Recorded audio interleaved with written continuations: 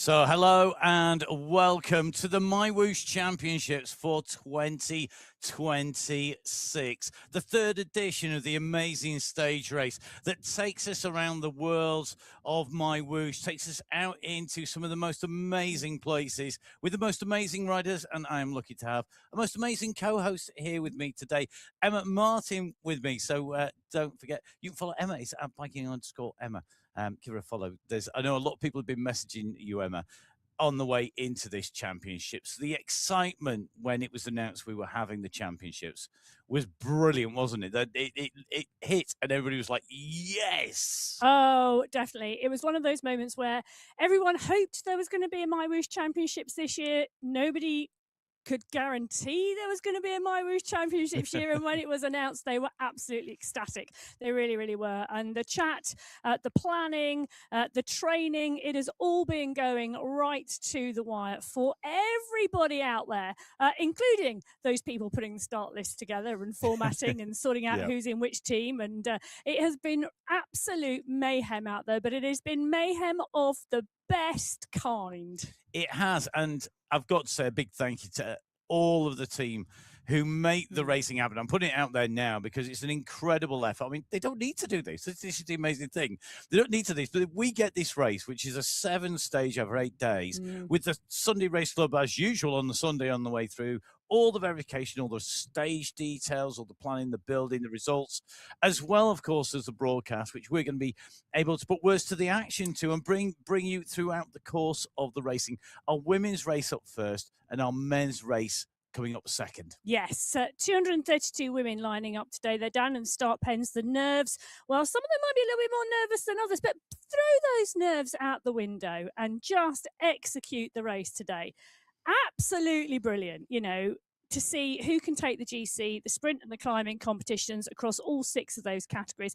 As you say, the men's race is coming up after the women's, but the women's 315 kilometers of racing over the 8 days. Today is not the day you are going to win the GCs. But I say that, stranger things have happened. They certainly have. So let's see what's going to happen today. We're going to dive into the detail of stage number 1. Hit subscribe and like. Remember, it'll get you there. It'll get you onto the show whenever we go live. Let's head to stage 1 of the MyWhoosh Championship.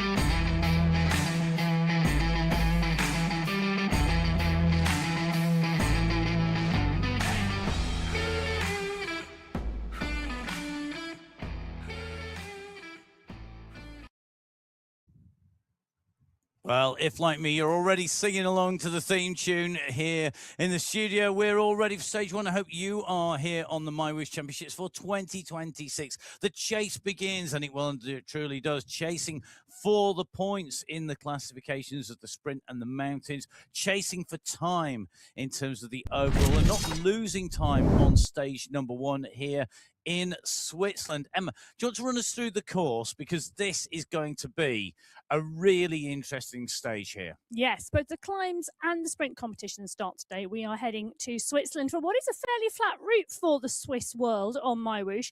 2 categorized climbs along the way, a maximum of 10 points available today. 3 sprints along the way, a maximum of 15 points available in that sprinters competition. They come out of the pen and you can see the ridgeline that they're going to follow before the descent at around the 9-kilometer marker. You need to be awake. You need to watch for the wheels. You do not want to get gapped on that first section before the descent into that first Zurich climb. We drop down the other side and then it is pretty much a flat run through those 2 sprint segments into that final heart of Switzerland climb. We come off the back of that and then the flat run to the finish line where that final third sprint of the day is. There's a big question in my mind as to whether anyone's going to go for a long run to the line following that sprint. Possibly not the person who takes the sprint competition, but we have seen a sort of a 1-2 slingshot effect with those close sprints towards the finish. For me, it's a little bit far out, but you never know. Fortune sometimes favours a brave rider. It does, I think. And I think this is the thing with stage one. There's going to be a lot of people who are unsure of how they go in a stage race because we don't have many stage races in cycling esports. And even if you are a regular mountain bike stage racer or a road race stage racer, or you do multi-day events on the track or anything really, it's not the same as having the intensity that we have here. I think riders are going to be very much finding this, but we do have veterans of one, if not two, of the Yes. events, and they know what stage one is like. And I think for me, the parkour that we see today really does, it gives us a really interesting start. You've got the bumpy start into the descents, into those climbs, and I think it will mean people need to be really awake from the gun. I agree. You are going to need to be awake from the gun. You're going to need to watch the wheels. You don't want any gaps to go. But I also think we're going to see a lot of people with GC aspirations hiding in the bunch for the first few stages and then potentially coming out on the climbs later on. Okay. I could be proved wrong. You never know. I might have a slight difference of opinion there because I think with 7 stages, if you are going well, you want to go well, and you want to go well now. So let's look at our riders. We're going to look at our Category 6 riders first of all. We have our riders in teams, the team competition in play. There are 9 teams in the Category 6 women of our total 45 women's teams, a total of 121 teams overall. In terms of our individuals here, I mean, in terms of the actual riders themselves, have you got anybody you've already marked as your big favourite? Oh, I've got a number of people on my sheets that I think should go well. Hurtado's been riding really strongly. Almeida has been going well. And when it comes to the climbs, I think her and Musa Al-Mansouri are going to go head to head. I think Angelica Limbaga could go well too. The cycle district squads look really strong in the team competition. So I do think, when we come to the, 48 riders in Category 6, let's just hold with that point, shall we? 48 riders in Category 6. It's going to be a really good competition out there. I mean, there's some great riders and racers. Bridget Bremner also looks on fabulous form. She's been riding and racing really strongly, and she's got a seriously strong team around her in the Vegemite Vixens. Definitely, and I think they've definitely got the chance of being very strong indeed. I did think Katja Jeskalainen and the Velocity Vipers, again, another rider who we know can go well. Susanna Lopes, not in a team, an individual, a rider who, for me, has got the potential to go well if she can surf the wheels, but not get caught out by the team tactics as she's riding over the course. And I think one of the things I love about this is that there's going to be surprises in the racing. Some riders are going to surprise not only us in the commentary box, but maybe themselves as well. And I think that's going to play out. One of the things I do think is really interesting as well, we've got our subcategories of our Masters competition and our youth competition and our GCC competitions. And in those competitions, there's a lot of riders actually in the mix in those competitions as well. And that, if you do a good ride, you're going to benefit yourself in GC, but also in the Masters and the GCC competition. Yeah, the Masters competition in Category 6 is going to be hotly contended, I tell you. There are 19 riders qualifying in that age category for that competition. There are 2 riders in the youth competition, so really interesting to see the age profile and spread that we have in the Category 6 race. But we do have one team, actually, the FCC Taillights. They are completely made up of Masters riders. Indeed, so they're going to be in with a good shout there. We're going to jump in with our riders down on the start line here. We're in with Hala Obeid, and Hala Obeid, when we talk about riders who could feature all the way through this competition, she's got to be right up there. The way that she was riding very strongly indeed over the last few months. I think for me, the only question mark is I don't know how well she rides in a stage race rather than individual day races like the Sunday Race Club. I think she will go well.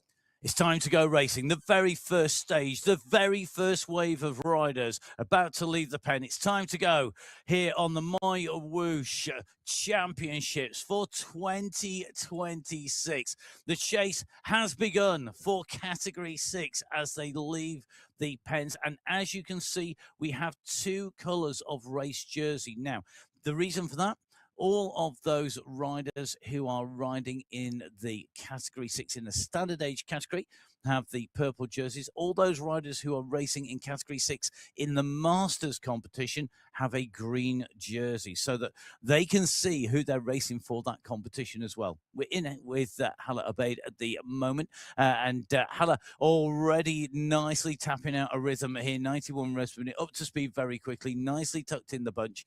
And we do see quite often, Emma, category 6 break up very early on. At the moment, I think you were saying maybe see a more circumspect start. I'm not sure that's going to be the case. Well, I tell you, we might see a more circumspect start when we get to category 1 and category 2, but category 6, they know the race can break early. They know they can tail the back end of the bunch off quite quickly if they go out for a strong start. So we do see some of the stronger riders really push at the start, and you can see Arias. They are back and settled down into zone 2, and you can see that from the zone bar on the top right-hand corner of the screen. You can also see the damage done to the group already from that start. They're at 700 metres into the race. It's a slight downhill. And for those riders who are really switched on and that they looked really well at the course map, they'll have noticed that, and this will be the result. So let's take you around our screen. As you can see on the left-hand side of the screen, we have our former championship winners in category 6. Now, you'll notice that there's no winner for 2023. That's because in 2023, we only had 4 race categories in the men's and in the women's racing. When we went to 2025 last year, we had 6 categories. So we had that expansion of the categories, and Hannah Manson doing an amazing job taking that race win. Oh, she took the race win in 11 hours, 52 minutes, 55 seconds, those 7 stages over the 8 days. That was 2 hours, 47 minutes slower than the winner in category 1, but it was absolutely brilliant. Bridget Bremner finished 3rd last year. She's on great form at the moment this year, so I'm really looking forward to watching her race over the next week or so. That win from Hermansen last year, I mean, she took the Queen of the Mountains and the sprint competition as well. It was outstanding. She's not on the start sheets this year, so it is open, and the category 6 riders know it. New name on the top of the standings in terms of the individual competition. In terms of the team competition, we had the Tour de France take the team win in 2025. Juliana Agudelo, Trudy Stevenson, Fanucci Sarasu. A lot of the riders, though, moving up through the categories. They are ahead of Level Phoenix in 2nd, Kitty Hawk Racing Skyclaw in 3rd, with Royal Ascent in 4th, and the Kitty Hawk Racing Moonpaw in 5th place. The team competition, you need strength in depth because it is about getting consistency as well as amazing results. One rider who I'm going to be really interested to see how she goes, Monika Hadjuk, on our screens. So good to be in with Monika at the moment, one of our big contingent of Polish riders in action at the moment, and the breeze already blowing, the riders using a fan to cool themselves down and to try and keep that core temperature down, particularly the case where maybe the outside temperature is hotter. So north of Europe about to be hit with another heat wave this week. The timing for those northern European riders will be such that they're looking for extra ways to cool down. In terms of our sprint competition and our climbs competition in the 2025 event, Emma, we had Hannah Hermansen ahead of Bridget Bremner in the sprints, and then Jessica Hamilton in there, Monika Stevenson, and then Monika Hadjuk. Yes, and again, a number of those riders here and racing this year. It's going to be really interesting for me, that sprint competition, because it is first across the line, the sprint competition, and a number of the sprints are following climb segments in this competition, and that will change the nature of who picks up the points in the sprint competition. It was not going to be just the pure sprinters. We do have a number of stages where the early sprints are before those climbs, and I'm sure they will go out to pick up those points, but it is going to sway that sprint competition overall. Stage 6, though, for me is going to be really interesting because the individual time trial has fastest through the segments, which is going to allow some of our pure sprinters a little bit of competition that day. Yeah, they don't even need to be there. So first across the line is basically the first rider in the race across the line in any race category.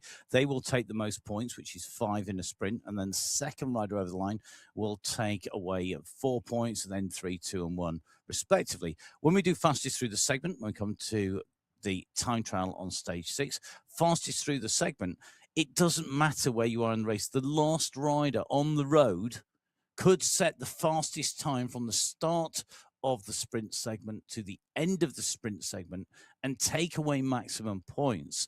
And it could well be that in that time trial, people who are contesting the sprint competition but are not up there in the general classification, and maybe their team aren't up there in the general classification because there is a demand on our riders from the teams to perform.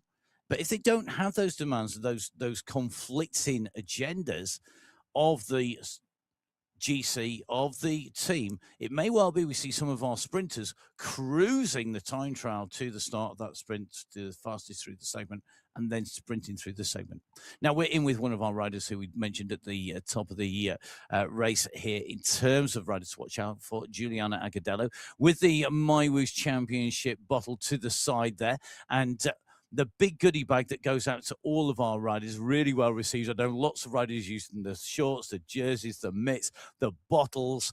They're really, it's an amazing, amazing goodie bag for those riders who complete the championship. So it really is worth digging in deep and getting to the end of the championships if you can. And well done to everybody who did that in 23 and 25. Now, Emma just brought up the different parkour across the stages. And one of the things I will say is, couple of things that you need to do if you want to watch this that might make your viewing a little bit more informed. And one of those is going to be to download the technical guide. You can do that really easily. If you go to www.mywhoosh.com/events, you can go to the championship for the women's and the men, and there's a link in there to the technical guide. And that basically tells you the stages, the parkour, what the riders have to do. There's a lot of information you won't need, but there's some real gems in there. And if you have one thing with you throughout the course of the racing, I would suggest having the maps, the course profile in front of you for every stage, because that is really key information, because you know what these riders are doing and how the points and the classifications are spread. So how the sprints, the mountains, the masters, the youth, and the general classification, as well as team competition works. It's going to make life a little bit easier for you. That's one. The other thing is you can get a audio version of the same thing, albeit the non-official one, and that is from Inside the Race podcast that's hosted by myself, Emma, and myself, Matt Payne, and one of the riders in Category 2 women's race. Yes, Hayley and that's Simmons. going to be Hayley Simmons. And you can hit the links from the MyWhoosh info page. It's on the front page. And the preview show, first preview show says where we're going and what the courses are like. And the second preview show is who's riding. Well, Category 6 are well and truly underway, and the leading group now well established. Category 5 down on the start pen, and you can see the start sheets now on your screen. Category 5, 30 riders in Category 5. It's our smallest race field, but small and mighty.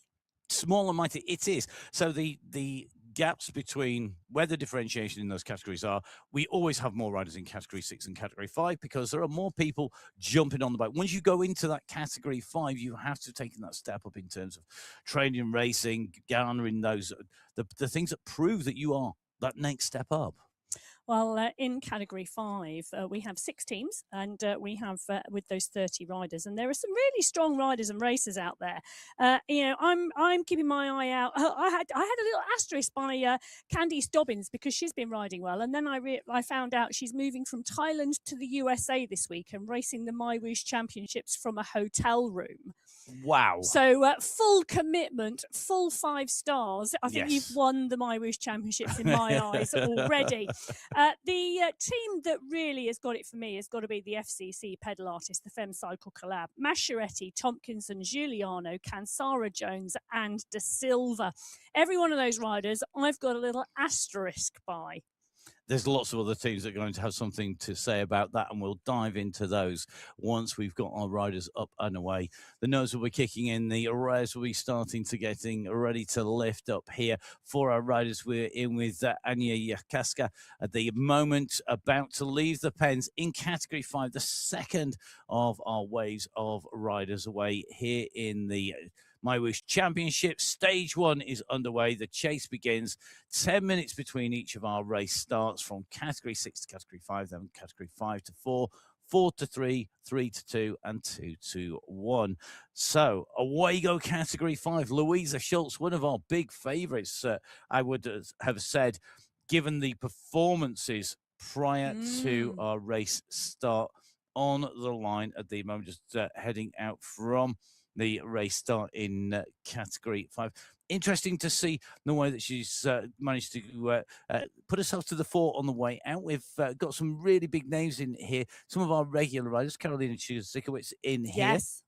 Good to see Carolina in here. We've got Amy Loxley in here, Kat Tonkinson, as well as Nikki Zigard. In fact, we've got Kat Tonkinson and Carolina Zikowicz on our screens on the bottom of those two views into the Pain Cave, and Anna Valencia on the top left, and Brooke Samuel top right-hand side. 4 very different views into the Pain Cave. 4 riders, though, looking with that same parkour in front of them. Yes, and 4 different riders from around the world racing at different times. So in the UK and Europe at the moment, just checking my watch, it is 9:30 in the morning in the UK for Kath Tompkinson. It makes it 10:30 in the morning in Europe. In New York, it's 4:30 a.m. and the women from the USA lining up on the line in the dark. In Australia, let's just remember, it's 6:30 in the evening in Melbourne. So riders and racers all around the 24-hour clock. And that is definitely going to be one of those things that we need to bear in mind, that the way that this rolls out, that there's a lot of time difference. So some people racing in the evening will have a different fueling strategy, will have done different things in the day. Other people are just starting their day. Well, this race really just starting now as they punch up one of these small climbs on the plateau at the top at the 1 kilometre marker. Just going through the start sheets, there are 7 Masters riders in category 5, 3 youth riders, and 4 riders from the GCC. So there are some good competitions within them. Last year's winner, Megan Albon, not on the start sheets here today, but she took the win last year in category 5 from Yarkok and Becerra. 11 hours, 1 minute and 33 seconds of racing. She had a great set of results. Becerra, who took 3rd place, took the Queen of the Mountains competition. And the sprint competition in category 5 went to Natalia Idzik, who's racing category 4 this year. Well, category 5, the bunch rolling and rolling strongly now at the 1.5 kilometre mark. They've settled in, they've settled down. Zone 2, Zone 3, work being done. Aileen Francisca de Silva is the rider we are in with at the moment. On the right-hand side of your screen, you can see the category 5 group. On the left-hand side of the screen, you can see the category 6 pack. Jaskalainen, Londano, Zabala, Bremner, all having made that selection. And in the mix, coming up to 7.5 kilometres of racing complete. Just taking a little bit of a think back to 2025, when we were racing here in 2025, the riders taking the team win were the pedal dancers who took away that team win. So Natalia Becker, Camilla Zulaga, along with Maria Wilhelm, Valentina Quintero, and Isabel Alzate. Yes, 3 of those 5 still in that same team. Yes, and I love the fact that you've got that sort of continuation in the racing and in our riders as we go in with Jessica Hamilton already putting a little bit of a squeeze on here. And I think that's a really good move. Very quickly answered by Bridget Bremner. No surprises in lots of ways there. So just simply because they are 2 of our big contenders for the very first sprint. Yeah, and look at the stretch it's put on the group. It really has. So they're going to descend off this plateau into that first short, sharp climb. And it is a short, sharp climb with a massive headwind on that climb today, the Zurich climb that they're going to face. It's just 1.4k in length. Hamilton, for me, it's the type of climb that does suit her because she's a short, sharp, punchy rider. Bremner is going to want to cover every single move, I think, because I think she's got her eyes on the overall GC, and quite rightly too. Yeah, 100%. I think this is where, for riders, that they have to be balancing this expended energy now and expending energy later. A really interesting comment that I saw that came out on a podcast earlier in the week, and it said you have to ride the stage race with a calculator in your back pocket. Like that. It is absolutely, it's one of the absolutely best descriptions. You have to think about this. And I know we've talked in the podcast, we talked on the Sunday Race Club about nutrition and about fueling and about making sure you're fueled up. But one of those key things is about how you spend that energy, how much you've got left in the bank, how much you can refuel on the way through, because it's always better to be overfueled than underfueled. And But it's so easy to underfuel and on the a stage concept of race. having somebody with having a calculator in your back pocket, when you're out on the road, often you have somebody else with the calculator in their back pocket talking to you in your ear. Now, a number of our teams will also have a DS Yes, in their racing, director a sportif. director sportif, and there will be someone talking in their ear. In fact, it could well be a member of their own team on the road that has been nominated as the road captain. Yes. And that could be the person deciding the strategy, that could be the person giving time splits, and somebody who is doing that job whilst racing on the team. Angie Gaviria Arias on your screen at the moment, and you can see the level of concentration here at this point. They're going on to the descent, but the category 6 pack is absolutely already. I mean, they're not even at the 10-kilometer mark of 315 kilometers of racing over 8 days, and the race is seriously on. And really interesting to watch there. The kick from Angie Rice there to get the speed built up, a little bit of a rest there, another little kick there. Watching the riders in there, it gives you an idea that they're having to build momentum.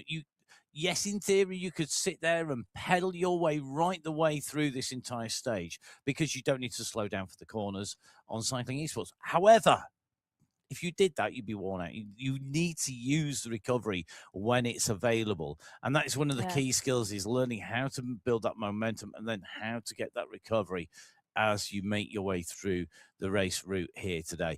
So our riders at the moment, category 6 leading on the road. They're at just over the 10.4 kilometer mark, just starting to go about halfway down the big descent. Category 5, currently 4 kilometers in on that plateau that we saw on the course profile before you drop down. Yes, and category 5, they've lost riders off the back of that group as well on that top plateau. We said it was quite dangerous. Category 6, there are now so many groups on the road here. There has been attack after attack after attack on the front, real big pushes, and it has done the damage. We've got a group of around 11, 12 riders now leading at the front of the category 6 race. And when you bear in mind, we had at the start here 48 riders on the start line on category 6. It has been a really, really big push and drive. The 11.4 kilometre marker, they're coming towards the base of that first climb. It's going to be interesting to see how many of those 13 make it over the top together. Let's go dive into category 4, who are down on the start line. 7 teams due to take to race start here today in the category 4 race. Last year's winners were the Rebel Riders in the racing. This year, Rebel are now united. It's the Rebel Union. Yes, they are indeed the Rebel Union. Alzat Harmarsson, Pekka Kova, De Grazia and Taylor Carter. It looks like a really strong squad and a really consistent, well-packed squad it should be. Also, riders I've highlighted on my start sheets. Camilla Pamplona's been going well. Angelina Roja has been putting in some great performances. For me, the Fem Cycle Club Pedalicious squad and the What Warriors and the What Works, they've got 3 really good teams, It's going to be hard, I think, to tell them apart in terms of who could be top team for the FCC in Cat 4. Then also, for me, the House Arrest crew. What a name to start with. Yes. Claudia Hyde, Nina Dowling, Natalia Idzik, Hannah Goodall and Philippa Hill. They're going to be good on the hills and good on the sprints, as well as possibly a strong performing team. I think so. I think the only thing for me that they may have to bear in mind is that they have a lot of people maybe looking at the sprint competition or the climb competition. Yep. And whilst the climb competition is often hand in hand with that sprint competition, with the GC, it's not necessarily with the sprint. So we'll have to see how that plays out. Category 4 lined up. They're going to be the third of our waves of riders away. 10 minutes between each group. Quick reminder for you. We will try and bring you all of the action from every single race category all the time. If Absolutely, possible. absolutely impossible to do all 6 simultaneously. However, we'll bring you as much of the action as physically possible across all of our 7 stages in all of our categories, including Category 4, who head out from the start pens here. They're out onto the course, kicking up the hillside. You can see those Masters jerseys in with the red jerseys. And a quick reminder for you, all the categories have the number of the category on their back, whether they've got a green jersey or whether they have a red jersey, whether they've got the leaders' jerseys of a competition. When we go into our next stages, they will have the number on the back that indicates what race category they are. We're in with Megan Albin very quickly off from that race start. She took the win in Category 5 last year. She's in Category 4 this year. Yeah, I mean, it shows you the progression. She's improved to go into Category 4. She's now competing in Category 4. And it's great to get the view into the Pain Cave. Thank you very much to everybody who's got themselves lined up for those Pain Cave views so that we get an insight into just what these riders are up to on their way out from the pens. She was so consistent last year in Cat 5. She had 1 win, 1 second, 1 third, 3 fourths and a 6th. And Brilliant, that's what gave her the title, just consistency. It was absolutely brilliant. Really interesting to see how she goes in Category 4. And I think she'll go strong. She knows she can perform on a stage race. She knows she's good day after day. Last year, you can see in Category 4, it was Suzanne Stenman who took the win in Category 4. She took the win from Nina Dowling in 2nd place. It was, well, at 1 minute 35, the gap between the two of them. In 2023, Ella Vink took the win in Category 4. And, she put in a great performance then. So last year, 2025, 26 women started in Category 4. That winning time of Stenman's 10 hours, 35 minutes and 6 seconds. In terms of sprint wins, Emma, we saw Catherine Montoya absolutely dominating this in terms of sprints in Category 4 from Nina Dowling. And then in terms of the climbs competition, it was Angel Hadlock who was up there from Peretti and Stenman. Talking about climbing competitions, this is Category 6 at the first polka dot banner of the MyWhoosh Championships, 13.4 kilometres. And Nina Pierce goes through 2 seconds ahead of Angie Gaviria Arias. That was a dominant push on that climb from Pierce. And you can see she puts on the polka dot skin suit because she's got the most points in that competition so far. Nice sized group, though. I can confirm we had 13 riders at the bottom of the climb that we were talking about. There are 13 riders still in that group that we can see on that shot in front of us. So they've all stayed together on the climb, but the push from Pierce gives her those 5 points. So you can see it's at 22 minutes, 10.185 seconds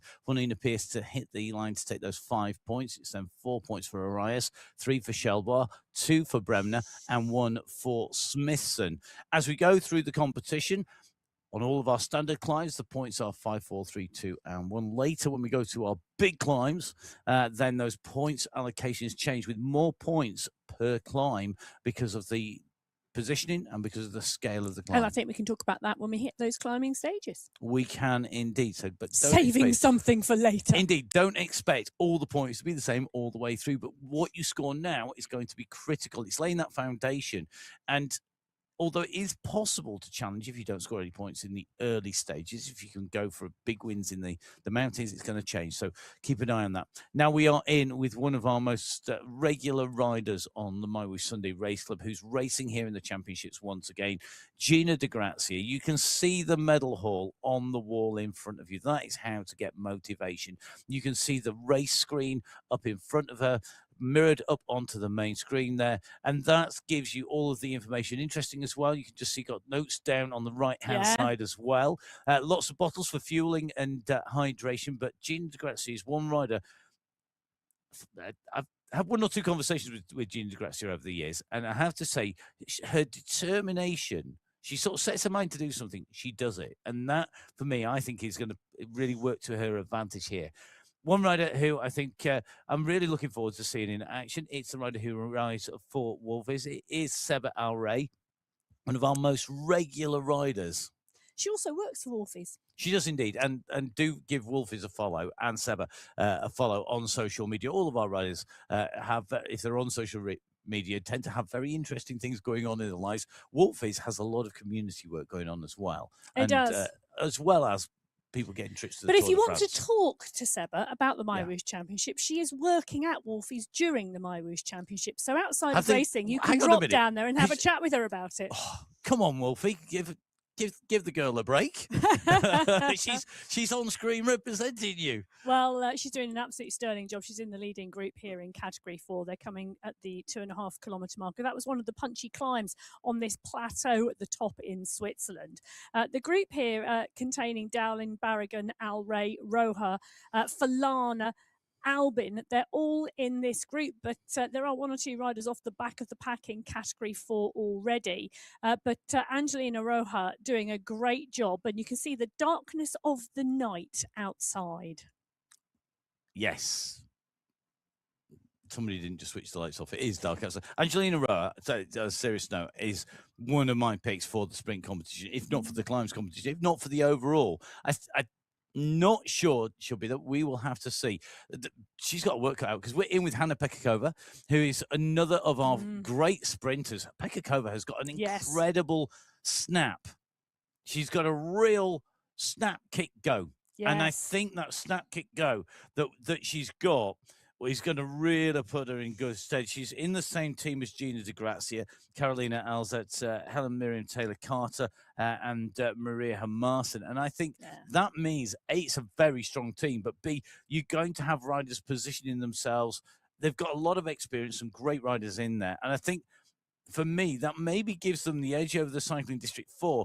When you've got Angelina Roa, Justina Yazok, Marika Notes, Megan Albin, and Rosaura Haglin, you've got some very experienced riders, but you've got some riders who are newer to the racing. Yes, but you've got that community around them and that experience around them. And the Cycle District teams, let's just put a call out to Cycle District because they are a fantastic community based down in Portugal. But they have teams from across the world on the MyWhoosh Championships. They've got 6 women's teams across 5 categories, which is absolutely wonderful to see. They've got 9 men's teams, so 15 teams in total.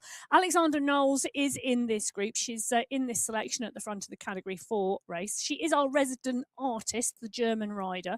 She's also strong at the moment. She's riding really strongly. Over the last few months of the MyWhoosh Sunday Race Club, she has been on absolutely storming form. You can see the progression, you can see the improvement, you can see her closer to the top, really pushing for that race win, taking away top 5s, top 10s, and I think that's going to play to her advantage. We know that she's got the dedication in terms of being able to produce results. But she now needs to do that day after day after day. And I think that's the one thing that we can't oversell, is that this is not just one day's racing. This is the stage race. This is the MyWhoosh Championships. And that cumulative toll will take its toll on our riders. We've had half of our riders out from our race start in terms of waves of riders. Category 6, 5, and 4 are away. We're down into the start pens once again for the start of Category 3. Category 3, a real strong race field. 8 teams taken to the start line of the MyWhoosh Championships for 2026. And I think for me, that really does say a lot about how we expect this to play out. Who's going to be strong? Will it be the Riots, one of our Riots riders, right into the finish? They took the win. Riot 3 took the win last year with Jem Rael, Natalia Brook, Emily Nyquist, Barbara Ballara, and Anne-Marie Lipp. But there's been big changes in all the team makeups. There has indeed 2 Riot squads this year, Riot of the Tiger and Riot on the Storm. Yes. So loving the team names to start with, but both squads looking really, really strong. Colombian Peak Power looks strong too, so does Cycle District 3A. I also think the Full Send collective of Walkenhurst, Hadlock, Bauer, Bradley and Mayenhout look good. Sophie Mayenhout coming up from Category 4 very recently, but such a strong rider, and a rider I think who will go well day after day after day. And that is going to be key, isn't it? The riders who maybe are going to figure individually, well, we could see riders maybe just pushing for a single win in terms of a stage. But I think in terms of a team win, the 2 Hot to Handlebars squad, I actually think could be the surprise package here, because they've got Gina Van Rossum in there. You've got Monica Rona in there, Femke Vassen, Kathleen Scheerbeek, and Bo Young. It's a big big pack, isn't it? 44 riders, 8 teams. You can see they're on the final countdown here. But the Femcycle collab, Sweaty and We Know It, Too Hot to Handlebars. I mean, there's some great thinking in these team names at the moment. There certainly is. It's time for them to not worry about the team name and to worry about putting the power down on the pedals, because it's time to go racing in Category 3. The blue jerseys of our standard age group riders, the green jersey of our Masters riders. In Category 3, up and away. It is uphill out of the pens, so it can take its toll instantly from leaving that start line, from going underneath the MyWhoosh Championship banner for the start of the racing. We are in with Monica Rona at the moment, who's gone right to the front of affairs, not wanting to be left behind here. Sanchez in the mix, Tuoma up there, Bauer, Nyquist, a real mix of riders chasing as we go to the top of the climb with Category 5 as Natalia Becker comes steaming in underneath the banner there. Becker is going to take away the points. Are we going to see a counter-attack or a counter-push over the top here? They've reached the top of the first checkpoint. They've gone over the top. Becker taking that away. Now, Category 6 arrived in 22 minutes of racing after their race start. It's 20 minutes, 42 seconds for Natalia Becker to take away the maximum points. 5 points for Becker, 4 for Giuliano, 3 for Loxley, 2 for Alzate, and 1 for Schultz. Yes, 16 riders in that leading group at that point in Category 5. Just having a little bit of a look through and seeing who is doing what type of job. Becker has been doing a lot of work on the front there. Her watts per kilo average very high. The rider who's been hiding in the bunch and drafting those wheels, Katie Kansara Jones, 0.7 watts of a watt per kilo lower on average after 20 minutes of racing. That is some serious craft. So watts per kilo, for anybody who's not into their cycle sport, is basically power to weight, so power expenditure versus the kilograms in terms of weight. So generally, if a rider has a lower watts per kilo number, when they get to a set point, they've worked less hard than a rider who's got a higher watts per kilo number. It's a very rough guide, but it's a good indicator, and hence why Emma's picked that out in a really good spot there to get that. Now we're just in with Brittany Litton. Brittany Litton is one of our real born winners, I think, on the Sunday Race Club on MyWhoosh. Oh, she's a born racer. She is a born racer. You know that she just.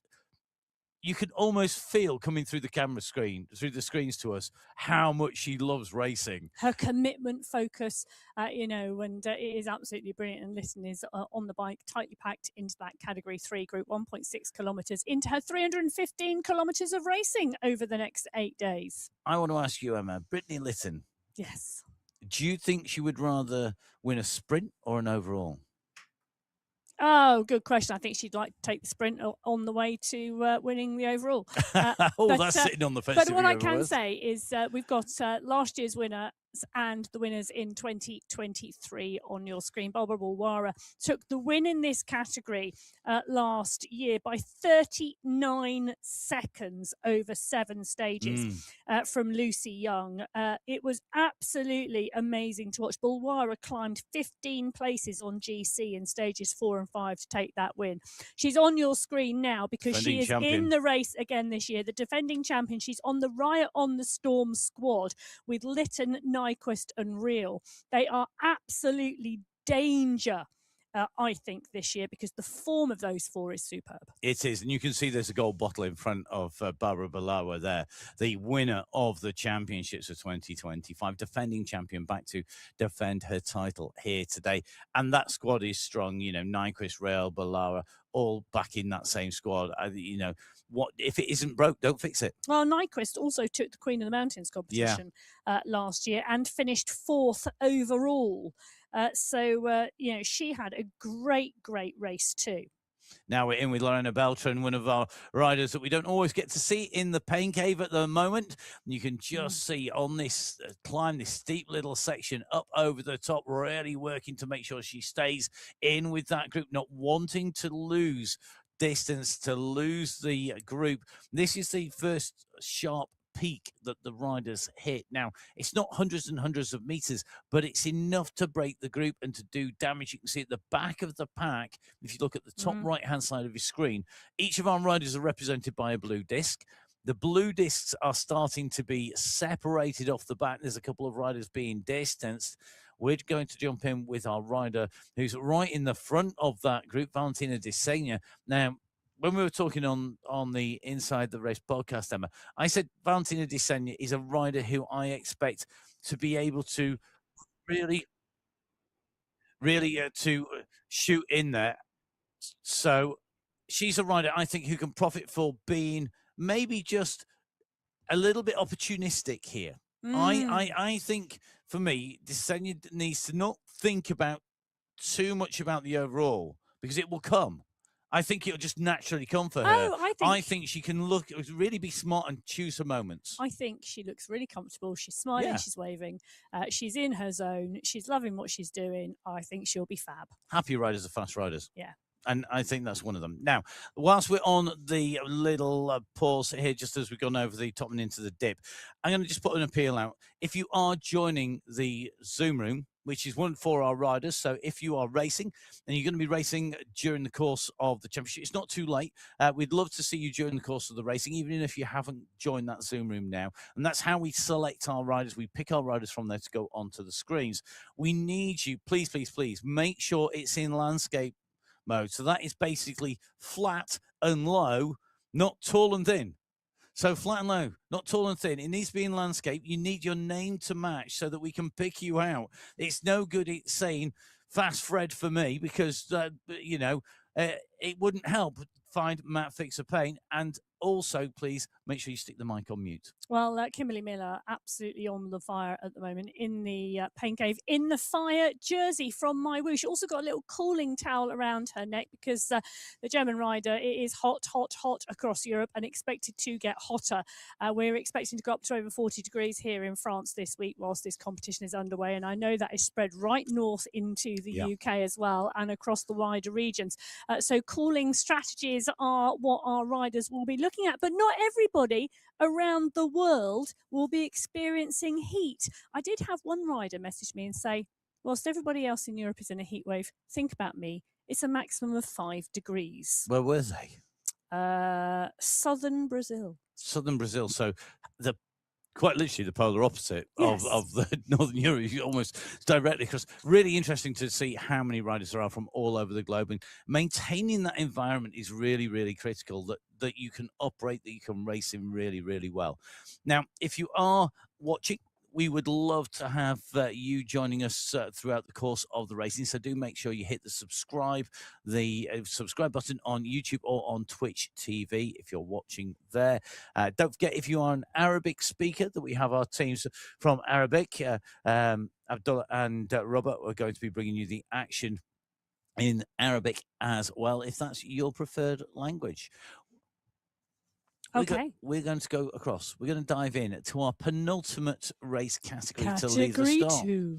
This is Category 2, which is incredibly competitive. It is. I cannot describe to you how hard Category 2 is for these riders because it is so close to racing between these riders. Now, I mean, just going to go through the start sheets. I mean, there are 8 teams here in Category 2. Every single team is absolutely stacked with talent. There's just no other way to describe it. Yes, I don't disagree with you at all. Every team is stacked. 8 teams, 41 riders, every single one of them probably capable of doing an absolutely storming ride. Born to Riot includes Van Empar, Bruget, Pello, Wiseman and Sanchez. Bruget probably going to be the sprinter on that squad, and she's one I think to look out for in the first couple of stages. The core squad, they've been dominant on the Sunday Race Club over the last couple of months. Stewart, Garea, Kalman and Simmons. Keep your eyes peeled for Simmons in the individual time trial. That's her specialist area. Gonzalez, Ruhr on core powered by Spritz with Yaramillo, Proust and McLeod. Another good squad. I mean, I'm just going to read the phone book because it is absolutely brilliant. Rianne Denton has been having secret training, so she tells me. Looking forward to seeing the outcome of that. And Alice Lethbridge, I think she's a strong climber. So category 2 there as well. One of the riders I do want to highlight in category 2 is the young rider, in fact, the only youth rider in the youth competition, Martina Torres from Chile. She's an individual rider. She's 3 times national time trial champion at the age of 20. So she's going to be interesting to watch. She is. It's time for her and all the rest of the competitors in category 2 to head out on to the race route here in Switzerland. The chase begins for our riders. Category 2 out from the pens. We'll go back into category 2 and give you a quick run through some more of the riders, the teams, the previous winners in a moment, because we are approaching the top of the climb. We're in with Shannon Martinuski and Angelina Roa. Now, Roa in the mix here in second place, chasing Carolina Elza in front. Shannon Martinuski in third position at the moment. These are the first points that are going to be scored in category 4. Elza has gone. She's going to take the 5 points. Roa's going to take the 4. Martinuski just pushing to take it all the way into the line.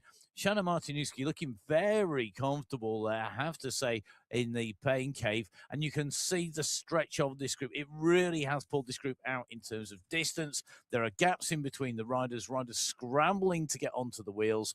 And then you can see the same thing, top right-hand side of your screen, with the big gaps opening out between those red discs that indicate our riders. Now, left-hand side of your screen, top left-hand side, are the points that have been allocated out, because these are the order of the riders across the line. The first 5 at 20 minutes, 30 seconds for category 4 to reach the top of the Zurich climb. Alzate taking the win with 5, Roa with 4, Martinuski with 3, as we said. Then German Prado coming to take the 2 points, and Sebra Alray taking away 1 point. And in that group that we can see on the screen, 23 riders. Category 2, we drop back in. They're at the 800-meter marker, and they're moving quickly. Ruti Rees, Vania Santos taking turns on the front. Emma Todd, Catherine Nielsen, all up there as well. The pace is settled now.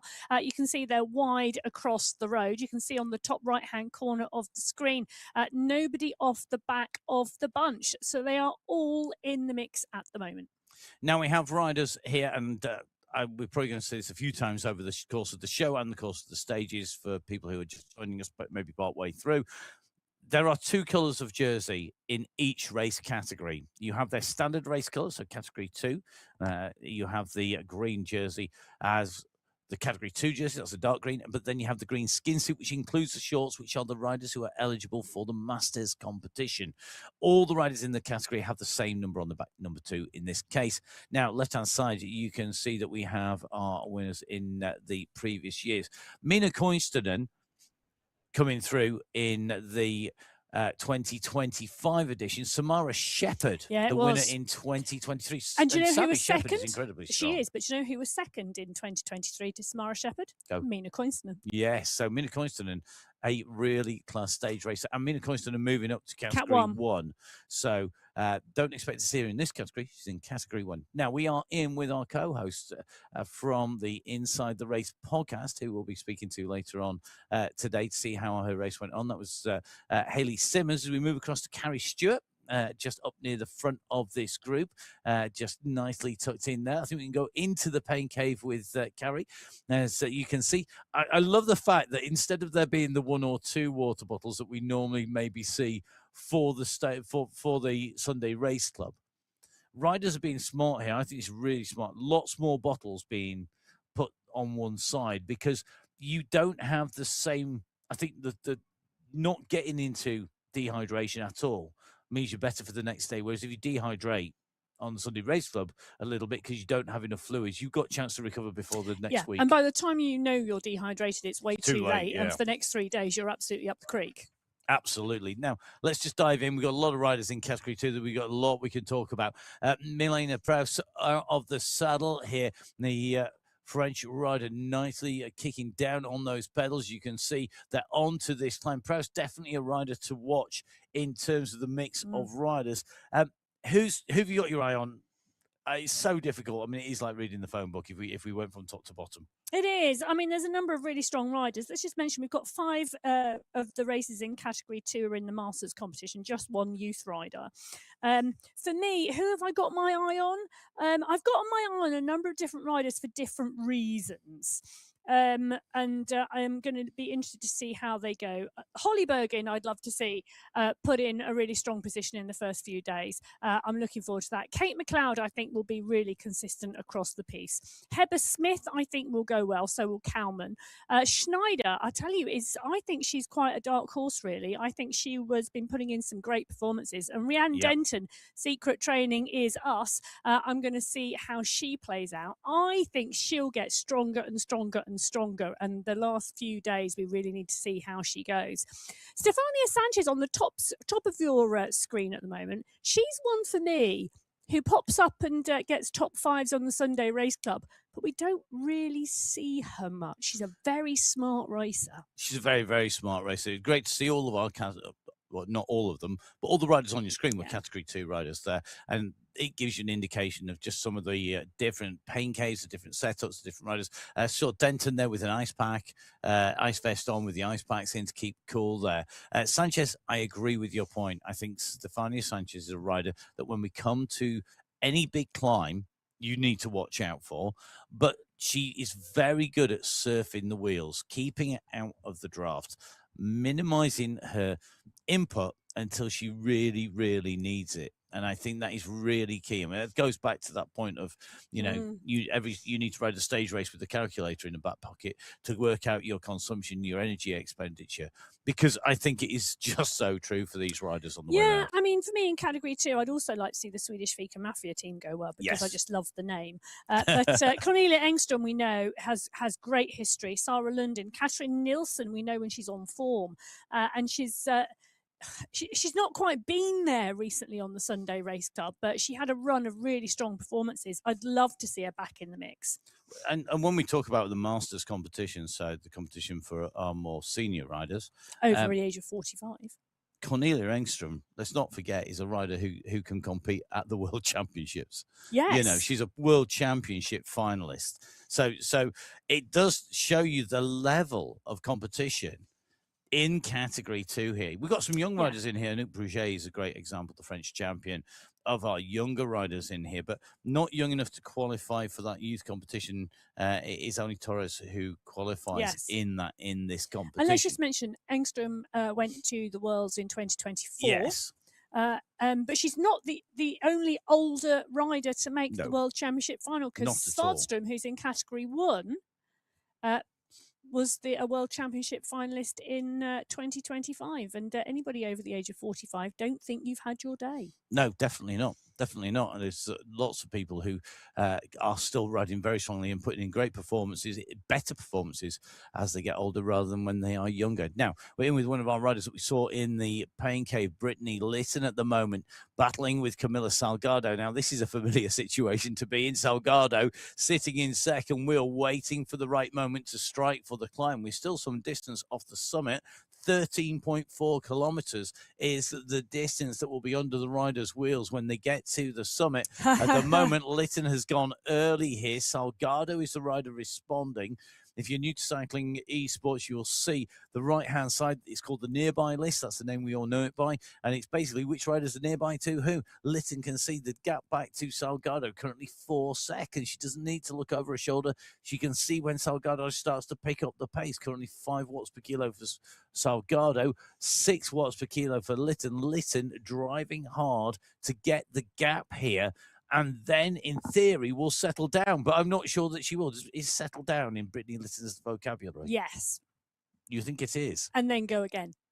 Okay. But at the moment, look at the gap Litton has established. Absolutely fabulous here. 8 seconds on this climb as she punches towards the finish line, and that finish line being the polka dot banner at the 13.4 kilometre mark. She's got around 150 metres to go, and she's not letting up, at all. She's 8 just seconds, backed off 9 a fraction. seconds, 10 seconds.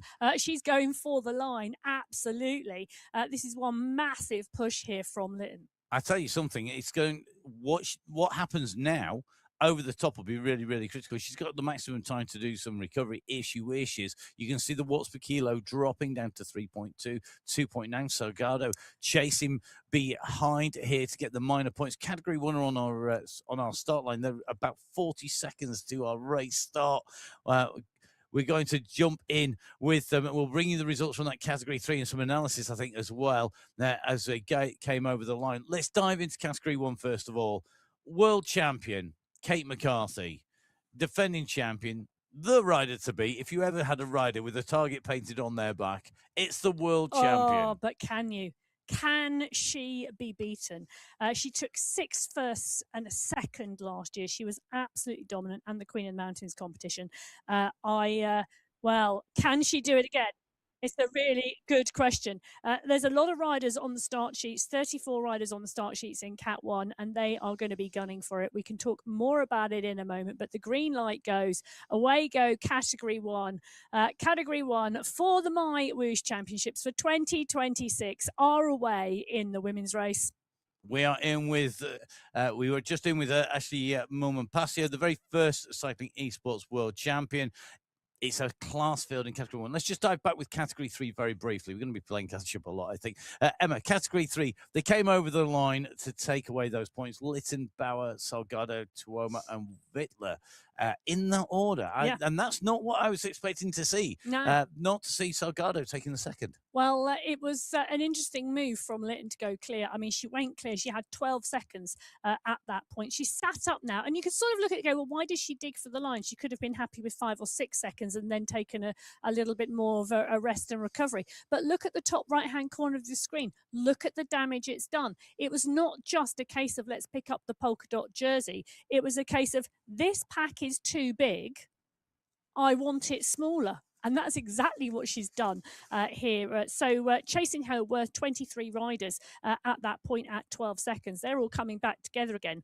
But she's probably dropped, I think she's dropped 9 or 10 riders by that move. And the rest, I think it was over 40 riders on the list. So we'll see. There's still riders making the way in over the top of the summit in the category 3 race there. So that move by Liston, I think almost, it's not quite half the race field in terms of contention, but you're not necessarily going to win the race here today on stage 1, but you could put yourself out of contention. Well, you say that, you know, if you look through the results from last year in category 2, Ortiz, who finished 3rd, was 22nd on day 1. Let's dive across to category 1 and let's see a little bit more detail about the riders that we've got with us. Our former winners here. Catherine Fuhr took the win in 2023. That was a really dominant ride. She was so strong in that race.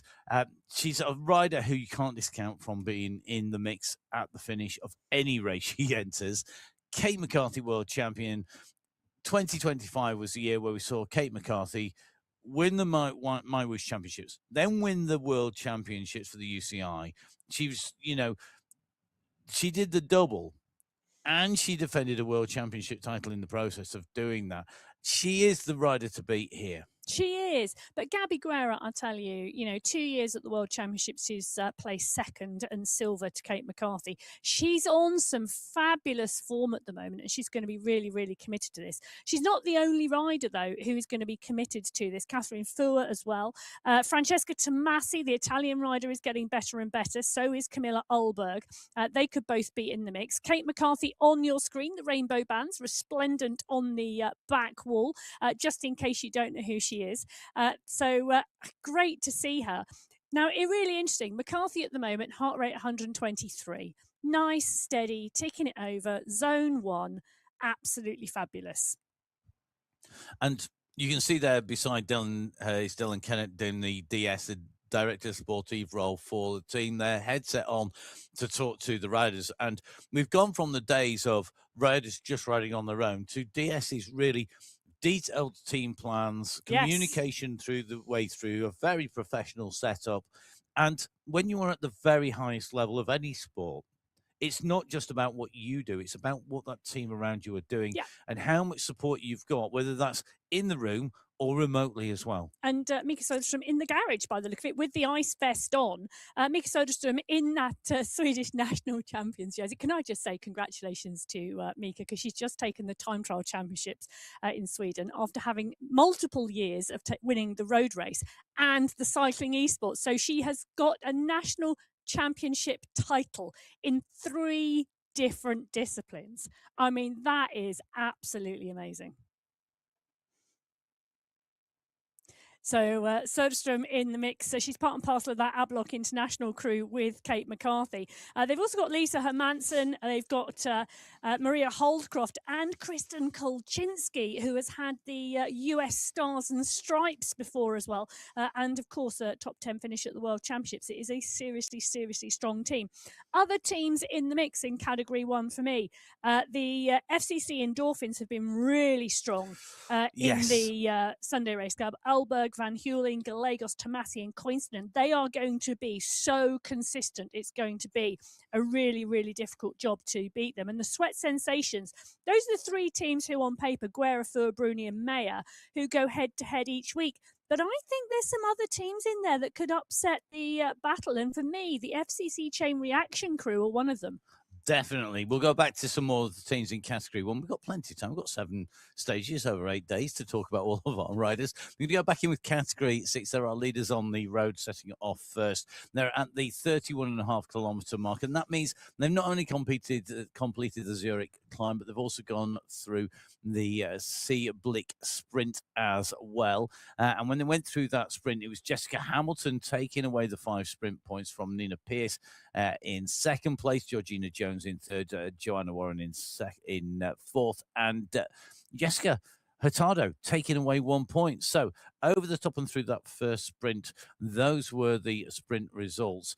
We then made our way in through the Heart of Switzerland sprint. That's the second of our sprints, a little bit further down the road. And this time around, it was a little bit of a change. Pierce taking the win from Jones, Hurtado, Warren, and Arias. Yes, and at that point, at the 27 kilometre marker, the leading group was 18. And that is, I think, exactly where we are at the moment, at the 31.9 kilometre marker. Pierce taking away that jersey with that 5 points through the second sprint, but it's close. It is really close. It's 9 points to Pierce. Jones has 7 and Hamilton has 5. So still all left up for grabs in Category 6. This is Category 2, and they are about to go on to the first climb of the day. Being led out at the moment, the front by Emma Ton, Anna Russell in there, Stephanie Briggs in the mix. They are just driving onto the climb. We're going to keep an eye on those. Let's very quickly bring you the results from Categories 5 and 4, because they're already through those 2 sprints. We're going to try and keep on top of the sprint competition as well. Louisa Schultz is dominating the sprint competition. 2 wins in Category 5. A second place and a 5th place for Giuliano has put it into second place with 5 points and 4 for Sonderson. But Schultz at the moment on 10 points should be able to take that away in Category 5. In Category 4, Angelina Roa has gone through the Seeblick sprint in the lead, still to reach the Heart of Switzerland sprint. It's Roa from Fu, from Pekakova, De Grazia and Latriglia. Well, Category 2 at the moment on this climb. Heber Smith, Simmons, Wiseman, Kalman, Murray, Todd, Bergin, Russell. They are all right towards the front of the group at the 12.8 kilometre marker. The checkpoint comes at 13.4. We've got around 550 metres to go, and Proust, Simmons, Gonzalez, Rua on your screen against Vanessa Murray at the moment. Murray on the top, Gonzalez, Rua at the bottom. Murray towards the back of the group at the moment. Gonzalez, Rua is in the mix. Gonzalez, Rua's got an amazing kick on her. This is going to be interesting to see whether she's going to target this today or not. Heber Smith, though, has been on the front a long time. She's not backing down, you know. Kirsty Heber Smith is right up there. Holly Bergen is in the mix, but now Elena Weisman, the German rider, is the rider pushing on at the moment. Let's see how this plays out. These riders at the moment just making the way up the ascent, heading for that climb banner. They've got to get around that right-hand bend. Wiseman at the moment with that gap, 6.6 watts per kilo. It's just giving her that lead as she makes her way up over the top here. This is going to be really, really critical. What can they do about this? Can they get that gap back down? They're not going to. Wiseman's going to take this. It's going to be Bergin who's going to come through immediately behind. I think Bergin takes away the second place on that climb. So after we saw the climb being taken by the riders going through in category 3, which was Lytton going through leading it. Wiseman goes through, but interestingly, the time of Wiseman, 19:02, is actually 3 seconds slower than the time of Lytton in category 3. Well, they are 6 different races out on the same Yep. course at the same time. And as we regularly say, you know, they race it in a different way. Weisman doing a sterling job here and puts on the, I am loving, can I just say, the polka dot skin suit this time round. Black with gold polka dots, and that is absolutely cracking. Well, we've gone from the hot sun of Europe to the snowy slopes of Switzerland at the 33.3 kilometre marker. This is the leading group in category 6. They're at the 33.3 kilometre marker. They're on top, 900 metres from the top of the Heart of Switzerland climb, the second categorised climb of the day. And at the moment, Narvaez is on the front of the pack with Bremner. Zabala and Hurtado are there. Smithson and Almeida. Kirchner is in the mix too, as Gaviria Arrayas is as well. These are the riders we were pretty much expecting to see here. It is. We've got the leader, Pierce, not out of this either.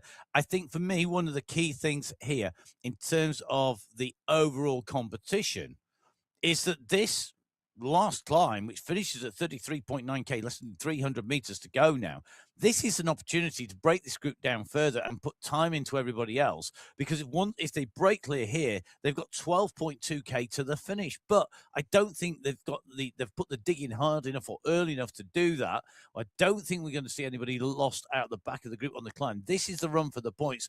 Arrayas leading this out. Shalba in second place at the moment. Pierce now coming behind in that polka dot skin suit. The gold dots making the way up here. Arrayas is leading this, though. Arrayas sprints into the finish. He wants to take those maximum points here. You can see all the rest of the riders having to respond to this. Pierce comes through in second place. That climb competition, really interesting. So on the first climb, it was Pierce followed by Arrayas. This time round, it's Arrayas followed by Pierce. So they're tied on points. Shalbar, Bremner and Hoyos rounding out the top 5 in the competition in category 6. But in terms of the overall, Pierce ahead of Arrayas, not by points because they're both tied on 9, but by the fact she took the first climb.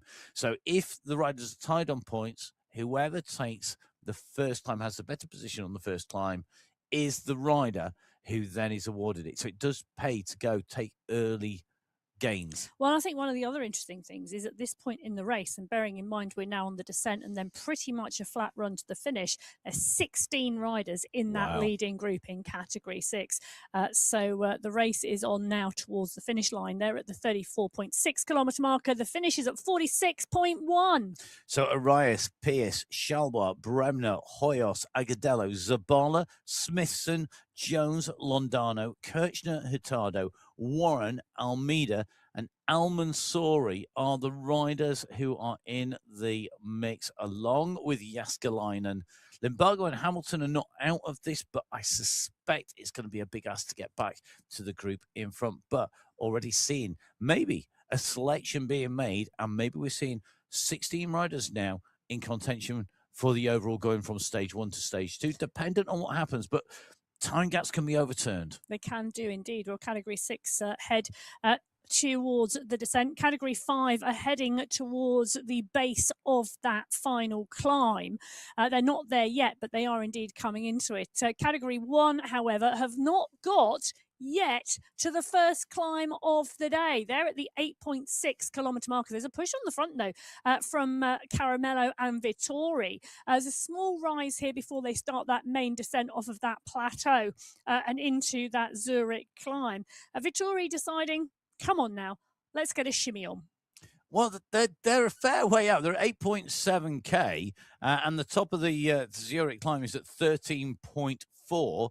They've already burnt nearly 14 minutes of riding done, and at the moment the record time to the top of the Zurich climb is 18 minutes 59 seconds by Brittany Lytton. Now in with Mina Koistonen, absolutely world-class athlete, a rider who took, as we saw, second place in her category in 2023, won in 2025, has moved up in category to category 1. I think welcome home, Mina Koivunen, to category 1, because we know just how much of a class act she is. She's tucked in this group, looking pretty comfy. Yeah, she is. I think she's going to be targeting a top 10 at least on GC, if not a top 5. Come on, a top 3 maybe. Well, or a top 5. You know, there's so much competition and so much could happen over the next 8 days in the Category 1 race. The race field is just outstanding. We talked about Ablaka International and the riders in that team before. You know, FCC Chain Reaction, the team who I think, well, you know, it could be really interesting. Stephanie Meder is in there. She will go well in the time trials and on the climbs. Sasha Susnik is a strong rider, and I think she'll go well. Jennifer Gottlander, we know her as a sprinter, but she's a really punchy rider. She took 5th in the Category 2 competition last year, and she climbed 13 places on one day alone. She can climb. She used to be a sort of pure sprint. Then we saw her sprinting over the top of the climbs, and then really has turned herself into an all-rounder. One team I think we should never discount is the Sweat Sensations squad for sure. Well, Heather Shanks on your screen at the moment in the mix of the Category 1 pack. She's smiling at the moment. The fans are blowing. She's in that group at the 10.8 kilometer marker. I mean, it's a big pack and it's a big job, but she's going to do a sterling job in the FCC What Wheels crew. She's got Wagner, Vellner, Haag and Giovanni alongside her in that team. It's going to be a great competition for them. The Sweat Sensations you were talking about, Matt, Meyer, Bruni, Fua and Guerra. Can I just say congratulations to Merle Bruni for that 5th place in the Ironman Switzerland? Yes. On Sunday. I know. It's like Sunday, you just do an Ironman and you don't just ride around it. You only go and flipping go right at the front, you know. Well, I know. And her social media inferred that her 3:05 marathon time at the end wasn't as good as she would have liked. Wow. Wow. I know. She's absolutely amazing. And it's going to be interesting to see her recover from that Ironman and get cracking on the racing, probably after a couple of stages. Yes, I think maybe a little bit of a spin through. We'll keep dropping in on riders in category 1, 2, 3, 4, 5 and 6, all the way through the racing across the 7 stages, across 8 days. Quick reminder, if you haven't seen the tech guide that you can download from www.mywhoosh.com/events, the stages basically are punctuated, they are separated. It's a rest day for some if they choose not to race the Sunday Race Club, because it takes more than a stage race to stop the Sunday Race Club. Well, Kath Tompkinson and Anna Alzat Valencia on your screen at the moment. Kath Tompkinson, interesting fact about Kath Tompkinson, she was taught to take a penalty by the one and only Bobby Charlton. There's some... You are kidding me. No, there is some football facts for you. Wow. That is a football fact and some. Speaking of... football. It's Gabby Guerra on our screen, one rider who would be chasing any ball that was kicked down the pitch, I am sure, on a soccer field, seeing as how the World Cup is in the Americas at the moment. What a rider. And at the moment, on the offensive, but answered by McCarthy. No surprises there. You could be looking at your potential top 2 on your screens with Tomasi potential 3rd place. So those are the favoured riders in theory. I'm loving this already. Guerra goes down the road, McCarthy, boom, straight on the wheel. Tomasi then closes the gap as well. Ashley Moorman-Pasio right in there as well. Nobody's going today. Mika Soderstrom, she wants a bit of the business as well. So does Kulczynski, so does Fua. It's going to be a real tough race out there today. The first thing they are battling for is that polka dot banner, and you can just see it in the distance on the top right-hand corner of your screen. Hermansen now comes to the front. Van Shore is in there as well, and she's got a real kick on her. I was just watching Francesca Tomasi there. She was sat down, conserving energy. It's more efficient to be sat down than stood up, but you can't produce as much power as you can out of the saddle. And Tomasi was sat whilst Guerra and McCarthy were stood on the front. Tomasi was using the advantage of staying. There was 35 kilometers an hour. It's a phenomenal speed as this sprint starts to unfold between Guerra and McCarthy. This is the run for the first points. Who's going to draw first blood? It's going to be McCarthy who takes that from Guerra. No, loving that. Now, there's a smile there from Guerra as they came over the line. Great sprinting from the pair of them already. And you can see how hard the riders in that group at the back are having to work to stay in here. The speed and the pace is starting to separate out. And interestingly, you can see other riders picking up the pace quickly. The first points in the mountains competition in category 1, the last set of riders to go over the top of the Zurich climb. 5 points to McCarthy, 4 to Guerra, 3 to Tomasi, 2 to Kulczynski, and 1 to Meyer. Yeah, and McCarthy goes right to the back of the pack to take as much draft as possible and to settle down and recover. Really interesting, though. I think it gives us a tale of what's to come. Guerra's going to go on the aggressive offence. McCarthy's going to cover the wheel and make sure she doesn't, and then we're going to see what happens. So 29 riders in that leading group in category 1, 7 seconds separating the front from the back of the group.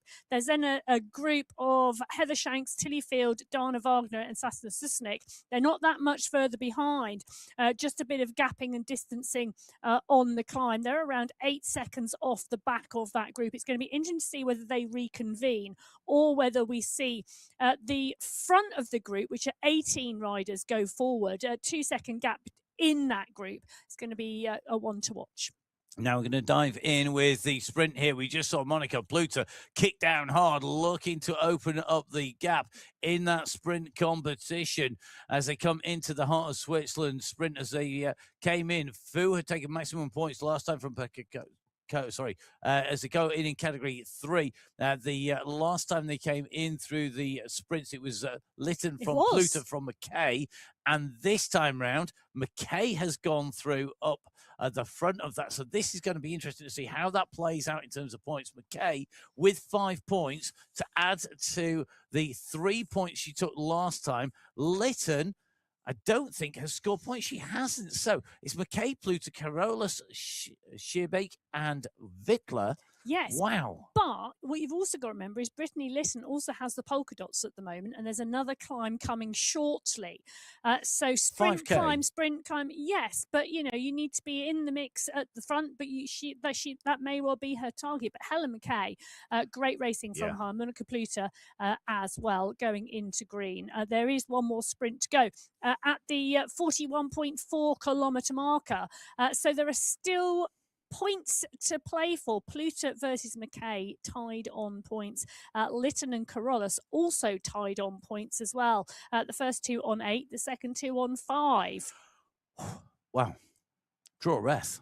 I know. It's absolutely fast and frantic, as you'd expect if you've been watching the MyWhoosh Sunday race. We're back in with category 6. We are, because they're coming up towards the final sprint. They're at the 40.5 kilometer marker. They're around 850 meters out. You can see the gap between the two groups at the front now. It really is quite significant. And this is the leading group that we're in with. So 16 riders that went over the top of the climb with the potential to stay clear as they come through the sprint competition at the moment, being led in category 6 by Nina Pierce. She has 9 points to Georgina Jones's 7, Jessica Hamilton with 5, Joanna Warren with 4, Jessica Hurtado with 4 points as well, and Angia Reyes with 1. And you can see them on the map at the bottom. You can see exactly where they are coming towards that sprint. So you can just see, we're just taking a little bit of a look. It looks like Hamilton has been dropped by about a minute on the course. And you can see it separates out these two riders. Even at this scale where we're looking across 46 kilometers, there's a visible difference on the road itself between Bremner and Hamilton. And the problem, of course, for Hamilton means these are no points. She's going to score under 0 points in this on the way through. That's going to be tough. Here we go into the sprint, being led out by Hurtado. Jessica Hurtado on there, but look at Pierce all over the back of the rider, leading it out, and Pierce goes to the fore here. Hurtado gives it absolutely everything. You can see her on your screens, but Pierce takes the maximum points. I think we're going to get it confirmed as they came in through the line, but it looked like Pierce to me from Hurtado, Jones, Warren, and Reyes, all in that mix. Who took the points? Who's going to have the lead as we finish day one. Yes, Nina Pierce picks up the 5 points. Jessica Hurtado takes 4. Georgina Jones takes 3. Joanna Warren takes 2. And Angie Gaviria Arrayas picks up the final point. 16 riders confirmed in that leading group on the run into the finish. And the overall, Matt? The overall, taking third place away from stage one, will be Jessica Hurtado on 8 points. Taking away second place from stage one will be Georgina Jones with 10 points. But taking away the win here today in Category 6 in our sprint competition at the end of stage one, Nina Pierce, 14 points, scoring a second and 2 wins to get that point score. Incredible riding by Pierce, really throwing the marker down to everybody else that she's the rider to beat as we move from stage one to stage two. Remember, we're going across from a stage here, which is a relatively flat stage. I know there are hills and climbs on the way through, but it's relatively flat to something a little bit hillier.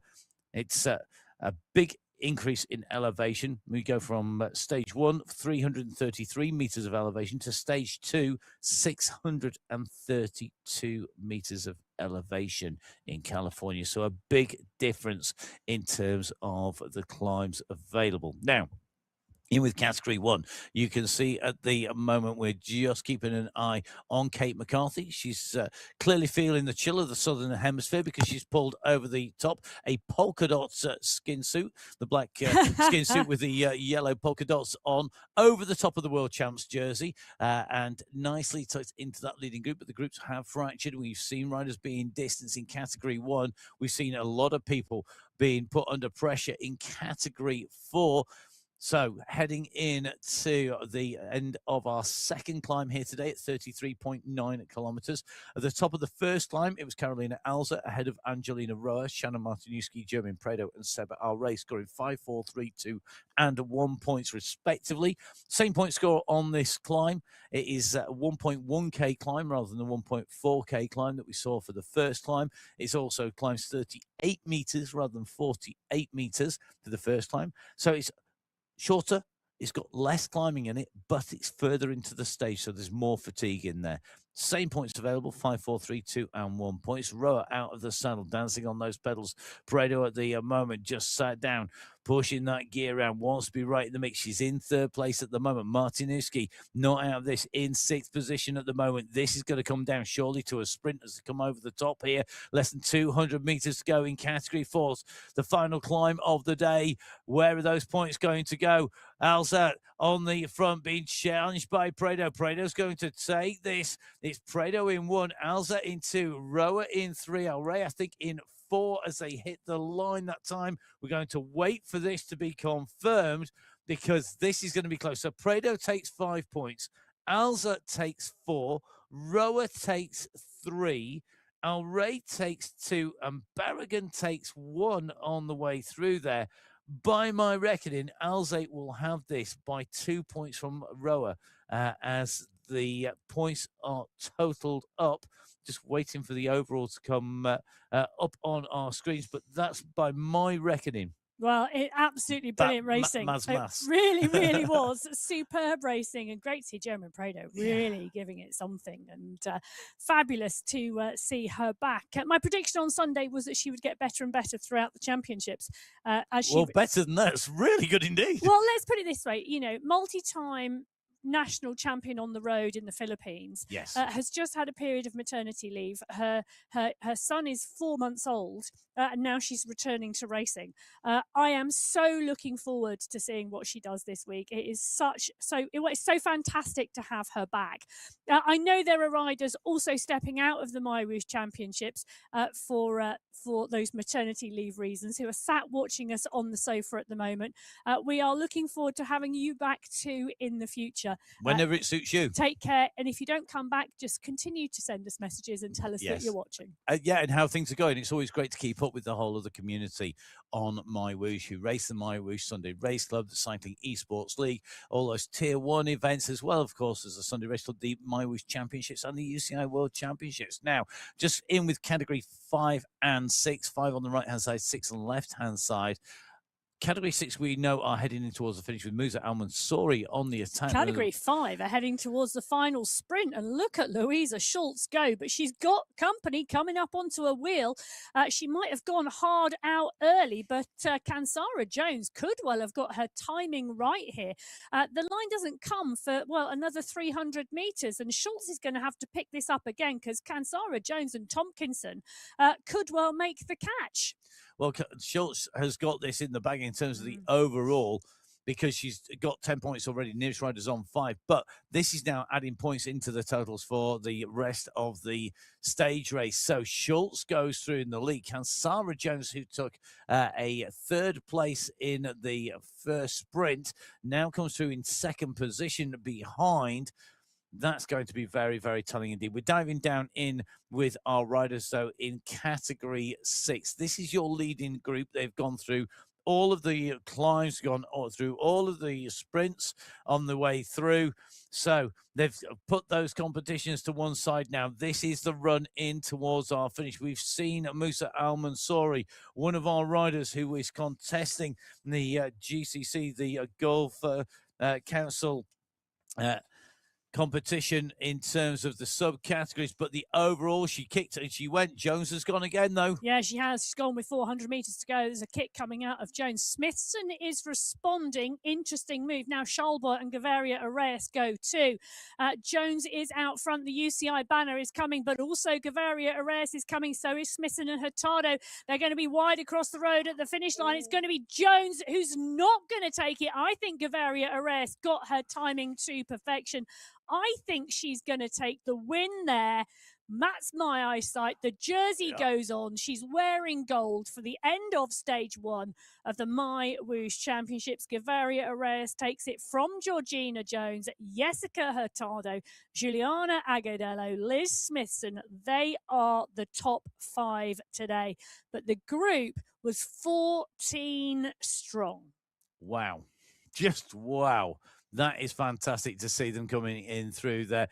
So let's just give you a quick roundup of those riders in the top 5. Smithson in 5, Agudelo in 4, Hurtado in 3, Jones in 2, Arrayas in 1.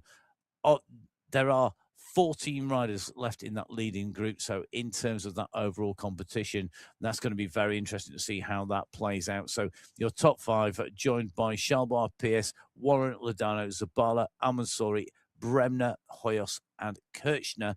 It's a 16-second time loss at the moment for Jacqueline Almeida, and it's going to be about 30-second or so time loss for Kati Jaskalainen at the moment. So those gaps are not big to those two riders when we look at a stage race overall. No, particularly with the climbing stages that are coming. And let's talk about climbing, shall we? Because category 3 are at the 33-kilometer mark. They're on the climb, the Heart of Switzerland climb. It's the second of the 2 categorized climbs today. They're around 800 meters from the top, and Brittany Litton is on the go again. She's not at the front of the race, though. She's in the gold polka dots, so she's got a rider just out front, and surprise, surprise, it's Camilla Salgado. So Litton, Bauer, Salgado, Tuoma, and Wittler were the point scorers on the first climb of the day. And we can see we've got Salgado, Litton, and Bauer right up in the mix at the front. Team Lou just starting to make a move up here. So is Angel Hadlock, not wanting to be left out and dropped off the back. There are riders losing contact, and this is going to be very, very instrumental in terms of the race overall, as well as for this run for the line. In with Angel Hadlock, bottom left-hand side of your screen, kicking on down here. She's just behind that leading group of 4. She won't want to let that gap go, but she's being smart here, not expending too much energy chasing those climb points. Bauer kicks again now. Instant response comes from Litton. She doesn't want to let Jojo Bauer go down the road. Litton chasing. Salgado has been distanced by a second. I don't think Salgado's got the legs to close that gap back down. It's gone from a big group down to 2 riders, and surely Salgado is now out of this with the banner not all that far away. They've got to come round this right-hand turn. 150 meters left to go. Bauer and Litton side by side. What can Litton do now? Who's going to have the kick? Getting the timing right's key. It looks like Bauer's gone first. She's gone early. She's going to take this from Litton. It's Jojo Bauer in 1. It's Litton in 2. Salgado goes through with Ting Lu behind. I think in that order, we're going to just have to wait for that to be confirmed. Then Sarah Carolus on a good ride here. She's going to take 5th place, I think, just ahead of Angel Hadlock, Laura Taconis and Melissa Tuoma. Oh, how close can it be? So Lytton first on the Zurich climb, second on the Heart of Switzerland. Bauer second on the Zurich climb, first on the Heart of Switzerland. Those two are really battling on those climbs at the moment. Salgado putting in a strong performance, third on each of them, so settled on 6 points behind the 2 leaders in that competition, tied on 9. So Lytton takes away the lead in the climbs competition from stage 1, with Bauer in 2nd place on exactly the same points, just separated by that first win. I'm going to give you a little update on category 1 because they have come back together again through that first sprint of the day. So where the Zurich climb split the pack, and at Zurich we had a leading group of 29 and 4 riders off the back, 13 seconds back. By the time we got to the Seeblick climb, all 33 riders back together again. Breaking, reforming. Very interesting that they've managed to get back in the riders behind. May well be that teammates in front didn't want to just distance them too early. So the team tactics may be playing out. I can't wait to have a chat with our riders and see how that has evolved as we move on through the racing. We're in with category 5. Yes, we are indeed. Category 5, this is the leading group at the 45.1 kilometre marker. They're 1,000 metres out from the finish. 15 riders in this leading group. Tomkinson on your screen, Alzat Valencia on your screen as well. Both of them tightly in the mix. Kansara Jones is here as well. So is Tejeros. Little bit of a climb now, and there's a push on the front from Louisa Schultz. She's going to want to go long here, but a number of the sprinters will not want to let her go. So Schultz leading this out at the moment, coming into this long right-hand turn. They've got to get to 46.1k, and Schultz is being pulled back here by Sonnerson, and then a flying Isabel Alzat. Alzat's gone over the top. You can see her on the bottom left-hand side of your screen. She's out of the saddle. There's no sign of letting up here. Well, there's going long, and there's the counter-attack that goes for even longer, because this could go all the way to the line. Loxley's coming at 8 watts per kilo, but she's starting to drop down to 7.9. Can she get on the wheels of Alzat? It's going to come down to the finish. It is indeed, and Alzat is there, but Ziad goes over the top, I think, at the finish. Oh, Isabel Alzat, her heart rate topped 200 in that effort. They were coming through thick and fast at the finish. Oh, it does indeed go to Nikki Zillard, number 1, 1 hour, 16 minutes, 18 seconds of racing. That was amazing. Katie Kansara Jones coming through for 2nd place. Isabel Alzat ending up in 3rd there. Victoria Sewell and Amy Loxley rounding out the top 5. Kat Tomkinson coming through in 6th with Becca Againi, Giuliano Skirska, all in the mix. So it's the Jairus, Sonnerson, Wilhelm in there. So a little bit of a gap back. Schultz, after that initial kick, lost about 7 seconds on our leader there. That's a substantial gap to losing a few meters, but 7 seconds is nothing over the stage race. De Silva coming through 15 seconds down in 15th position. So category 6 and 5 coming through there, through the finishing line. And we know that who's going to be continuing onwards from here. Now, we're just taking a drop in with our next set of finishers. They're down actually at Lakeside at the moment. And this, I think this is really difficult to call, because you've got a big group with a lot of very fast finishers in here. Not sure who might, I don't even want to guess. Take a guess at who's going to come over the line first. It's a select group in category 4 heading for the finish. It is, but before they get to the finish, they've got the final sprint to go. The green banner sighted ahead of them. It's 500 metres up the road. Nobody's moving yet. Alray, Barragan, Dowling, all in the mix here. In terms of that sprint competition, it's Shiki Fu who is leading it at the moment in category 4.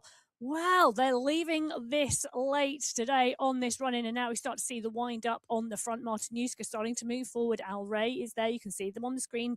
De Gracia is in the mix as well. Pekka Kova, Dowling, Albin, all there as well. But it's Angelina Roja who's gone off the front. Now Shiki Fu starts to move. She wants the points, but she's not bothered about the win. Roja is going to take that. And I think it's an interesting move because she took the first sprint of the day, but she just picked up 2 points in the second sprint. So Shikifu not so bothered about that move from Roja, but ensuring she picks up a good number of points. Barragan, Pekakova, and Dowling picking up points as well. But I'll tell you something, there's 23 riders in that leading group. So 23 riders in the leading group. Shikifu taking the overall competition away from stage one in terms of the sprints with 13 points to rowers 12. 9 points for Pekakova at the moment. Behind then it's all less than the digits of one hand. So Latriglia on 4, Barragan on 3, De Grazia on 2, Albin and Dowling on 1 point apiece. But plenty more sprints and plenty more points on offer throughout the next 6 stages in that sprints competition. But at the moment, it's Fu in category 4 who'll be taking that away. Now, category 1 and category 2 on your screens. Well, category 1, because they are on the way around this left-hand turn. They are heading in for the sprint number 2. Switzerland sprint 2. Look at this, Kelsey J. Van Shaw in that sprinter's jersey. She took away the points at the very first sprint from Otto Soderstrom, Field and Alberg. Soderstrom's coming over the top here. So Soderstrom, who took 3rd place, is there. But look at the response coming from Van Shaw. Van Shaw kicks again. That was an impressive response to Soderstrom taking the lead on the run into that sprint from Van Shaw. It was indeed. It really was. And Van Shaw picking up the 5 points. Soderstrom picking up 4. Behind, Tillyfield picks up 3. Otto picks up 2. Lennon picks up 1. The entire race field still together. And I say that we've got one rider off the back at the moment who will be looking at closing that down and getting back into contention. So in terms of the overall moving forward into our last sprint in category 1, Van Shaw with the lead at the moment. It's opening up a little bit. Soderstrom is behind, as is Otto, Field, Alberg, et al. But at the moment, Kelsey J. Van Shaw in the lead of that sprint competition, but she still has to perform in that last sprint because otherwise she could lose that lead in the sprints overall. That's at 41.4 kilometers. Now, let's just give you a quick recap. Category 6 are through the line and finished. So are category 5. Category 4 will be our next finishers. The rest of the riders are from the finishing line right the way to, well, it's over half race distance. It's nearly 2/3 race distance. Yes, category 2, Kirsty Heber-Smith, the rider we're in with at the moment, and they are on the final categorised climb, the Heart of Switzerland climb. The snow is falling. It's crisp underneath the wheel. No, it's not. Kirsty Heber-Smith sitting right. To me. I know, sitting right towards the front of the pack here. Weisman in the polka dots, right to the front as well. So is Bergin, Kalman, Sanchez, Simmons, Lethbridge is there as well. Mali Steyer in the mix too. Hannah Hakkinen is there. It's a big group coming towards that climb. And last time on the first climb, it was Weisman who took that skin suit of the climb leader.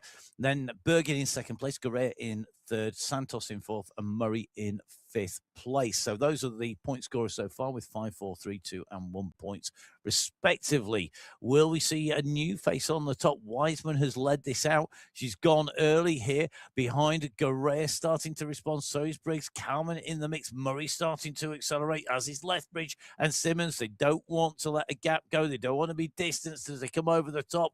But Eleanor Weisman at the moment is the rider who can climb away from everybody else. She's got the gap. She's opened up the throttle. She's going to take away maximum points. She's going to go out from stage 1 with a substantial lead for the end of stage 1. Weisman in 1, Bergin challenging, so is Guerrero. Simmons, Russell, Kalman and co are right up in the mix as well here. So Weisman with 5 points, Bergin with 4, a repeat of the first of our climbs. Yes. Guerrero with 3 points, also a repeat of last time round. Then Simmons and Russell scoring 2 and 1 points respectively. So overall, Eleanor Weisman keeping that polka dot skin suit. 2 points clear of Holly Bergin. Who's 2 points clear of Sylvia Guerrero. Even my bad maths can work that one out. Well, category 4, we've got a long run for the line at the moment. They're at the 44.8 kilometre marker. There's around 1,500 metres to go, and Monica Rapaz has gone. She's putting in a big push here, and the rest of the riders not doing very much about this at the moment. Martinuska is on the front of the pack, but she's not picked it up. Rapaz could well have the jump on the group here. She's got 1.1k to the finish line. This could be an interesting move. Angelina Rojo now just seen the damage potentially being done here. She's picked up the pace on the pack, and you can see that she's bottom left on the screen, and she's got a long run range to go yet. But Matt's shaking his head on the other side of the studio. I wouldn't be chasing yet. Don't chase yet. This move is going strong, but not strong enough. Rojo closes it down. Albin, Pamplona, Prado, all back in the mix. Rojo just sat back down there. The moment that she came into the draft, she sat on the wheels, basically. She then took a deep breath, ready to kick again, and now she goes. Yeah, she does indeed. And going up and over the top of Rapaz. Pamplona goes up and over the top too. So does Prado. So it's Roa, Pamplona, Prado, Rapaz. Latrigla is coming up fast behind. So is Albin and Al Ray. Seb Al Ray on your screen. You can see her up and out of the saddle, punching on those pedals. But Pamplona is now up the front. They've still got 350 metres, but that's the banner. It's up ahead. Pamplona, Prado, Roja, Latrigla. Latrigla is coming, but Pamplona is on the front here. Latrigla's left it too late. Camilla Pamplona takes the win in category 4. That is going to be a close finish behind, but category 4, Camilla Pamplona comes over the line. The riders slump over the handlebars. Alzat, Prado, Latrigla and Albin round out the top 5. Seba Al Ray in 6th. I saw the rider slumped over the bars, yes, but we saw Roa banging the bars in frustration there, because I think that was she'll learn from that, because I think that was about chasing. She did the chase. Pamplona profited from it, and then went over the top. If she'd have held the nerve a little bit longer, she maybe wouldn't have expended that much energy early to then have the kick. That second kick, she went for it, but the mind said go, and the legs just went no. Yes. Well, more days to come, though. Rojo finishes in 10th place on the stage, just 4 seconds back. There's plenty more to come. There certainly is. So Pamplona from Alzet, from Prado, Latrigla and Albin, your top 5 today. Al Ray, Haglin, Dowling in behind. So is Pekka Kova and Martinuska in the mix. It's a big pack. I'm not going to read through all of the riders who are in contention. There are 21 of them in category 4. Very comfortably in contention, basically finishing pretty much in that bunch. A bit further back, you've got De Grazia and Goodall, who are a little bit further back off. If you want all the details, don't forget to go to mywhoosh.com /results, and that will get you the official results. When it's stamped with a blue stamp, it means the verification has been done. If you want all of the deep detail, then don't forget to jump onto mywhooshinfo.com, where you will see all of the league details. I mean, who's going up, who's going down, how much power. That's all on mywhooshinfo.com. I mean, whilst I couldn't stay with this group through the sprints and on the climbs, currently on the transitions I could. The category 1 pretty steady, pack, isn't it? steady pace, zone 1, zone 2 rolling between sections. They're at the 31 kilometre marker today racing. They're not yet at the final climb of the day. The Heart of Switzerland climb starts at the 32.8 kilometre marker. There's a pre-climb. I'm going to call it a pre-climb because there's a climb and a step going into it. This transition between sprint number 2 and climb number 2, allowing the riders some significant recovery and regrouping.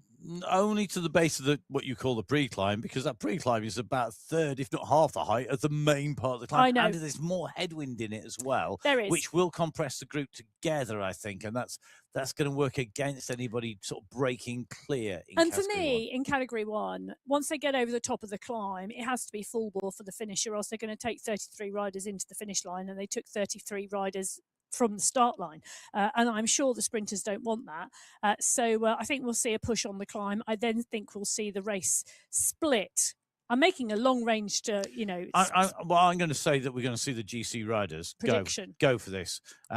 Bit like the it was an opportunist change of plan in the men's Tour de France yesterday. I think this race is going to have the self-same tactic. An opportunistic change of plan. Yeah. The UAE XRG squad basically just sort of changed the plan on the middle of the road halfway down the stage. Yeah. And I think that's what we're going to see here, because I mean, some of the riders might have planned to go on the attack, but the way that they're riding, it's not indicating that. We're onto this sort of pre-climb here, just going to kick in over the top on the left-hand side in category 1. It's still all out there. Everybody's in contention. And the other thing for me, which it's a bit of a wasted opportunity, this isn't 21 stages. This is 7 stages.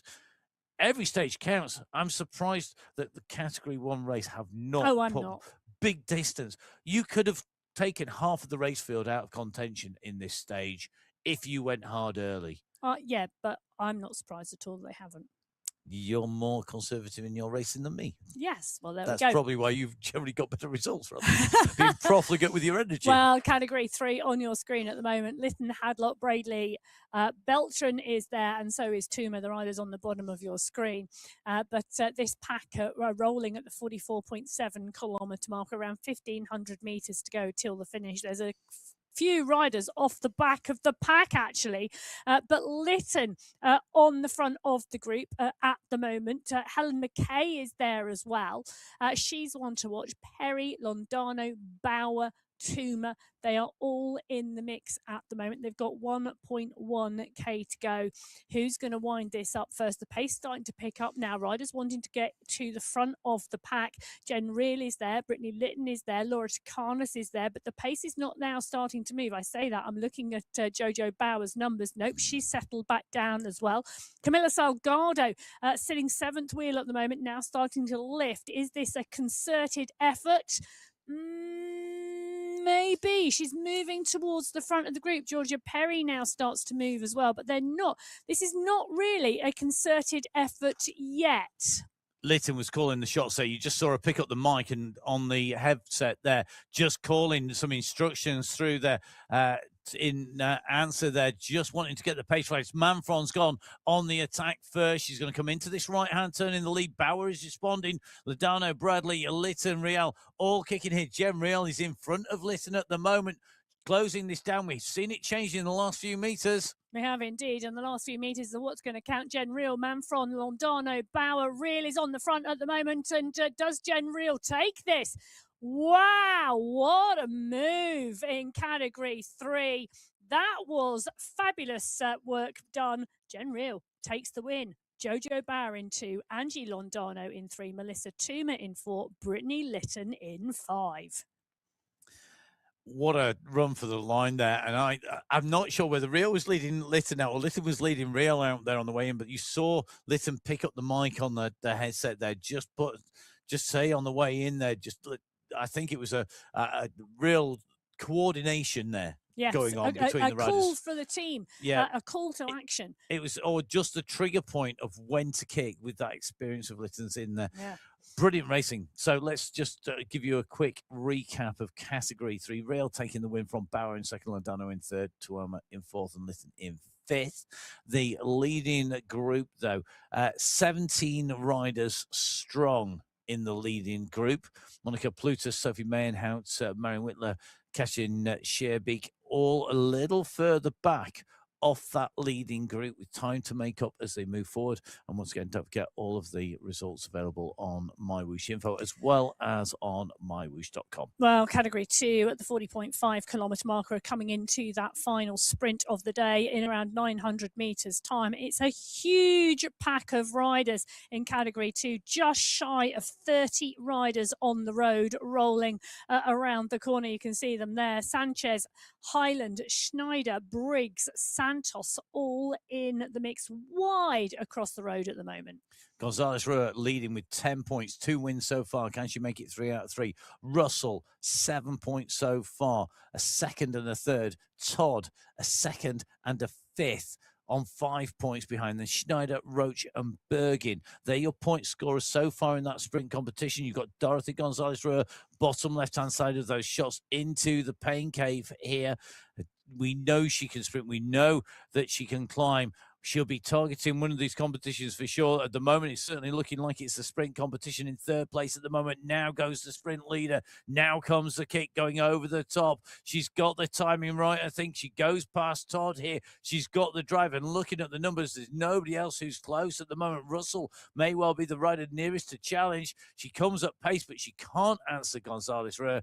Dorancy Gonzalez-Ruhr, 3 out of 3, full marks in the sprints competition. Currently the rider to beat in that. She's so well practiced. She's so experienced in getting her timing on these sprints. She really is. Well, she picks that up, that sprint from that 29 rider group. Emma Todd picking up 4 points, Anna Russell picking up 3, Stefania Sanchez picking up 2, and Vanessa Murray picking up 1 point as well in that competition. Like you say, clean sweep for Gonzalez-Ruhr, but Anna Russell is positioning herself well too. Definitely 10 points to Gonzalez-Ruhr's 15 points, moving ahead of Todd on 9 points. Schneider currently on 4 points behind, not out of it, but with a bigger job to do to close that gap down. Gonzalez-Ruhr, can I just say I am a big fan of the way that she races. She's all the things I'm probably not. Smart and has great timing. Well, I'll tell you something. She's got 29 riders now, and she's in that group. They've got 4K till the finish line. Yeah. If I was the other 28 riders, the question for me is, and the teams, I would be chatting right now, how do we beat Gonzalez-Ruhr at the finish line? And the problem for those teams is the team that Gonzalez-Ruhr is on. Yes. You've got McLeod, you've got Prost, and you've got Jaramillo, and they are all really good riders, and they could all lead this out. Interesting, Todd and Bergin both scoring points for Cycle District 2 as well. Cycle District 2 squad, really doing a great job there of getting the points in the bank as well. Schneider for the Riot on Fire squad, banging in those points as well. Roach, interestingly, scoring points for the Watt team in this sprint competition. And Sanchez, of course, the rider we know more as a climber than a sprinter, born to riot rider, just in that mix. So I think it's going to be interesting to see how that goes, because Sanchez has got Wiseman on a team who's climbing like brilliantly. So I'm not sure how that's going to be an interesting team talk about where do we focus, how do we focus moving from stage 1 to stage 2. Maybe unpick that a little bit more in the podcast after this show, and that'll be coming up later on tonight. That is the Inside the Race. You can follow it at MyWhoosh Racing, and you can go there directly from the MyWhoosh info pages, or subscribe on YouTube, on Spotify, or wherever you get your podcasts. You can. Well, at the moment, Category 2 are the next group of riders who are going to be into the finish. Category 1 at the 37-kilometre marker are down off of that climb. One rider distanced off the back of the pack. And for me, that looks like it is Tilly Field off the back of that pack. They're going to come into the sprint next, but that's not till the 41.4 kilometre marker. Jennifer Gottlander on your screen at the moment. Concentration on her face. Just refueling. Yeah, at the nothing moment. wrong with that. No, perfect time. I mean, they're riding along in zone 2. So zone 2 is basically you should be able to have a chat or eat an energy bar or peel a banana or whatever you want, really. Well, knitting. They are indeed Crocheting. riding through. Nicole Mayer on your screen at the moment. Zone 1, Zone 2. This Category 1 race has been very, very different to the other races. Category 2 has been a little similar, but not quite as pronounced. Category 1, the sprints and the climbs are in play, but the transitions are recovery. And that's really how this race has gone so far. I always think of it, it's a bit like, what's the racing like? Is it sort of generally warm? Is it generally a warm race? Is it generally a cold race? Or is it hot and cold? And for me, this is beyond hot and cold. This is more like going from sauna to ice bath at the moment, because she's going red hot to ice cold. Now, we're in with Katerina Karamani. Who took her ice vest off? Well, yeah, because you don't want it when you're sprinting. No. That's going to get in the way. And in for the finish, it should have done its job now. You're at 38K running in to the sprint. Maybe quickly pop it back on again before you go into the finish. So interesting. And I think we may well be chatting with her a little bit later on today. We are indeed. Katerina Karamani is on the podcast later. Indeed. So it'll be interesting to hear the story of Cat 1 from her point of view, and aiming to try and chat with lots of riders in Over the next week. Yeah, that's indeed. for sure. Both on and off air on the podcast, and we'll be bringing you what insights we can into the shows. You can make sure that you don't miss a second by subscribing to the MyWhoosh YouTube channel. And remember, follow at MyWhoosh on social media, on Facebook or on Instagram, for all of the updates and all things MyWhoosh. Yes, well, with around 1,500 metres to go, the riders are about to run into the final stages of stage 1 of the MyWhoosh Championships for 2026. It's Category 2. The pack is huge. 29 riders on the run in here to the finish. Yaramillo, Heber Smith, Stuart, Gonzalez, Rua and Murray. Gonzalez Rua has had a clean sweep of the sprint competition so far. So Anna Russell launches long. She launches with around 900 metres to go. Russell on the front. Gonzalez Rua is watching the wheels. She's not kicked, but she's covering. She's covering Russell as Russell runs into the small climb that hits before the finish. Those riders who have gone early in the earlier categories have not made it to the line ahead. I'm not saying it's not possible. It's just not been done yet. Emily Sopers now starts to push. So does Sarah Lundin. Guerrero is there. Wiseman, Cowman. But Gonzalez Rua goes up and over the top. Now comes Sopers at just shy of 12 watts per kilo. Timing is everything. Sopers on the front here. Gonzalez Rua and London 2 and 3. Sarah Roach now starts to come. She's picking up the pace. Her momentum is good. So is Hackenen's. Gonzalez Rua's got work to do, but Sopers is on the front here. Sopers, what a move. Fabulous riding, fabulous racing. She puts on the gold jersey. The race behind, well, that was interesting.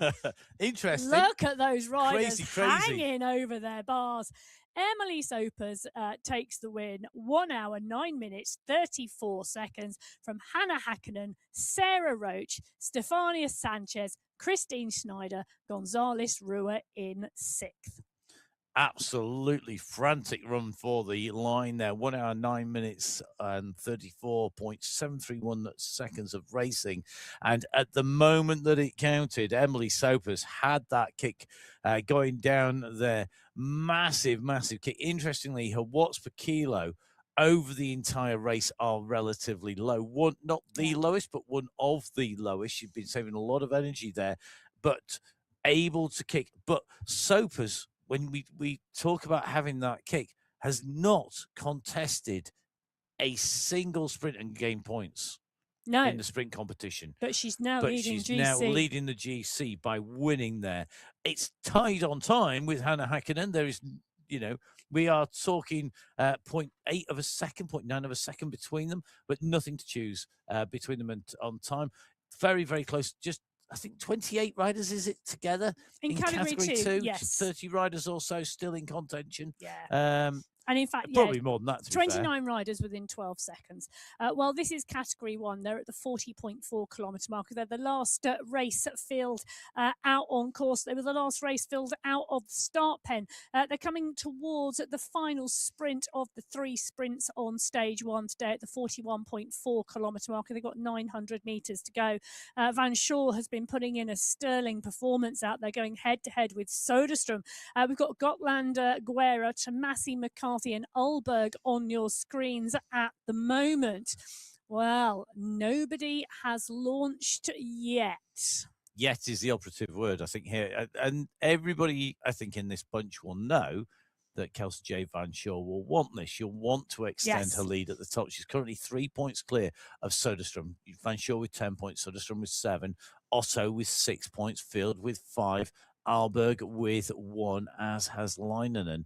But this is laying that foundation for later on in the season. But everybody wants points. The banner's on its way. Who's going to kick first? Well, Van Shaw went from the middle of the group to Neil. Otto's gone from the front. Van Shaw's got the draft benefit with Amika Soderstrom now goes as well. So Otto, Van Shaw, Soderstrom, those 3 riders are out. Will Van Shaw go over the top of Otto? Or can Soderstrom do this? Soderstrom is running through at pace. It's going to be close yet again. Oh, wow. That was amazing. The timing from those riders. Well, I can tell you what my computer screen says. And Mika Soderstrom gets the better of Kelsey Jade Van Shaw this time. Just, and I mean just, it is like 0.00, like You can't add it Even up, the can you? second, I can't even add it up. It's so tiny. Soderstrom takes 5 points. Van Shaw takes 4. Otto takes 3. Hermansen takes 2, and Fua takes 1. I can tell you, Kelsey Jade Van Shaw and Mika Soderstrom are going to battle for the next few days. It's absolutely great, and it's as it should be. Van Shaw has 14 points at the end of day 1. Soderstrom has 12. Otto has 9. She's riding and racing strongly as well. Tilly Field then in 4th place with 5 points. And I'm just going to go back to something that you said on the show earlier and on the podcast, that the way that these points are loaded in the sprints is going to change the makeup of the sprint victory. Yes. Van Shaw, Soderstrom and Otto, the top 3, have scored points in all the sprints we've had so far, Yes. every single one of them, including those on the other sides of those bumps and the climbs. Tilly Field scored points in the first 2 only. Hermansen scored points in our last sprint. So I think it's going to be very telling if riders can make it into the back end of the race field, into the back end of the racing, in the leading race field, to contest those points. Yeah, I mean, the first 3 days and the last day are the days that count in terms of the sprint competition. That's where most of the points are available. But it is going to be really interesting. There's quite a lot of climbing tomorrow as well.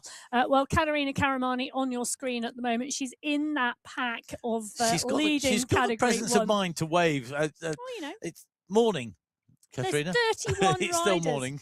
31 riders now in that leading group in category 1 running into the finish line together. Today it's lone attack or one for the sprinters? No, it's one for the sprinters now. I don't disagree. 100%. It would be it would make a difference to the other categories if we did see a lone attack, but I do think it's one for the sprinters. I think it's one for the sprinters. I can't see how you do anything crazy here benefits you apart from getting you washed away and losing time, because you get washed by the pack coming in at speed behind you. Heather Shanks has done a brilliant job today. She's been off the pack a couple of times and she's got back on every single go. Can I say, I think actually the ride of the day in category 1 is nothing to do with the race leaders. It's those riders who have moved up recently into category 1 from category 2. There's quite a few of them. There's quite a few riders who've moved up and have come back into category 1. They've done the ride. Look how happy Mina Koivunen is. Well, Love come on. it. I don't think Mina even needs the fan rolling. She doesn't look like she's broken into a sweat so far. Her heart rate's at 147, 148. Yeah. So she's not hanging around here. It's been it's been an activation ride for a number of these riders today. It's got that look of it, hasn't it? I mean, riders moving up, maybe finding it harder than those riders who spent a fair amount of time here in category 1 over the course of the year in the Sunday Race Club, each and every Sunday. We see these riders riding and racing, and we've got riders moving in. Now, Camilla Ahlberg, definitely one to watch as we come in towards the back end of this stage race for me. But we know she can sprint. We know that she can climb. I'm not sure that there's a weakness in Camilla Ahlberg's sort of armory. And let's remember, she took Mika Soderstrom right to the wire in the national championships. It was so close, the battle between those two. She's a really class rider. She gave Francesca Tomasi a run for her money for the bronze medal in the world championships. It was one of the closely fought battles of those championships. Watch it back. The run in the women's race in the UCI World Championships. Edge of your seat. Fantastic battle. It was, and when she's on form, she is flying. So the pack now coming up on our screen, they're at the 44.4 kilometre marker. It's around 1,500 metres to go. So our riders now have to decide what are they going to do, who's going to wind it up, what are the team tactics here? Is this just every rider for themselves? Are we going to see a bit of a lead out coming for those sprinters who maybe have that chance of taking away the overall coming in? Remember, there's 7 teams here in category 1, each of which will know that they've got a good sprinter. Thought it was interesting to see Lisa Hermansen stretching her legs on the last sprint, which we've not seen her do previously. She scored points in that last sprint, the first one that she's done. Catherine Fua also just stretching out those legs on the run in. We know that McCarthy can sprint. We know that Guerrero can sprint, but the riders with that big kick like Jennifer Goslander may well be thinking now, if I get my timing right, I could be in there. But they're all up against Kelsey J. Van Shaw and Van Shaw could do what other riders have failed to do in other categories and take the win as well as the sprint jersey, because she's got that kick. Well, the riders now starting to move at the front here. They are 700 metres from the finish line. It's Stephanie Medder who's gone. Now, she is a strong, strong rider, both on the hills and the time trial. She's now out front. Catherine Fua, who's got a massive kick on her when she wants to use it. She's a really strong rider now into Tomasi starts to come up. She too starts to launch. She's at 12.5 watts per kilo. Fua's at 15. I've seen Fua kick to 16. They're going to swing around the corner. They're going to see the banner, and this is the run for the line. Medder, Otto, Guerra, Fua. Fua's coming. She's going to come up and over the top, but so is everybody else. This is Fua and Gallegos. Passio, Van Heuling. Gallegos, I think, is going to take it, or does Passio? I think that was Ashley Moorman Passio who takes stage 1 of the MyWhoosh Championships. Oh, no! Elise Gallegos has it. The computer has just refreshed. Gallegos takes it from Passio. Wow, that was just so close. Catherine Fua in 3, Van Heuling in 4, and Tomasi in 5. Elise Gallegos has a habit of taking wins by the smallest of margins. Today, that margin was 1/10 of a second separating the riders there. The first cycling esports world champion, Ashley Moorman Passio, takes away the second place in that sprint when she was beaten by Elise Gallegos, the FCC Endorphins, taking the first stage win. Catherine Fua, the Sweat Sensations, coming through only 0.06. That's 600ths of a second behind Passio. Van Heuling, clearly back to a sprinting best, comes in 4th place. Tomasi, who we know is a climber, comes through in 5th. Those time gaps are all going to be added up. You can see down here, Van Shaw, 16th position today, which is quite incredible. Kristen Kolczynski in 14th position there, right up there at the finish. The gaps only start to open up really after the top 15. So those gaps definitely starting to stretch out on their way into the finish. What a set of results. We're going to have to break this down. There's so much packed into such a short run into the finish. Emma, stage 1, the MyWhoosh Championships 2026. The women's race is not disappointed. And yet it's been in very different ways. We've seen that racing play out from category 6 right the way through 5, 4, 3, 2, and all the way to category 1. Oh, well, I was about to say it's like 6 different races, but of course it was 6 different races. 6 different races. What a stupid thing to say. But, Not I really. mean, it really was just outstanding. And that final sprint, 15 racers within 1 second of each other. It could not be any closer.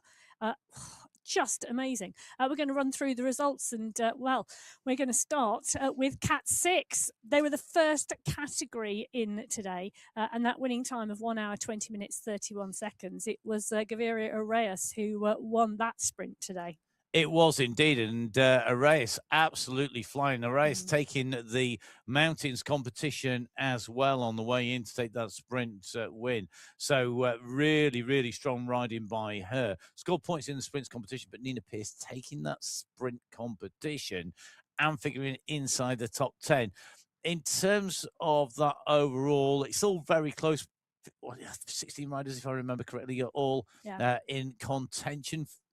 Potentially still within sort of touching distance, then it's a bigger gap back. Yes, but in the team competition, the Vegemite Vixens, Cycle District Alpha, and the Velocity Vipers 6 are within seconds of each other.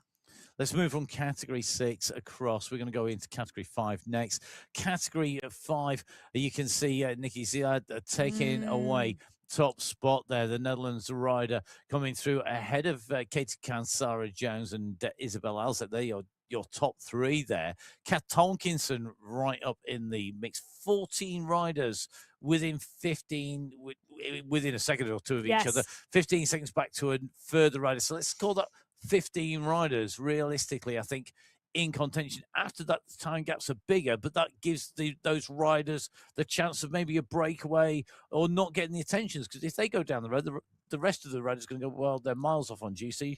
knock yourself out. Well, and the team competition, 3 seconds separate the top 3 teams. The FCC pedal artists, Aeronova, and pedal dancers, all within 3 seconds of each other at the moment.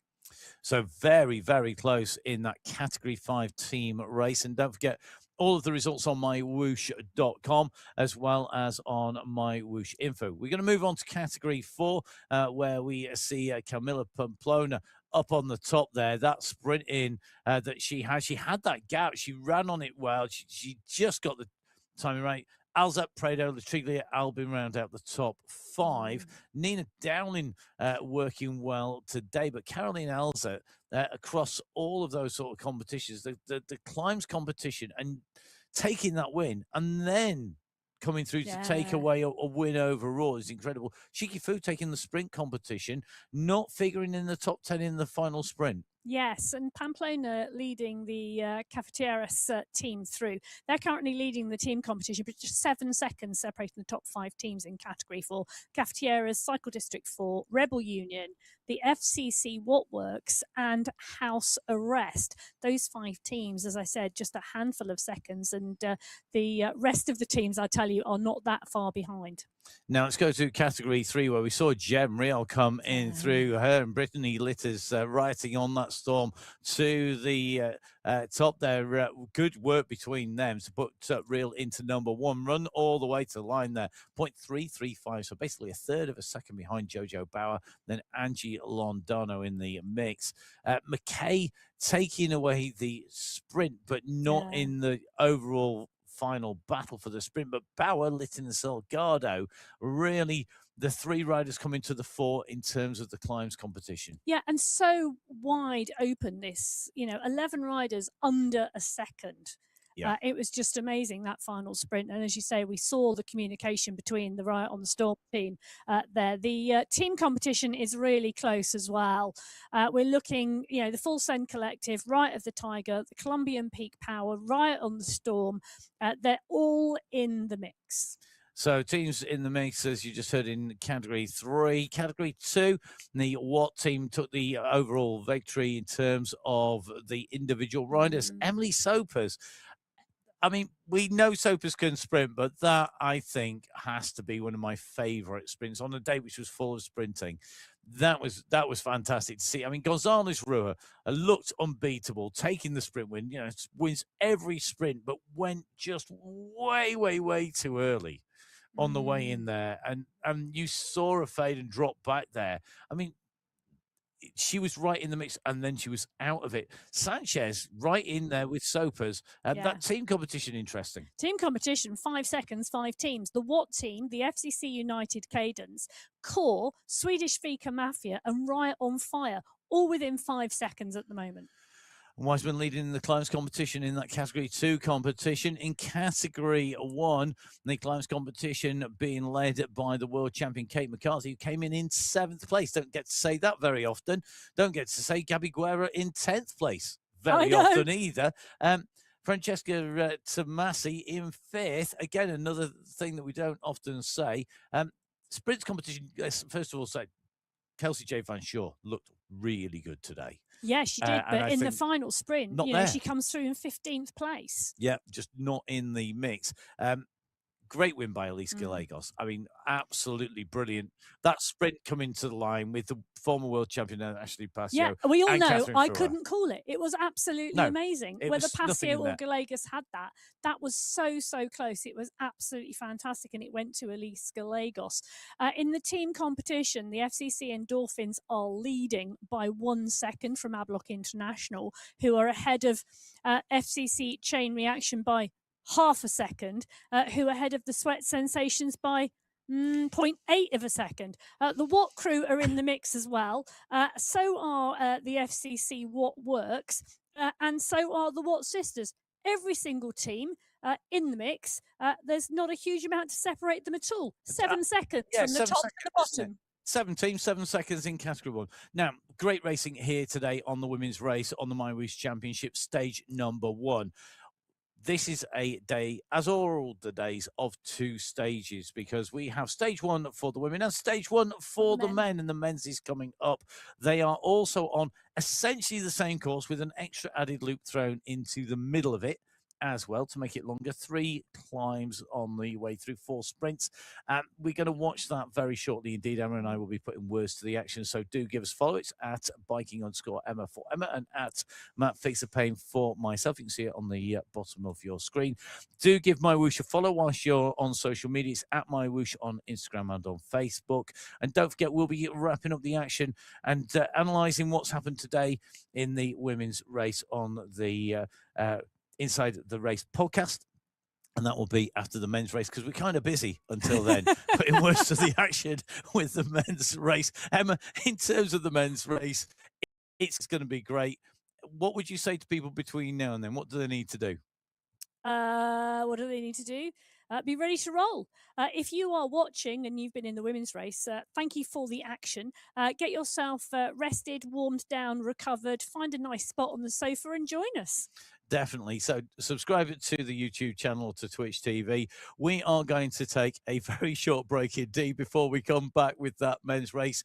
We're going to be playing out hopefully 1 or 2 of the highlights on the way through today's race action in between in the break. So refuel, recover, rehydrate. We're about to do the same. From myself, Matt Payne, from Emma Martin, and all of the team on the broadcast who do an amazing job back there.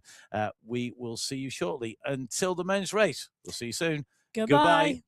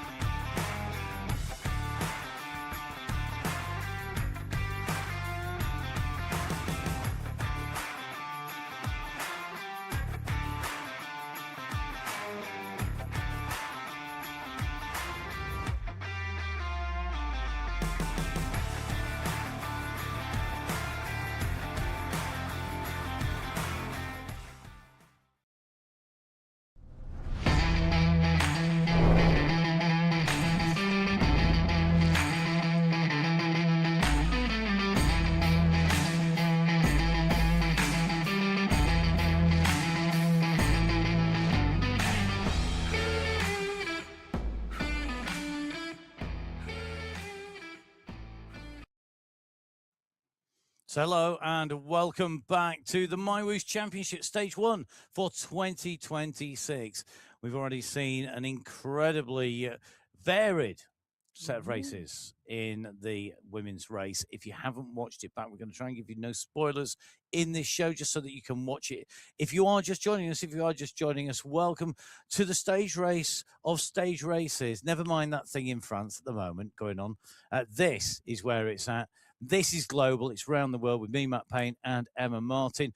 We are bringing you riders from all around the world racing on the MyWhoosh stage race for $1 million US. Is the prize fund. It's huge, and there's some huge performances been put in already. Emma, let's just talk generally about the women's race because there are similarities between the women's and the men's courses. The start, particularly, I thought was very interesting. The way that certain groups were basically just pootling along. Well, I think we saw 6 very different races on the same course in the women's race, and I think that's what was really, really interesting earlier on today. I think possibly we might see a similar pattern in the men's, but well, you're nodding. I'm thinking possibly because actually I think there's 1 or 2 riders who won't want it to go that way. They'll want it to be hard from the outset, and they may well make sure it is. But expect differences in the race fields on the same course.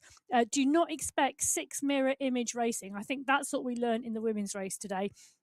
And also what we learned in the women's race today is be really careful of the bumps on the flat plateau. Well, it's not really a flat plateau, but on the plateau to start. So Matt, after the hype and the training, last minute nutrition planning, the chase begins today with stage 1. It's exciting. It is, and we've all been very excited in the broadcast team, behind the scenes and in front of the camera and behind the mic. It is one of those real big highlights of the year. A massive thank you to everybody who's made it happen, and it's great to be here for it. Yeah, 522 men taking to the start line today. Those were the final numbers I added up across the 6 categories this morning, and they are down in that pen. The warm-ups are now complete, and they're ready to race. So the rehearsals are done and dusted with. Don't forget you can keep up with all of the results on mywhooshinfo.com and all the verified results on mywhoosh.com/events. Don't forget, of course, you can catch up with Emma and myself after all of the racing for a roundup of what's happened and what's to come on the Inside the Race podcast. We're going to be bringing all that action with Hayley Simmons. Time to go to stage 2.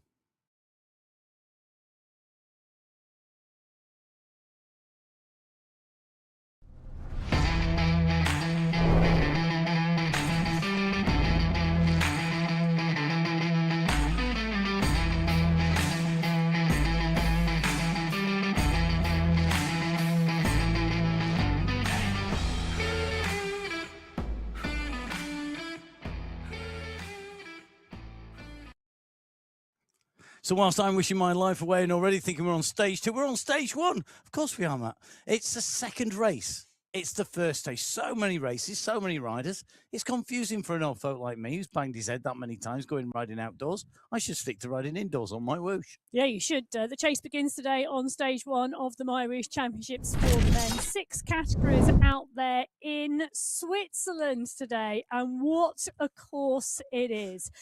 So in total, over the next 8 days, the men face 436 kilometres of racing. Today, a mere 70.8 kilometres. There are 3 climb segments today, 4 sprint segments, so lots of points out there on offer today. The plateau section does have some climbs and lumps and bumps, and the riders are going to have to be really careful before they descend onto the base of that first Zurich climb, up and over the Zurich climb, and then the transition to the next climb, the Heart of Switzerland climb, where I can tell you it will be snowing out there today. The sprint in between the Heart of Switzerland 1 and the Heart of Switzerland 2, 2 further sprints along the way.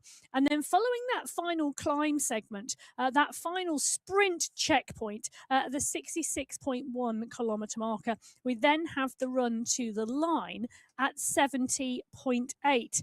There's a little bit of bumping along the way as we run into that final checkered flag. So it is going to be interesting, the tactics that play out.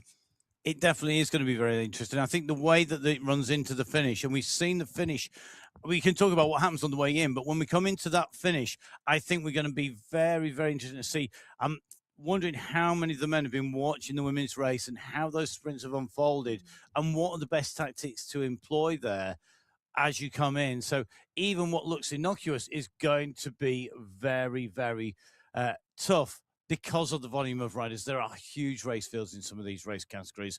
6 race categories in the men's and women's races. All the race categories taking on the same parkour that you can see in front of you in the men's race.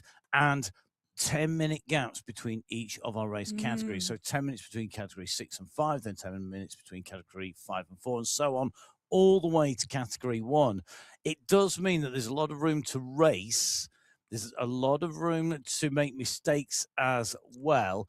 And already getting news in from people that they have been watching and taking notes. So, Gareth, we'll be marking your note taking on the way through. Don't forget, you can get in touch with us on the live chat on YouTube. That's where we're watching the comments as well. Let's see if any of our Category 6 riders were watching to make sure they've got this down. Category 6 last year was brilliant. The BMC 6s were our 2025 team winners in Category 6. Julio Orrego, Sebastian Escobar, Orlando Montoya, David Milana, and Vladimir Toro. Well, the Category 6 pack this year, 144 riders on the start sheet. Yes, you did indeed hear that correctly. It is absolutely massive. 55 of those are in the Masters category. 6 of them are in the youth category. 10 of them in the GCC competition as well. But the teams, there are 15 teams out there too. It's going to be a great, great race. There's some really well-known names in there if you follow the Sunday Race Club, from the BMC 6 crew of Rademacher, Tygart, Gibson, Botera, and Mosquera. But there are also a lot of brand new riders to racing at this level on MyWhoosh. And it's that real mix that I'm really looking forward to. So experienced riders like Florian Dromard that you can see on your screens for the Level Titanium squad. Riders like Jonathan Fager, who we know is a really experienced rider. But they're up against some real new riders who've not raced at this level and up against these riders. And it's going to be very interesting how the new riders cope with this. Because having done a stage race before equips you with that knowledge going into a stage race again. And so I think that's going to be to the advantage of some of our riders. Yes, it is going to be really interesting out there. The growth in this category, absolutely phenomenal. Over 100% growth in this category since 2025. It's absolutely huge. We'll see who's going to take out that team win. 15 teams in Category 6. It's a huge list in there, including riders riding for BMC who were on the winning team, like Vladimir Toro. Yes. He is back once again. Our teams are lined up. 6 race categories taking to race start here today in Switzerland, taking on stage 1. Yep, stage 1 of the MyWhoosh Championships for 2026. Who will get the name in the history book? Who will take away first stage honours? Who's going to take away the sprint checkpoints, the climb checkpoints, take away the leaders' jerseys in all of our competitions, and, of course, take the stage win and the overall lead after stage 1? It's time to race in Category 6. You can see the purple jerseys and the green skin suits coming out from the pen. If you weren't watching in the women's show, the differentiation, the Masters riders are all wearing green skin suits in Category 6 with a 6 on their back. Anybody not in that Masters competition is racing with a purple jersey and black shorts in the standard age category with a 6 on their back. So they're all Category 6 riders. It's just that the ones in green with the skin suit, because they've been on the planet long enough, they've earned the right to wear a green skin suit. I would fall into this by some margin because you've got to be over 45, basically. You do indeed. So the Masters category over 45, the Young Riders category under 23. And there are a number of riders in this racing Category 6 in both of those competitions. 6 Young Riders, 55 Masters riders. Peter Cridland, the the rider we are in with at the moment. On your screen, casket on, focus Nice. off of the start. They're at 500 metres. They're at 44 kilometres an hour. The start has been swift. It's one big pack. Motoring out into Switzerland for the 70.8 kilometres of stage one. Now, Peter Cridland, one of our experienced riders, and we're expecting to see him in action throughout the course of the racing. Just to give you a quick heads up from last competition, Michael Rademacher taking the overall win in Category 6. There was no Category 6 in 2023, only 4 categories taking part in the racing in 2023. But 2025, Michael Rademacher taking the win in Category 6. Yes, do you know, he had a great race. He had 1 first, 2 seconds, but he moved up 13 places on GC across stages 2, 4 and 5. It was a very small winning margin, actually, in Category 6, just 39 seconds between Rademacher, who took the win, and Riley Milostic, the young rider who took 2nd place. He was exceptionally consistent. He had 2 seconds and 3 thirds. Cadabona took 3rd that year, Fabra took 4th, and Milano took 5th.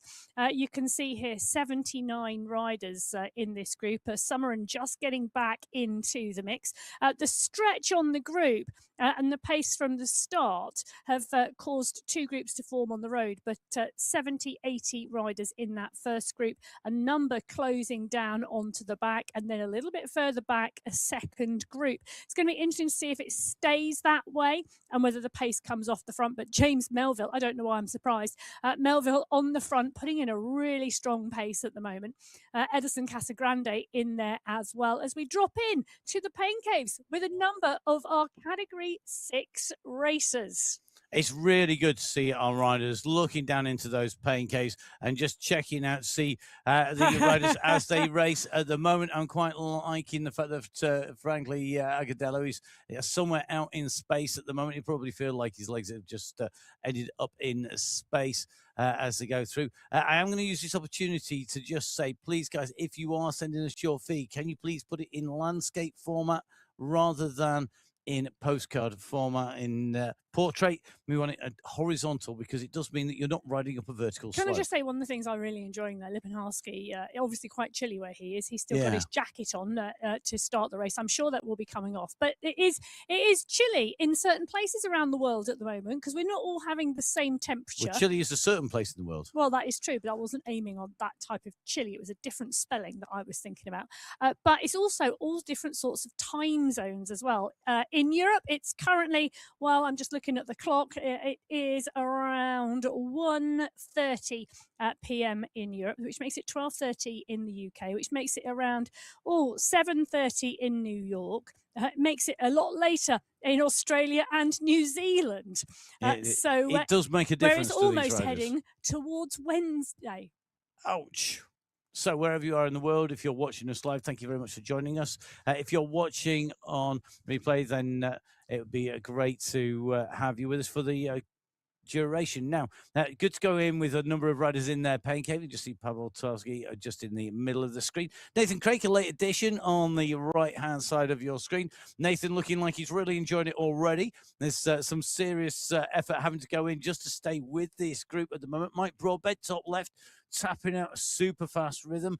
And Wojciech Sebza, I think, has got an on-brand jersey as usual. Yes, Andrade with the polka dot casket. I wondered whether that is a statement of intent. Yes, it'd be interesting to see. Wesley, are you going for the climbs competition? We will have to find out. Don't forget, you can get in touch with Emma. Lots of riders already doing so. Emma inundated with messages, but we'll always accept plenty more. Don't worry. The inbox is never full for Emma. It says that. So keep sending them at biking_Emma for all of your rider notes. Yes, please do. Simon Llewellyn, the rider we're in with at the moment, I'm going to call him the manager of BMC because he oversees the BMC crews and he oversees the BMC squads. BMC have 14 different teams across 5 categories in the men's race. Llewellyn on your screen at the moment. It's an amazing achievement. Or afternoon. To coordinate all of that activity and all of those teams and get everybody in the right place at the right time. So absolute credit to Simon and the crew at BMC. Yeah, a massive, massive thank you to them. I think they take the prize for the most organised in sending information through to the commentary team for maybe 12 months, if not longer, actually, since the last championships when they did the same. So don't forget, get that information into us. We've got lots more days and lots of time to feature our riders, hopefully, between now and our last day's racing. Remember, it's 7 stages across 8 days. The rest day, if the riders choose to take it, is on Sunday, and that is when the Sunday Race Club continues its inevitable march onwards. If you choose to take it. Yes, if you choose to take it as a rest day, because some people will be racing right the way through. Some people will be choosing not to.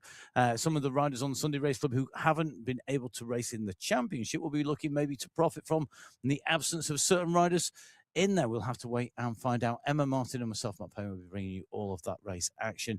On the Sunday Race Club, we don't get a day off. I'm thinking this is actually just about starting to settle down. We're 4.2 kilometres into the race. Only at the front. It's been absolutely eyeballs out on stalks. It has from the start for the first 4K here. If you have survived the first 7 minutes of the Category 6 men's race... And are still in the front. Congratulations. No, not even if you're in the front, just if you have survived. Yeah. Congratulations, because what an effort to stay in the mix. The group now coming, the back riders coming on, but it really has split the packs massively. Scott Farrow on your screen at the moment. You can see the fans blaring, trying to keep the temperature down. Botero on the front, Smithson, Montoya, quick wave back to Scott, and Londano. Farrow sitting comfortably in that front group. Nice move. Yes, indeed. Very interesting to see, just tapping along the rhythm, but in England. So I think he's going to have some seriously warm temperatures by the end of this week into next for the UK, that is. Not the same temperature feelings everywhere in the world, but it's going to be interesting to see how people cope with that. Now, just in with Tommy Watts at the moment, just on this climb. This leading group is really, really, really fractured, and we've still got quite a lot of those bumps to do. We'll have to come back to that, because before we go to Category 6 into the descent, we're going to go to Category 5 down on our race start. Category 5 riders, we have, we have 15 teams in Category 6 and 15 teams in Category 5. Not as many riders, though. 97, not as many. 97 riders on the start sheets in Category 5. It's still a huge race field. 21 of those in the Masters competition, 6 in the youth competition, 8 in the GCC competition. But again, a real mix of new riders and regular riders on the MyWhoosh Premier events. Dieter Zimmermann is here, Leonard Cadabona, Junior Silva, Alexei Narovny is in the mix, Joachim Skretting is here. Interesting to see these riders race over 7 stages. It is. I was looking through our start list, and which I've been constantly updating, and just thinking, this is just an amazing race. There's some really, really interesting names in there. Nicholas Spratton here, I think, definitely a rider to watch out for. The winning team last time, well, that was Cycling District 5.1, Clinton Dave Sorrell, Jussi Palaka, Mark Monroe, Lenador, and Fabian Tapia. The Cycling District ahead of Level Up and ZTBR as well. Well, can I just give credit out to the Whoosh You Were Here squad, because we all whoosh you were here. Love it. Just, it is. There's some great names. There really are across the team competition. And I love the fact there's nothing to it. Falcon, Condor, and Eagles, Kubiak, Koznatsky, Siapol, Asaidi, and Aravena. It's just a great name. They're all over. Brilliant, brilliant thinking, guys. Just make sure that you get the course dialed as you head out on to a race route here today. This is your race start here on the MyWhoosh Championships for 2026. This is out and onto the course for Category 5, the second of our categories, hitting race route at the moment. You can see João Machado, the rider leading out from Portugal. Francisco Barrier leading the charge behind. I'm just looking to see this group is not struggling. Good to see. Oh, yes, very much. The unicorn hat is on already. I am loving the fact that our experienced championship rider off the front is smiling and having fun. Yes, and wearing the unicorn hat, because that is what is making him Genius. go faster. He's right off the front at the moment. Luke Allport sat back, not all parting towards him at the moment. Leonard Dorr there as well. Category 5, well, I'm calling it the old MyWhoosh jersey, because that is so 2025. We are now 2026. You've just got envy because you never got one. Well, I didn't race. I sat in the commentary box all week. He did indeed. It's still sitting in saddle. It's just a different shaped saddle, that's all. Yeah, it's a flat chair. Yeah. And you don't need to pedal it. Machado on the front of the pack at the moment. Last year's winner in Category 5 was Jussi Palaka. He is taking part in the competition this year, but in a different category. He took the win last year in 12 hours, 13 minutes and 50 seconds.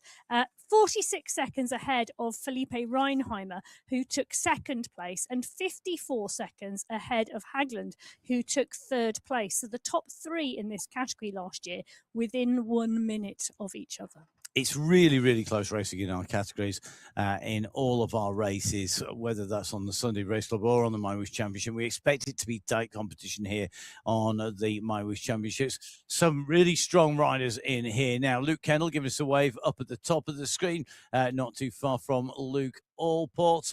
As we move our way in and through, you can see a real mix of riders. Junior Alberto Pens is down here. Junior, another of our regular riders in that MyWhoosh jersey as well. Interesting to see Alex Lark at the moment, just on the tri-bars. And I always think that's a really good move. You can see that Casey and Kristin Kozatsky is also the same with the tri-bars on the bike, particularly on a long race. The ability to not use your upper body and your arms to support yourself, I think, is a missed trick by many people. Well, I think the positioning on the bike is individual.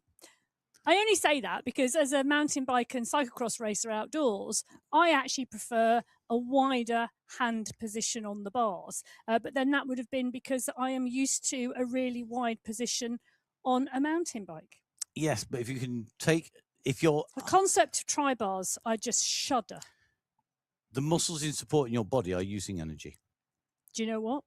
I don't care. Good for you. Well, there we go. If you do or you don't, it's up to you.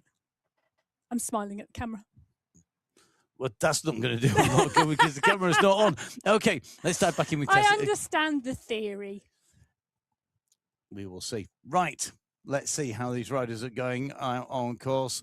The front of the race, we are seeing Allporting in action at the moment.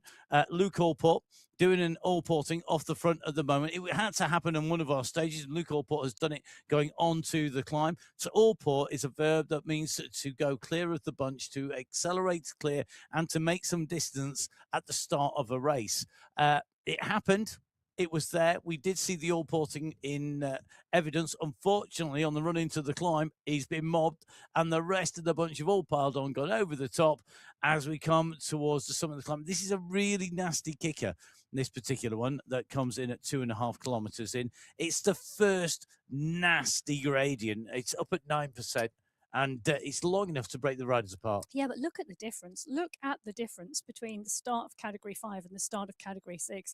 Category 6 went out of the pen like a rocket ship, and at the 4 kilometre mark, they were still going. It absolutely decimated the field. Some of them were on Mars, some of them were in the moon, and some of them were still on Earth. But Category 5 is actually a much more sedate start. I know we're back with Aravena, who's in 78th position, and there are some gaps now starting to form here. But, there's a good, strong pack of 75 riders plus up the road. There's a bit of a stretch on them, but they will come back together on this descent. And I was just looking at the back of the grid, some really good names, some riders who we know have fantastic abilities and performances under the belt already this season. Not too far from the front. Now we're in with Leonard Greg Cadabona at the moment. Good to see you, sir. He's got another of the MyWhoosh jerseys on there, tapping out the rhythm at the moment, and just nicely out of the saddle there. So looks like he's on good form at the moment, just pretty comfy. Yeah, it's tricky, isn't it? Because the split has formed in the group, and you've got to make sure you're on the right side of the split, but you also don't want to extend too much energy early on. Cadabona putting in a great performance because of that, and making sure he was on the right side of the split. I noticed he had Nick Spratt on his wheel. Spratt, the only man last year to take away the King of the Mountains and the sprint competition in his category. Christoph Laszlo on the front of the pack. Yay, smiling, why not? 3.8 kilometre mark, day one on the front, Cadabona on his wheel, Justin Roy, Matt Munro, Lenador, they're all there at the front now of the Category 5 pack as they move along. I always think Christoph Laszlo always looks like he's about to break into song when he's on camera. Do you? I do. Oh, I do. He looks really relaxed and he looks very happy. And just nicely swaying along as he gets the power down. When he's sprinting, he doesn't look anything like that, believe me.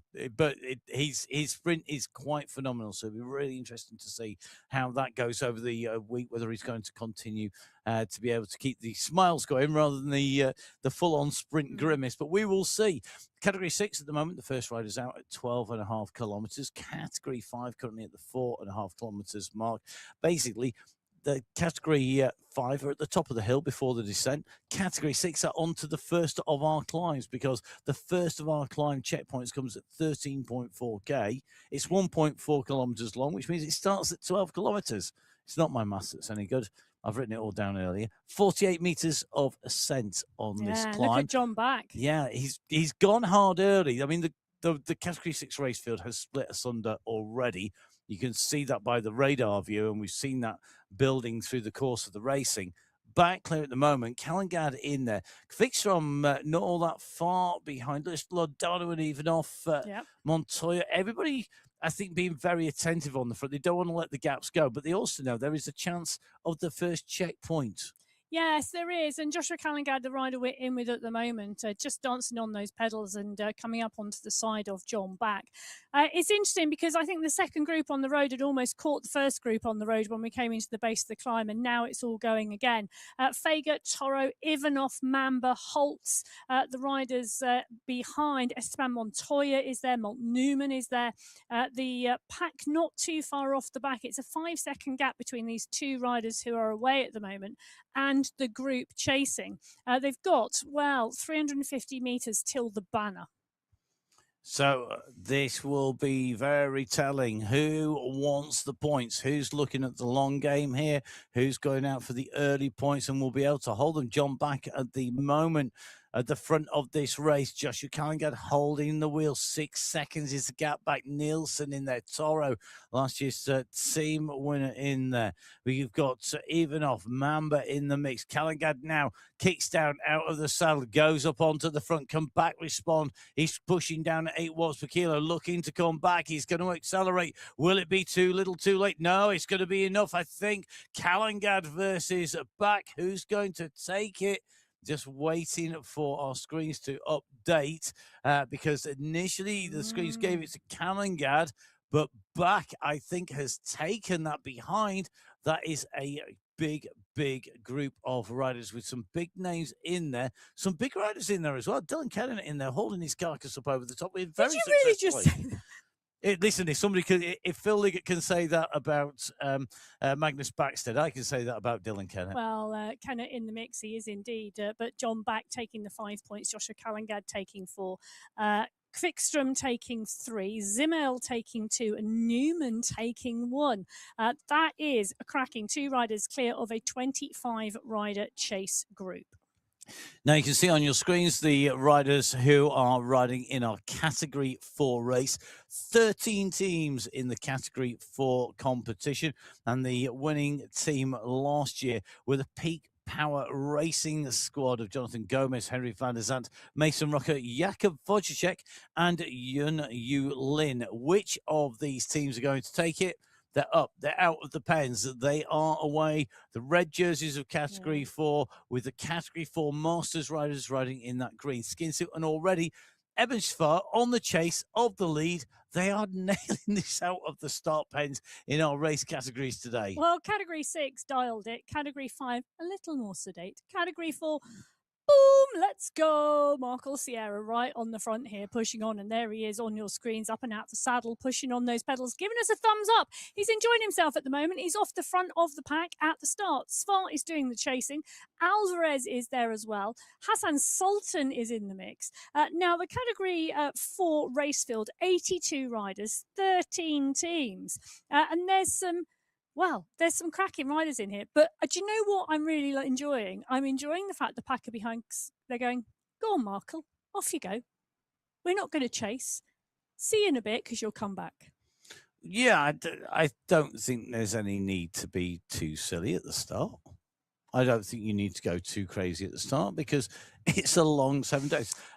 Personally, I mean, I like it. It's great from my point of view. We get a quick look at somebody already in the show into the pain cave. But from a racing point of view, don't burn all your matches at once. You may need some to light a fire later. You might. There's a number of really, really strong riders in this Category 4 pack. Cy Bradley on your screen at the moment, giving us a towel wave. That also gives him a bit of a fan breeze as well, because the fan is rolling, but he's going to need some cooling this week as the temperature goes high in the UK. Up and out the saddle, dancing on those pedals. Part and parcel of the Level Golden 4 Team 3 squad. That's a mouthful. But he's got Graham Priest, Carlos Gallego and Petter Avenant in that squad with him. Team 2 have Golden Boy himself, Rimborg. He's with Svart, Sinclair and Gonzalez. For me, that possibly has got to be one of the strongest Level Golden teams. Yes. Rushmore Corbani, Falana, Rusumaki and Bullo, though, might give them a run for their money. So we got on our screens our winners from year one. Enrico Quadrelli, fantastic ride by him in 2023. He was battling all race, one of the real races of the championships in 2023. A certain Jakub Wojciech taking away the win in 2025. Yes, he did indeed. By 44 seconds from Jonathan Gomez. Massillon Perdencini came through in third, just 48 seconds. I can tell you it was a really, really close race. It was fantastic. Wojciech himself moved up 12 places across stage 4, 5 and 6. So whatever happens today on stage 1, do not panic. There is plenty of room for movement across the next 6 stages. And we did give some examples of that actually in the podcast in the preview show, the second of our preview shows about moving up. Now, one man I think who's not going to lose time is Eben Svart, but he's up against Cy Bradley. Now, Bradley moving up to Category 4, he's been improving over the last few months into the summer. And I think he's on form that I've not seen from Cy for a while. So moving up into Category 4 makes sense to me. But when you move up into a category, you've got a hard time generally. It's tough whenever you move up. To move up in the championships, particularly tough. Yeah, I agree with that. But also you need to ride smart. Eben Svart will ride smart because he is that type of rider. We've seen him ride and we've seen him ride really strongly. He's Don't make him laugh. He's trying to concentrate. No, I know. I'm sorry. But he's pushing him just on this small bump on the top of the plateau, making sure he stays in the mix. He is indeed. Focus, Eben. His position in the pack is absolutely spot on. He's got Niall Batty on his wheel, Marvin Leonhardt in front of him. He's just saying, yes, of course, Matt, I will. Francis Pino on the front of the pack, though, just stretching his legs a little bit. This Group 2 has split as we go in with Arthur Corbani. He's the younger rider in the forefront of the picture. Andre Corbani, his dad, is in Category 6. He's the rider slightly further back in the picture. But great to have a Category 4 and a Category 6 rider in the mix. Now, Arthur Corbani, one of those 6 young riders in the mix here in the under-23 competition. He's part and parcel of Level Golden 4, which is a great squad for him to be in to start with. So looking forward to seeing him race. He's going to be particularly strong on our climbing days.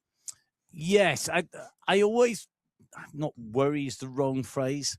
I always want to say to young riders who are really, really young, when you go into a stage race, ride it as smart as you can. It's probably more prescient for those riders who are younger than it is for the older riders. Older riders tend to have more stamina, more built-in stamina. The younger riders, I think, it's really, really key, making sure they refuel, rehydrate, make sure that they've got their recovery routines in Well, there. I think it's good. easy to damage yourself when you're young. It is, and the red mist does descend a little bit stronger and deeper than when you're older. Matt's giving me a look across the studio as they say, "Don't be daft. The red mist descends at whatever age. It doesn't disappear. Promise you. But you know, he's got his dad racing in Category 6 alongside him for the stage race, and I love the relationship between those two. Now, Batty on your screen, he too is going to go strongly on the climbs. He is an absolute consummate climber. He's right in the mix here in Category 4 at the moment, and the pack has split. It's not all one group at the moment, but it is rolling well. I'd not expect to see Niall disappear off the back of the group on this ascent at all. Before we come down into our descent, we've got this little bit of a riser to come up. Basically, you start descending once you've gone over about the 6K marker. There's a little bit of a rise on the way through, but it's a long, long way down to the base of the first climb at 12K. Now, 600 meters into that climb are Category 5. Category 6 already over the top. They're motoring.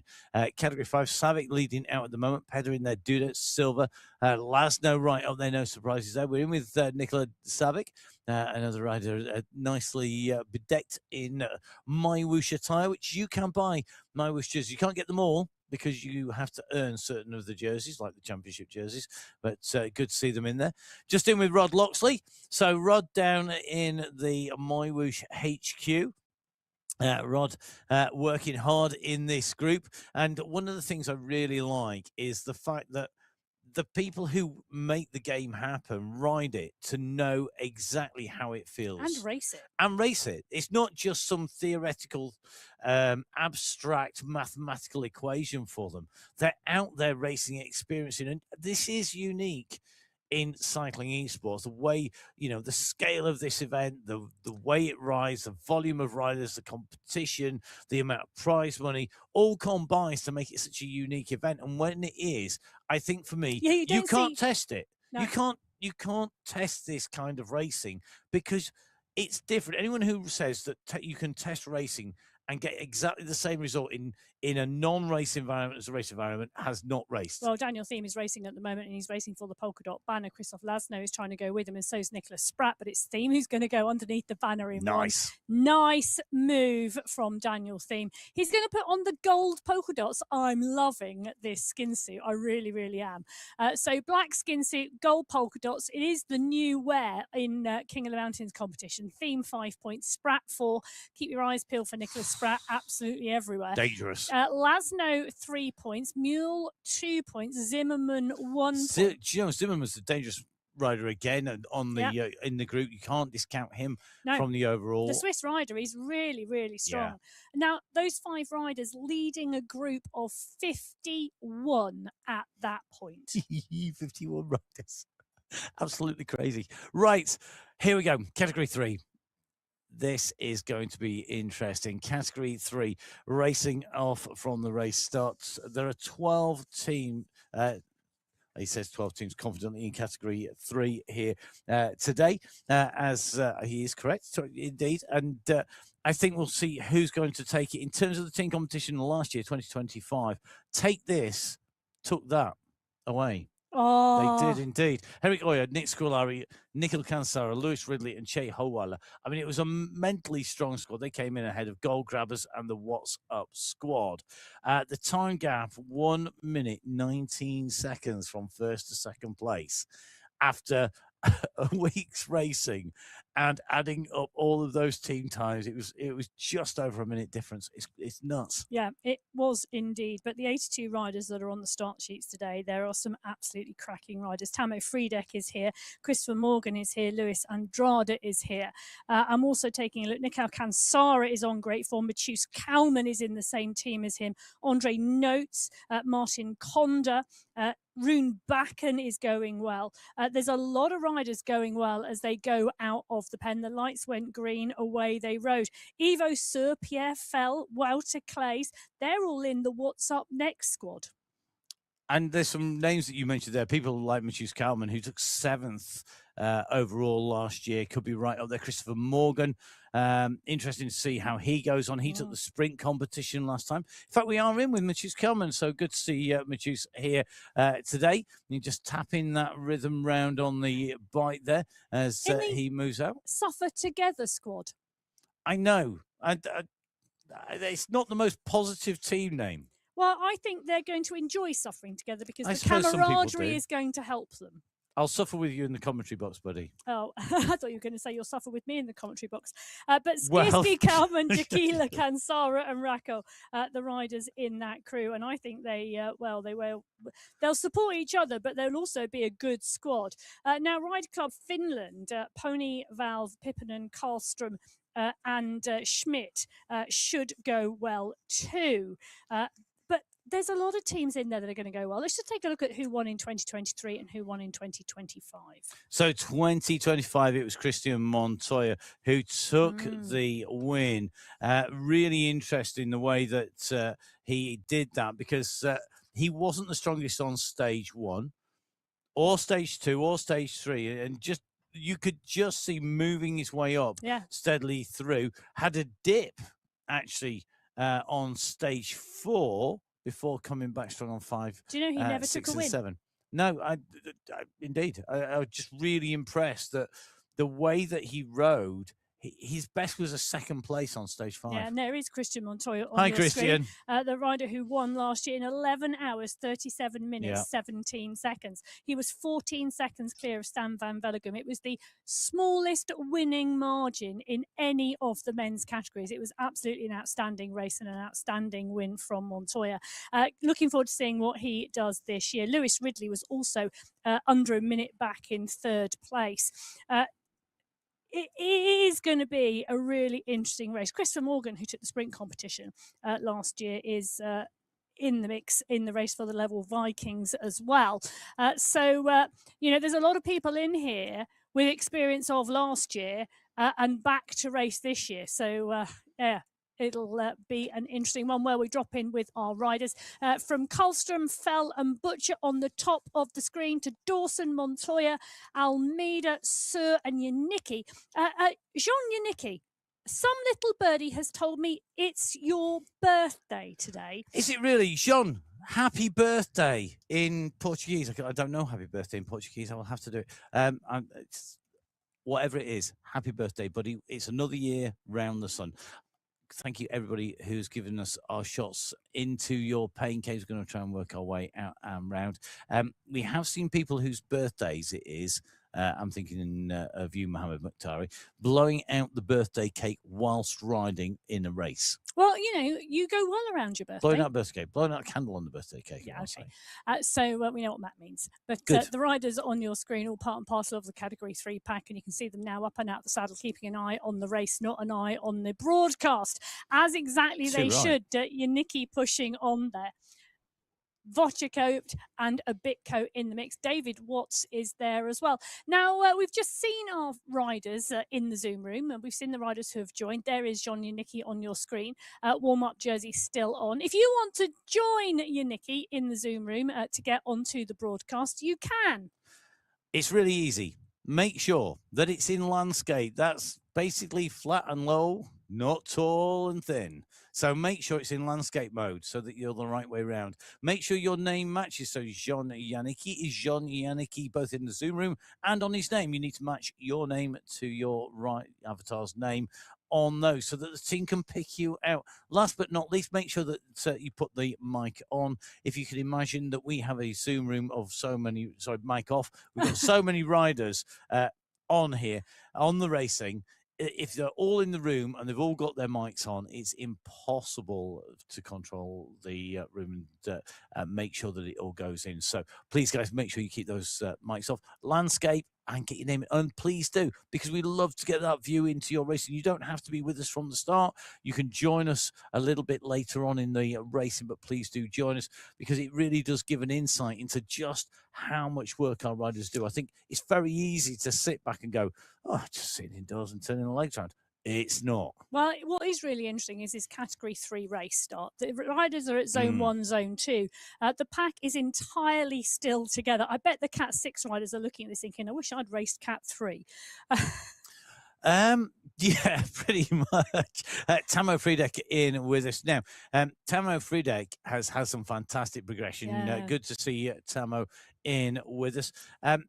A rider who really, we've seen that progression. We talked about this on the Sunday Race Club just before the start of the MyWhoosh Championships. He had the course record in Category 4 Category 5, 4, and then in Category 3 was 2 minutes quicker than he was in Category 4. Brilliant progression. Tamo Friedeck, we're back with Category 4. Maybe we'll talk about Tamo Friedeck. Let's talk about. We're bound to see him a little bit later Category on. 3. So we are just making our way up the climb here at 12.5k. We're aiming for the top of the Heart of Switzerland climb. In terms of riders making it over the the Zurich climb, the top of the climb, we saw Daniel Thiem ahead of Nicholas Spratt and Christoph Lasno in Category 5. In Category 6, John Back ahead of Joshua Kalangard and Santeri Quickstrom. But Category 4 should be quicker to that point. The fastest rider at the moment, 18 minutes, 10 seconds. They're not that far off the top. I'm not sure they're going to be challenging the fastest time here unless they really accelerate. The bunch is all the way across the road here, which says to me that although it has broken into multiple groups, this is not flat out yet. There's a little bit of being cagey here. Yes, there is. And there is still around 500 metres to go. Ryan Giuliano, though, Bradley, Perdicini, Cirillo, Ungara, Leonhardt are all on the front of the pack. Aidan Sinclair is there as well. Those are all the names I would be expecting to come to the fore before they get to the banner. With just 400 metres to go now, one of them is going to launch quickly. It's who gets the timing right. Bradley's now starting to wind it up. So Sinclair. Aidan Sinclair, the rider on your screens at the moment, now starting to move. It's going to be a big push from the young rider in the under-23 category as well. So good to see him competing in multiple categories on the MyWhoosh Championships, but now that really does open up. So Mayer at the moment just took a kidney head of affairs. Alvarez challenging. Restrepo's coming at speed. Sinclair's coming at 12.5 watts per kilo. It's close on the line. Did Sinclair nab that on the line? It was super, super, super tight. Yes. The time for Sinclair, 17 minutes, 50.690 seconds. The time for Restrepo, exactly the same minutes, exactly the same seconds, but 0.735.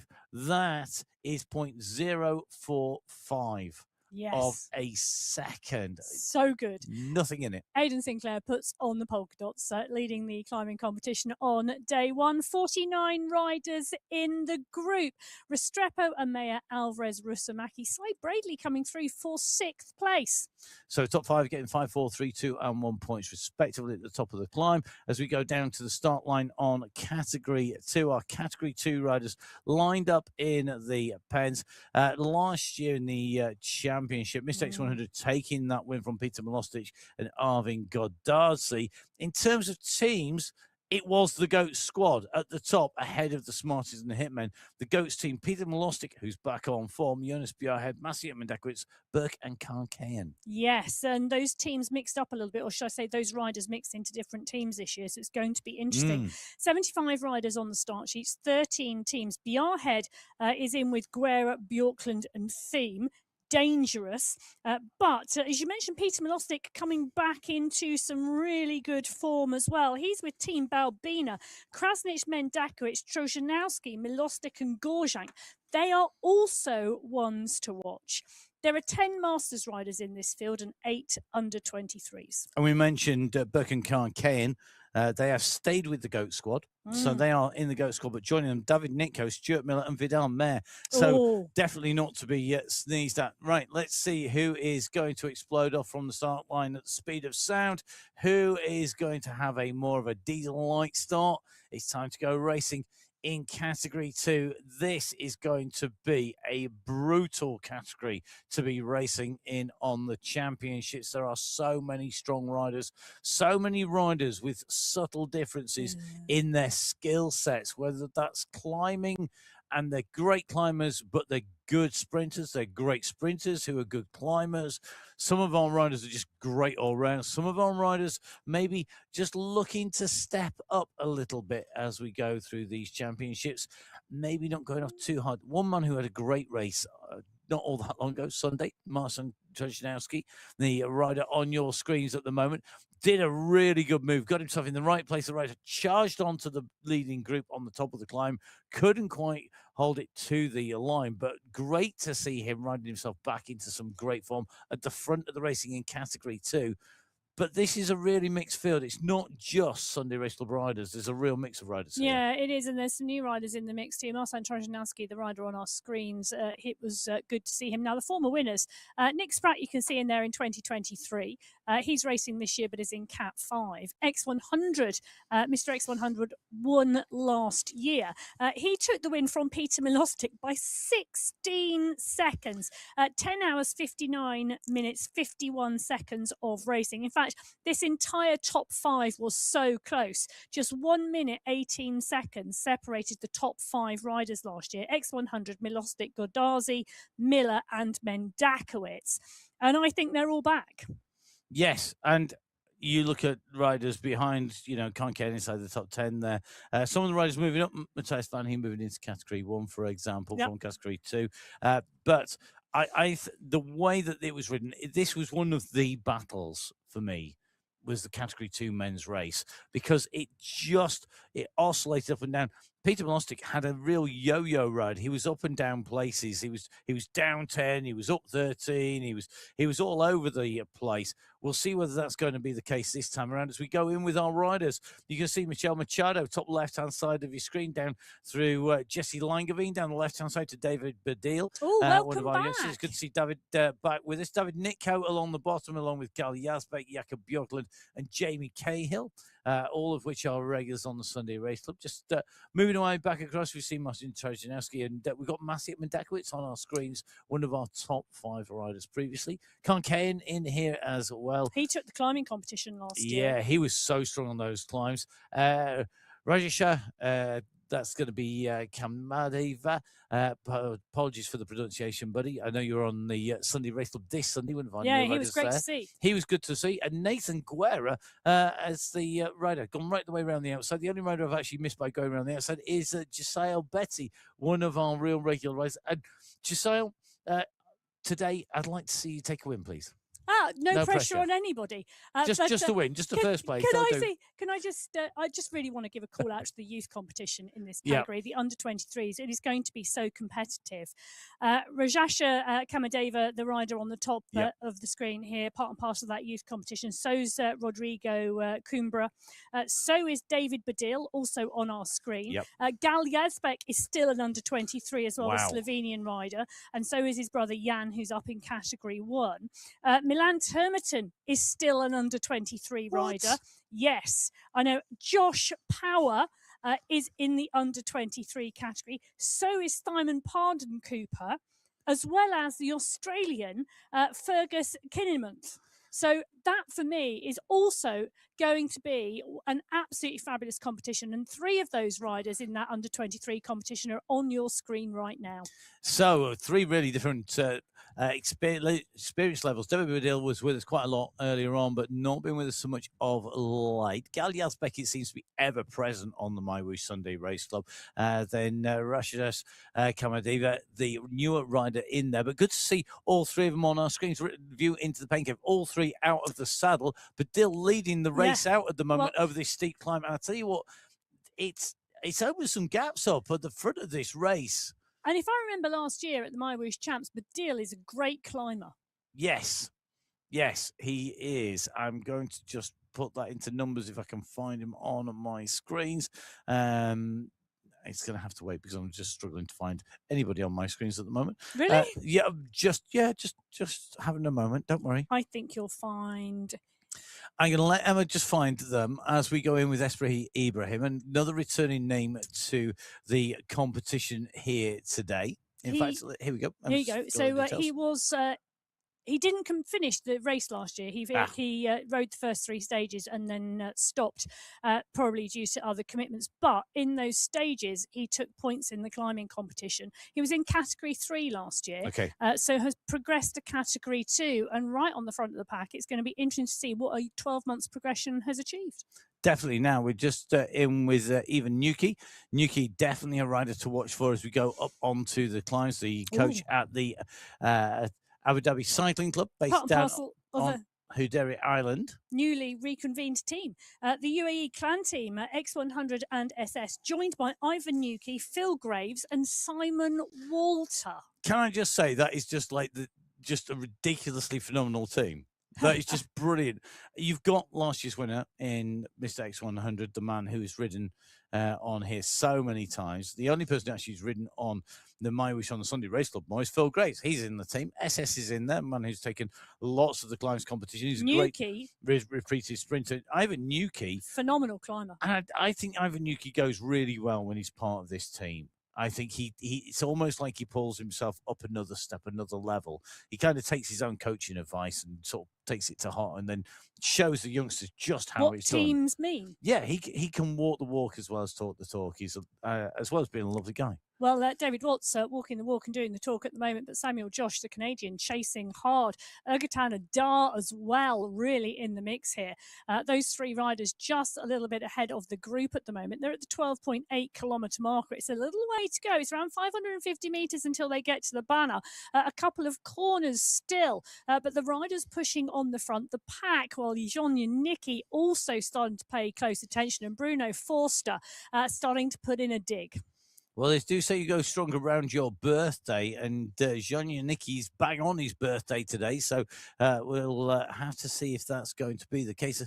Ergatan Adar leading out at the moment at the front of this race, going over the top of David Watts. Adar kicking onwards now as Watts just loses a little bit of ground. Montoya, last year's winner, in the mix. So is Yannicki. Skierski's in there. Maciej Skierski, Diego Vargas moving up into position, but this big pack still waiting to unleash it here. Adar's gone early. Has he gone too early? I don't think he has. I think he's got the beating of Watts. Whether he's got the beating of Foster remains to be seen, but time is running out for the riders behind. Ergatan Adar is going to take away the first of our points in category 3 in that climbs competition, ahead of Watts, that's interesting.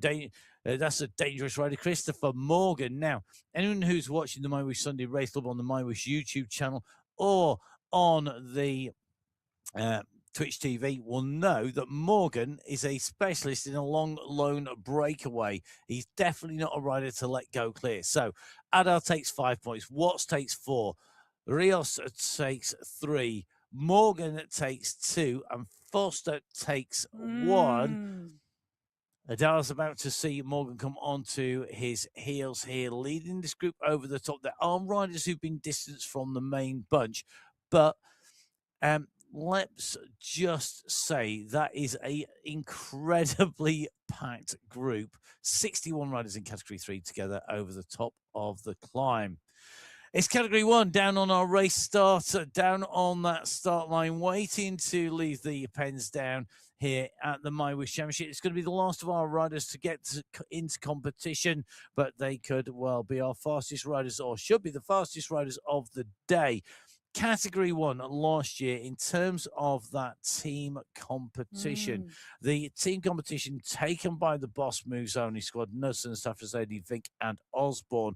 Ava Synergy in second place, Alvajor in third, Farmwatt squad in fourth, the Venga Boys in fifth, the Natural Born Gorillas in sixth, Les Domestiques in seventh, and Cycling District not finishing 3 riders by the end of the racing.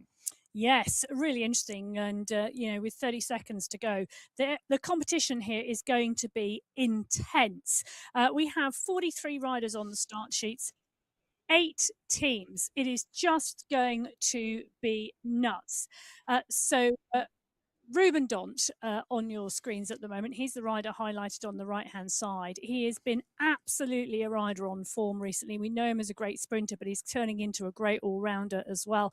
The riders at the final seconds about to tick down. The final race category about to go out of the start pen today on the MyWhoosh Championships for 2026. Category 1 are out of the pen and away. The Alpha Jaw Space Cowboys, Muscles Won't Complain, Riders of the Storm Team, Abus Esports, the final bosses, the Venga Boys, ZDR2 and Zero Ducks Racing. They are the 8 squads who are going to battle it out over the next 7 stages across 8 days. And they complete our riders out on course. A phenomenal entry across all 6 race categories in the men's race. The women's race was up. The men's race is up a huge amount, isn't it, Emma? I think it's 421 riders taking to race start. I think, if I remember right, what was the number? What is the percentage up overall in terms of the men's racing? Well, you're going to ask me to do maths on the No, start. I can tell you the numbers list. on the entry lists. Yeah. The entry lists, the men's race field was up of confirmed entrants who had been approved. How many? On the entry list, but not all of the entries have taken to the start line today. So I will recalculate for later. So the entry list was those people who have been approved to race. That was up 50. 55%. 55%. That's a huge increase. 421 taking to race stars approved riders. Ricardo Panizza in the category 1. It shows you just how good you have been in category 1. It's such a small percentage of that race field in some ways because it is a smaller race field, isn't it, Emma? Oh, category 1 is a smaller race field. 37 riders on the start line today. So Panizza, part and parcel of that. Absolutely brilliant to see, though. Ricardo Panizza, a rider who should really go well over the next 8 days.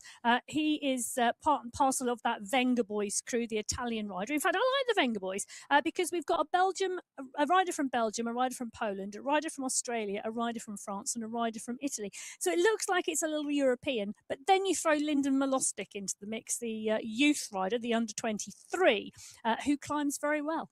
Right, let's just bring you the headlines from previous years. Michael Venk has won this 2 years in a row, not taking to the start line here today. And that does mean we're going to have a brand new name on the top of the standings for the win. In terms of the overall, because we have nothing, Jason Osborne is the champion-elect. He's a world champion. He's been absolutely nailing everybody in the Sunday Race Club. Is it about who can beat him? Well, interestingly, isn't it? Osborne and Jones have been 1-2, 1-2, 1-2 for a lot of weeks recently on the Sunday Race Club. Both of them targeting the MyWhoosh Championships. It's going to be really, really interesting. Osborne took the King of the Mountains competition last year, and in the final 4 stages he took 2 wins and 2 second places, so he really was on form. One of the great rides last year.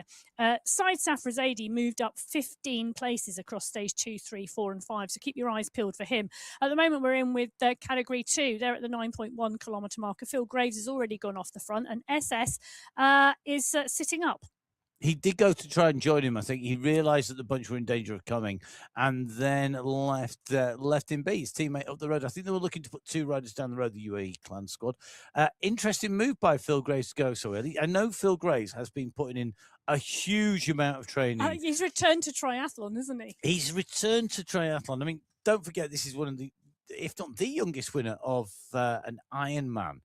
In Phil Graves, somebody who I have personally raced against and been beaten by. I mean, I know it's not a very short list of people who've managed to beat me over the years, but Phil Graves regularly beat me in time trials out and around the south side of York and Tadcaster when I was younger. And he was much younger than me at the time. He's still much younger than you. Don't rub it in. But he's been putting in some serious training. He has. And he's looking in really great shape. And it's good to see him coming into form at absolutely the right time here. It'll be interesting to see how he performs here as part of that UAE clan team, with the UAE clan team, a really cohesive team most of the time. And I think it's easy to say that everybody should ride as a team. It's much harder to do in person, in reality. Now, let's dive in with category 3 at the moment. They're at the 18.7K marker.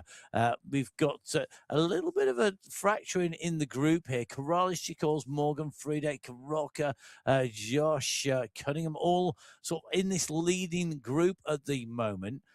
Morgan, a specialist in the breakaway or pushing the pace up. And it is starting to fracture behind at the moment. We're going to see if this continues to push, continues to break at the moment. Chicors leading this group out, everybody behind having to scramble for the wheels as we dive back in with our riders in category 1. And it looks like Mark Smith, one of our newer riders, riding from the United States of America, he's off the front, just wanting to pick the pace up a little bit, just make things a little bit tougher. The man who is just chased him down, Michael Nussen, the man with the second most number of podiums ever, 99 podiums.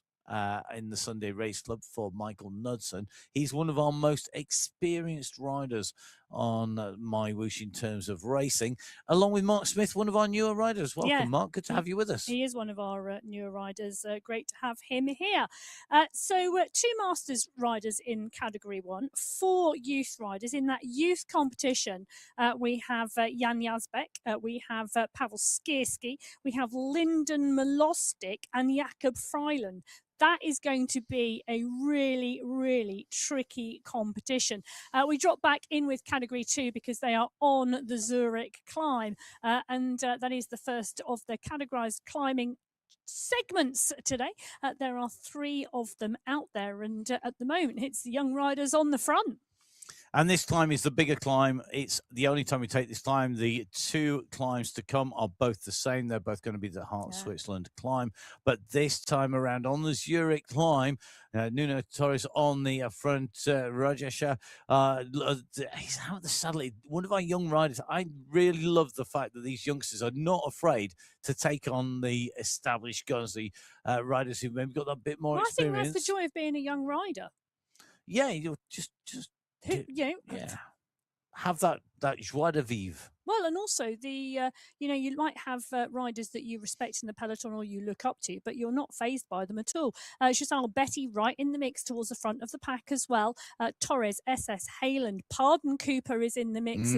As well as Ortiz, Halen is there, Carstenen is in the mix too, Con Ken coming up now, and Ken's putting in a big kick at the moment as he's driving towards the banner, but it's still some way off. It is still some way off here. This kick is going to be key. Kane knows how to pace a climb. Remember, this is a man who took away the win in the climbs competition previously. He's been on good form on the run in here. He's got the gap at the moment. The kick is coming from behind from SS, but it's going to be Kane who takes maximum points here. Well, continuing onwards, And he puts on the gold polka dots. Business as usual for Khan Kane. Well done, buddy. So Khan Kane taking away maximum points there. Interestingly, the Category 2 race with Khan Kane's time of 17 minutes 41 seconds is almost 1 second. It's over a second slower than Ergatan Adar in Category 3. Category 2 and 3, same time to the I told line. You they were taking it a bit steadier. Khan Kane with 5 points, SS with 4, Manuel Ortiz with 3, Nicholas Trujillo with 2, and Mr. X100 with 1 point on the first of the climbs competition checkpoints in Category 2. Yeah, Betty, Yazbek, Fawcett, Bjorklund, Pardon, Cooper, all up towards the front of the pack as well. 56 riders in that group in Category 2. 61 were in the group in Category 3 as they went through, 49 in Category 4, 51 in Category 5, and 2 riders were clear in Category 6, but being chased by 25. So all but one of our race categories now having made the way to the top of the first climb, the first checkpoint. That's the Zurich climb here. 48 meters of ascent on the Zurich climb. There are 38 meters of ascent, 10 meters less on the Heart of Switzerland climb. If you don't include the climb bit before it, personally, I would include it in. Every meter going uphill counts very much so. Now, in with Simon Walter at the moment. The rider from Germany here today.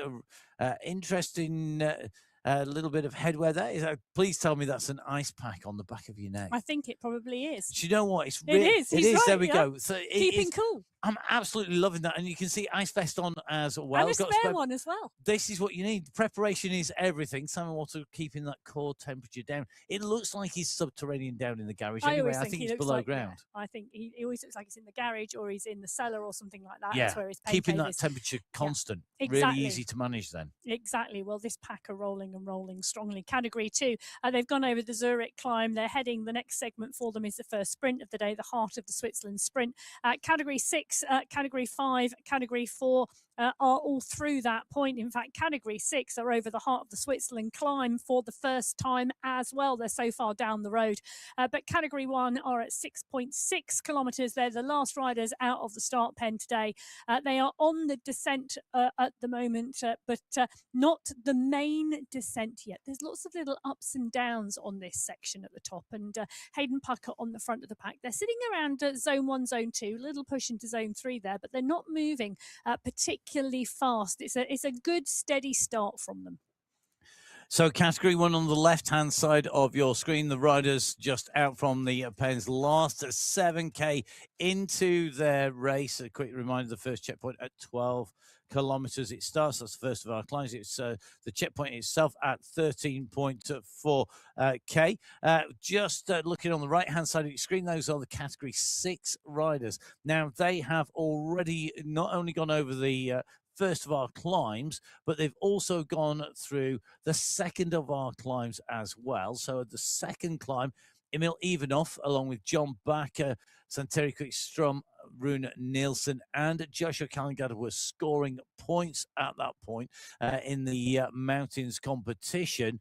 So Back now leading with 2 of the climbs complete. And that is John Back leading with 9 points. Santeri Quickstrom going through, taking 3rd place twice. He's on 6 points. Kalangad with 5 points, a second and a 5th place. And the rest of the riders only scoring in 1 of the climbs. So at the moment, Back leading in Category 6 in the climbs competition. In terms of the sprint competition, it was Back again who scored maximum points, 5 points for Back. So John Back leading the competition in terms of the climbs. Sprints, Fager, 5 points. Warren 4, Nielsen 3, Quickstrom 2, Barbier taking 1 point. Category 6. Category 5 have also made their way through the heart of Switzerland sprint. Tabares leading through from Mazaros, from Kendall, Warren and Laszlo. They've also made their way over the second of our climb. So as they went over the top, Nicholas Spratt scoring 5 points on our second climb, added to the 4 points on the first climb. Spratt, and we know how good he is at doing the maths and doing the calculations. I'm so not surprised. Has 9 points so far in the climbs competition in Category 5. Theme has 6. Laszlo has 5. Grafescu 4. 3 for Nurovin.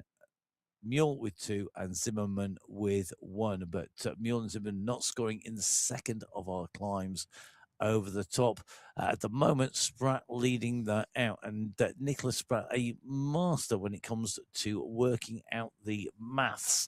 He's a very handy man with a database. So I understand. He's also a handyman on a bike. He is indeed. He is. So Category 6 at the moment, Scott Farrow on your... hang on a minute. I'm just going to bring it to people's attention. The fueling in the commentary box is as important as the fueling elsewhere. I know a few people have done Haribos on the way through. My Haribo's missing. Did you want some? Well, yes, please. Hold on, everybody, whilst I pass Matt. Thank you very much. I'll keep the. Thank you very much. I'll keep the commentary going because Jonathan Fager on our screens at the moment with Gassis Zimil, Emil Ivanov, and Joshua Kalangad. They are our riders on screen at the moment in Category 6. Dylan Kennett is the man who is leading this out from Ola Warren, but Warren with the big kick goes over the top. He's got the sprint suit of the skin suit of the Masters competition. This sprint is going to be really key In category 6, it was Fagot, Warren, Nielsen, Quickstrom, and Barbier who took the points on sprint 1. Sprint number 2 complete. Thank you very much. Warren takes maximum points there that time through. And behind him, I think Fager has only taken 3rd place by my reckoning. We'll wait for those points to be confirmed. But that should put Warren up into the skin suit as our leader. It does indeed. Well, Ola Warren doing what Ola Warren does and picking up points and wearing a sprint skin suit. Rune Nielsen in the mix as well as they go through that sprint for that time. So Quickstrom, Calderon, Fager picking up those rest of those points too. Confirming 33 riders in the leading group in category 6, all still together. They've got a 43-second gap on a group of 3 riders behind. Category 1 are at the 11.4 kilometre mark. They're nearly at the base of the descent off of the plateau here in Switzerland. It's about to get spicy because they're about to run into the Zurich climb as Mikhail Kaminski takes a rest and drops his heart rate down to 123. He's zone 1. He's rolling nice and steady. He's getting ready for what will be the first climb segment of the championships.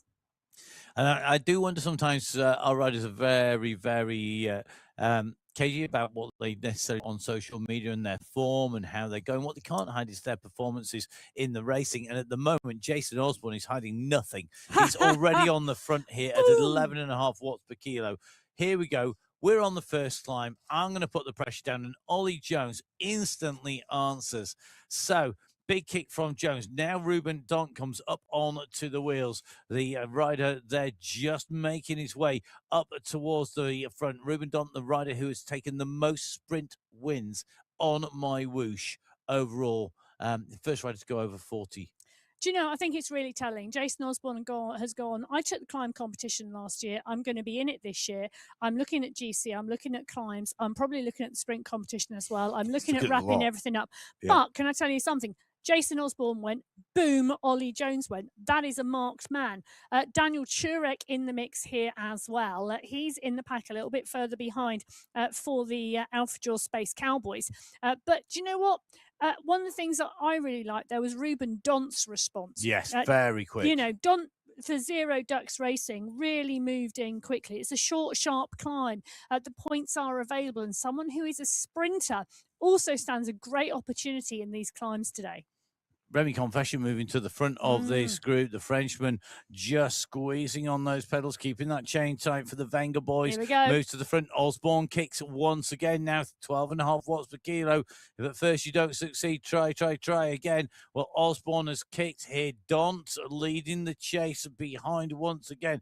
Dont is constantly trying to make sure that there's no distance being given here. The Zero Ducks Racing rider Dont on the same squad as now Pedersen, Jakob Freiland, and Bjorn Andreasen. At the moment, very much instrumental in the chase. Osborne's broken the elastic. He's gone clear. He's backed off the pace, but Dont here is really kicking onwards. So Dont is going to take the second set of points available. That's 4 points. Milostic in the mix as well as Power, Kaplinski, and Knudsen.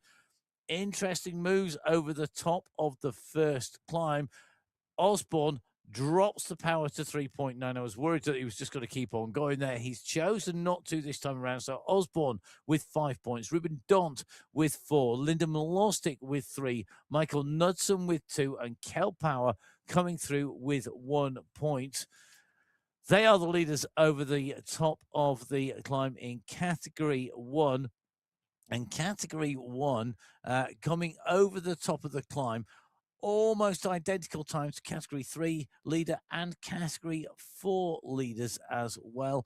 They really are mixed in together. Yeah, they are indeed. Okay, let's take you through the riders up in our leading group in category 1 over the top. Osborne came through clear by 5 seconds. Then there were 32 riders together.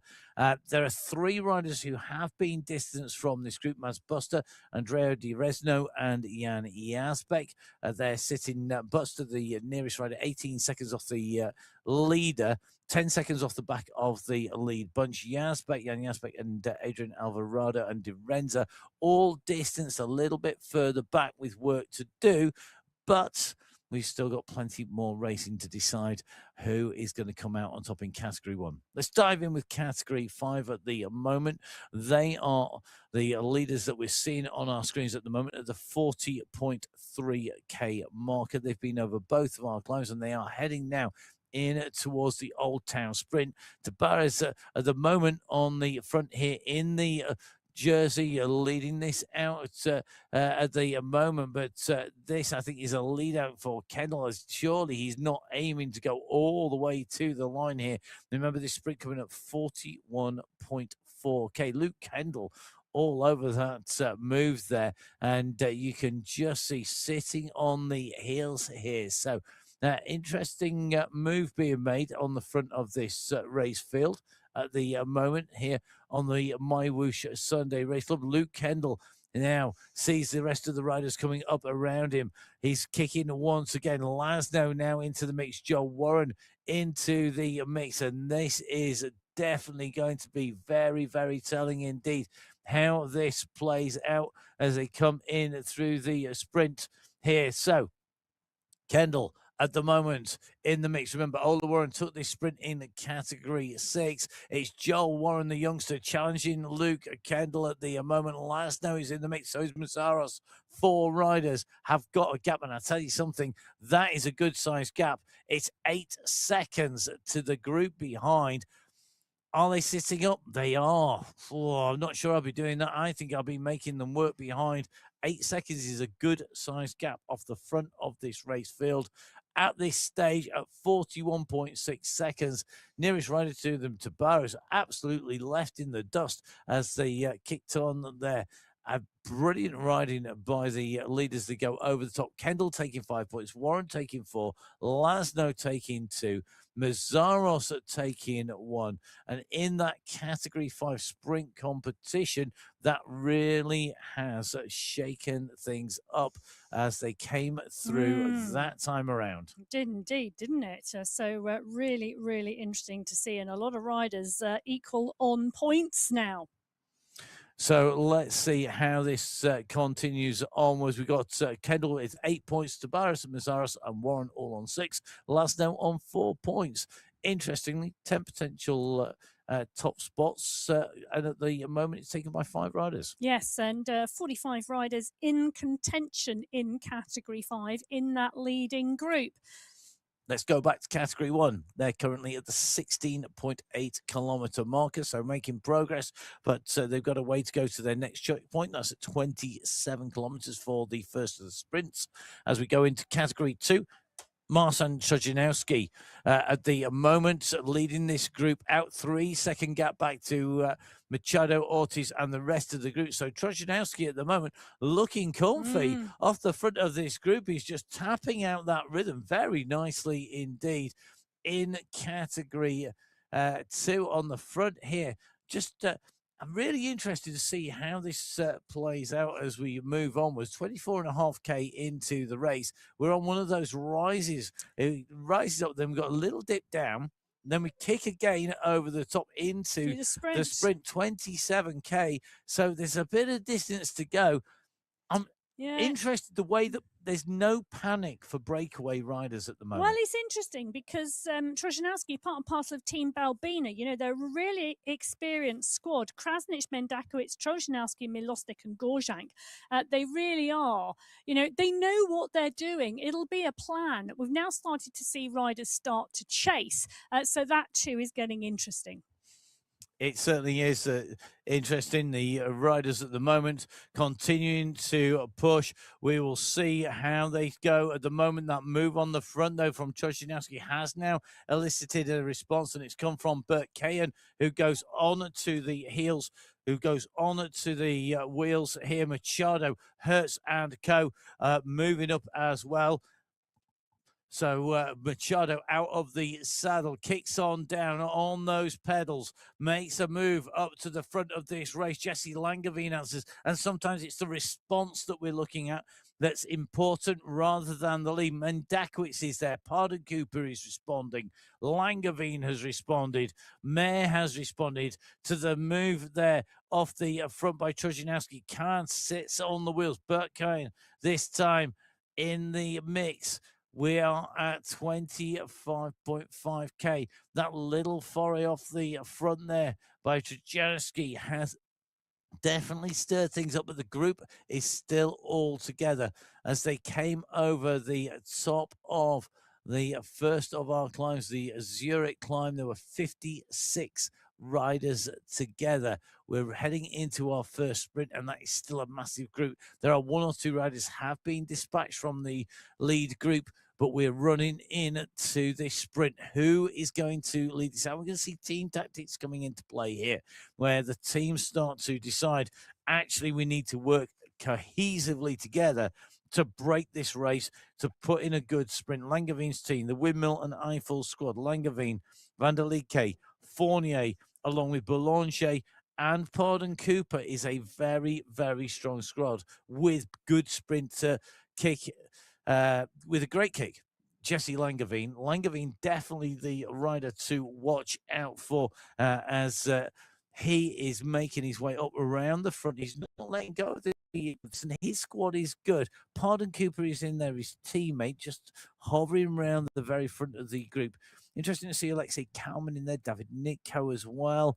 But in front of the race, Julian Hertz up there, Tevs Gorjank in the mix. Betty, again, Josiah Betty is amazing in his skill at staying in and around the very front of the group without putting his nose out into the wind at all. But there are riders putting their nose out into the wind right now at the 26.7 kilometre marker, and it's Ross Fawcett and Vidal Mayer. Jesse Langevin is on the wheel. Langevin is on your screen as well. He's in the top left-hand corner. Machado, Nitko, and are on the screen, but at the moment it's Fawcett versus Langevin, Langevin versus Fawcett. I just had to draw a breath, but Langevin goes up and over the top. Ross Fawcett looks like he'll come through in second with that Vidal Mayer.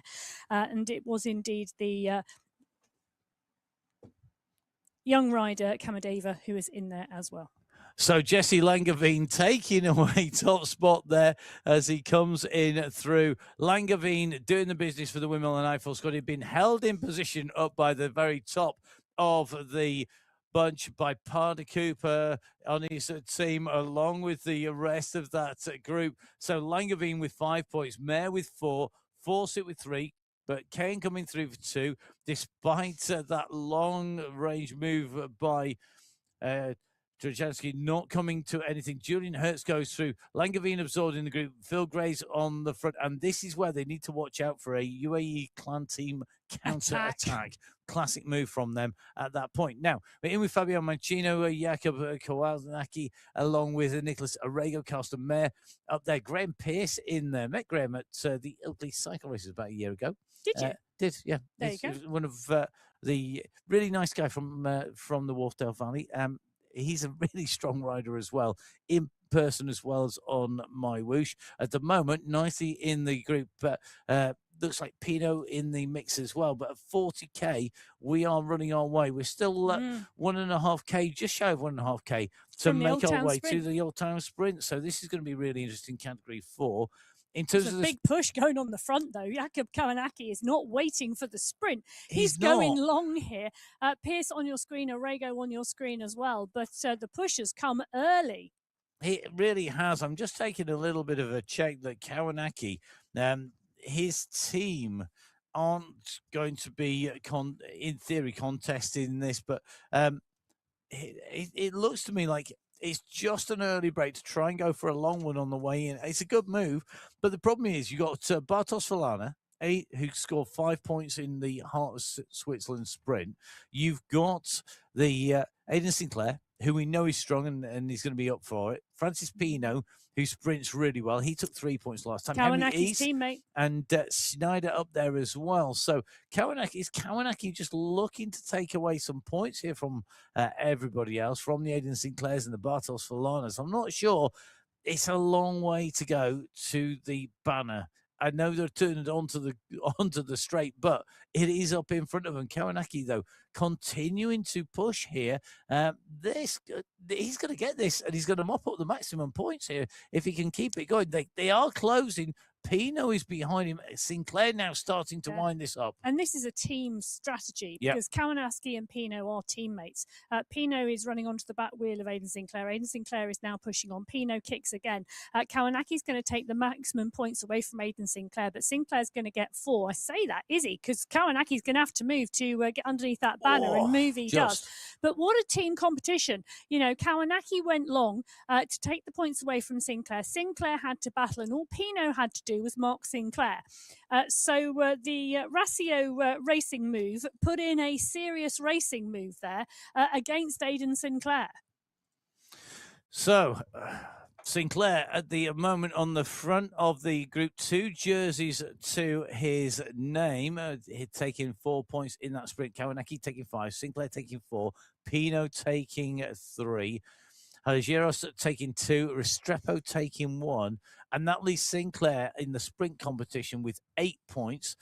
1 rider behind with 6, that's Pino. 2 riders behind then, that's Falana and Kawanaki, both with 5 points. They basically scored 5 points on one sprint. They haven't scored twice on the way through. In fact, nobody apart from Pino and Sinclair actually scored points in both sprints that we've had so far. Sinclair being ahead by 1 place on both. Sinclair taking 2nd on both sprints, with Pino taking 3rd. But that is enough to give 1 and 2 to Sinclair and Pino. Yes, and Sinclair sat in polka dots and sprint. Dylan Kennett now with John back in the Category 6 race. They've gone off the front, the two of them. And just gone through the sprint banner. I know they have at the 51.8 kilometre marker. They are the furthest group of riders down the road. The Heart of Switzerland sprint for the 2nd time. It's going to be interesting because it will give us a really clear shot as to how big this gap really is. But the 2 riders, John Back and Dylan Kennett, are down the road. They are now. Just taking a look in Category 6 at the point scores at the moment. It's really interesting, actually, because there's only a few people have scored in 2 sprints on the way, in the 2 sprints on the way through here. The key people are Warren, who's got a 1st and a 2nd, and he's actually scored in the 3rd sprint as well. So he's got a 3rd. So he's got 1, 2, and 3. Warren leading the sprint competition, 12 points. Rune Nielsen with 9. Jonathan Faker with 6. Meanwhile, you can see the points that they amassed that time: 5, 4, 3, 2, and 1 points on the way through.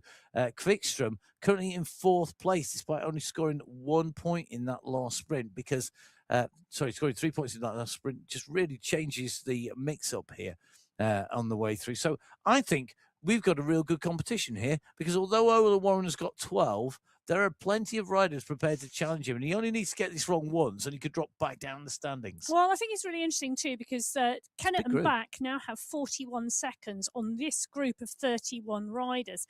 They come out of this sprint here. And they then transition to the base of the Heart of Switzerland climb for the 2nd time. That's at the 57.5 kilometre marker. They then come off the top of that through the Old Town sprint, and then, well, it's a short run to the line. This is quite strategic. There's less than 10k of racing to go in Category 6, and 2 riders have 41 seconds. On a group of 31. I know. It's a look at the big group. It's big. Is it enough? Back and Kennett pretty much have now got a 2-up time trial to the finish. Yeah. Do you commit now? Yes. You've gone this far. Do you keep going? Yes. No pressure, guys. That was yes from Emma. So, if you're going to heed Emma's advice, keep on going, guys. Okay, let's dive back in with Category 1, who were the last riders to come out of the pen. You can see at the moment that there's a real chase on behind the leading group here to come back into the wheels. Riders out and around this circuit, and it is of laps, so you will see Category 1 catching riders in Category 6 who are a full lap of this loop ahead of them on the way through. So the express train will be coming whistling through the station where the riders I feel like they're stood pretty much in those categories below Category 1, such as the pace and speed of Category 1. At the moment, this leading group are relatively together, as we on a downhill, go to Rick Van Erck. For those of you not watching, we normally go to Rick, or who don't normally watch the Sunday race, we go to Rick on a climb invariably. When we don't, we actually make a point of it because it is so rare. But Rick Van Erck in that Netherlands National Champions jersey in here. So the question is Rick looking forward? There you go. Look, he's just smiling up his jersey. Exactly. Is Rick looking forward to 7 stages in a row? Oh, yes. That's the question. But he's got a day off because he's got the Sunday race. I'm not sure. Rick, are you taking a day off on the Sunday Race Club? Let us know. That's going to be interesting to see. He might make his mind up later. Well, yeah, I think I would. I think that would be my move. So Rick Van Erck at the moment, nicely tucked in with this leading group. I don't know whether Rick improves with a stage race or deteriorates. Well, do you know one of the really interesting things? He's part and parcel of that Muscles Won't Complain squad, and I think the key focus for them has got to be Jan Yazbek winning the Young Riders competition. So for me, he's got a real battle on his hands because he's going up against Pavel Skierski, Linda Milostic, and of course Jakob Freiland. But I mean, he can do it. I mean, he is a strong all-round rider and racer, and with the support of his team, well, I wonder whether that is their plan. It could well be. You'll have to wait to find out. Lots of speculation, of course, yes, all the way through the championships here on the MyWhoosh YouTube channel with myself, Matt Payne, and Emma Martin. We were here right the way through the championships, the women's and the men's races live, or, of course, on review if you are choosing to look back a little bit later on in the day, maybe mixing up your viewing. It's great to have you with us. Please do remember, subscribe to the MyWhoosh YouTube channel or to Twitch TV to be notified whenever we go live. There's lots of racing on one stream, which covers the women's and men's, so you don't need to search between the races for the second of those streams if you are watching. So very much a case of seeing how the racing progresses. If you are on those views, if you're watching, you'll be able to see these riders all the way through the week. Marcin Trojanowski, Jesse Langevin, Maciej Mendakowicz, and Kaan Cahen on your screens.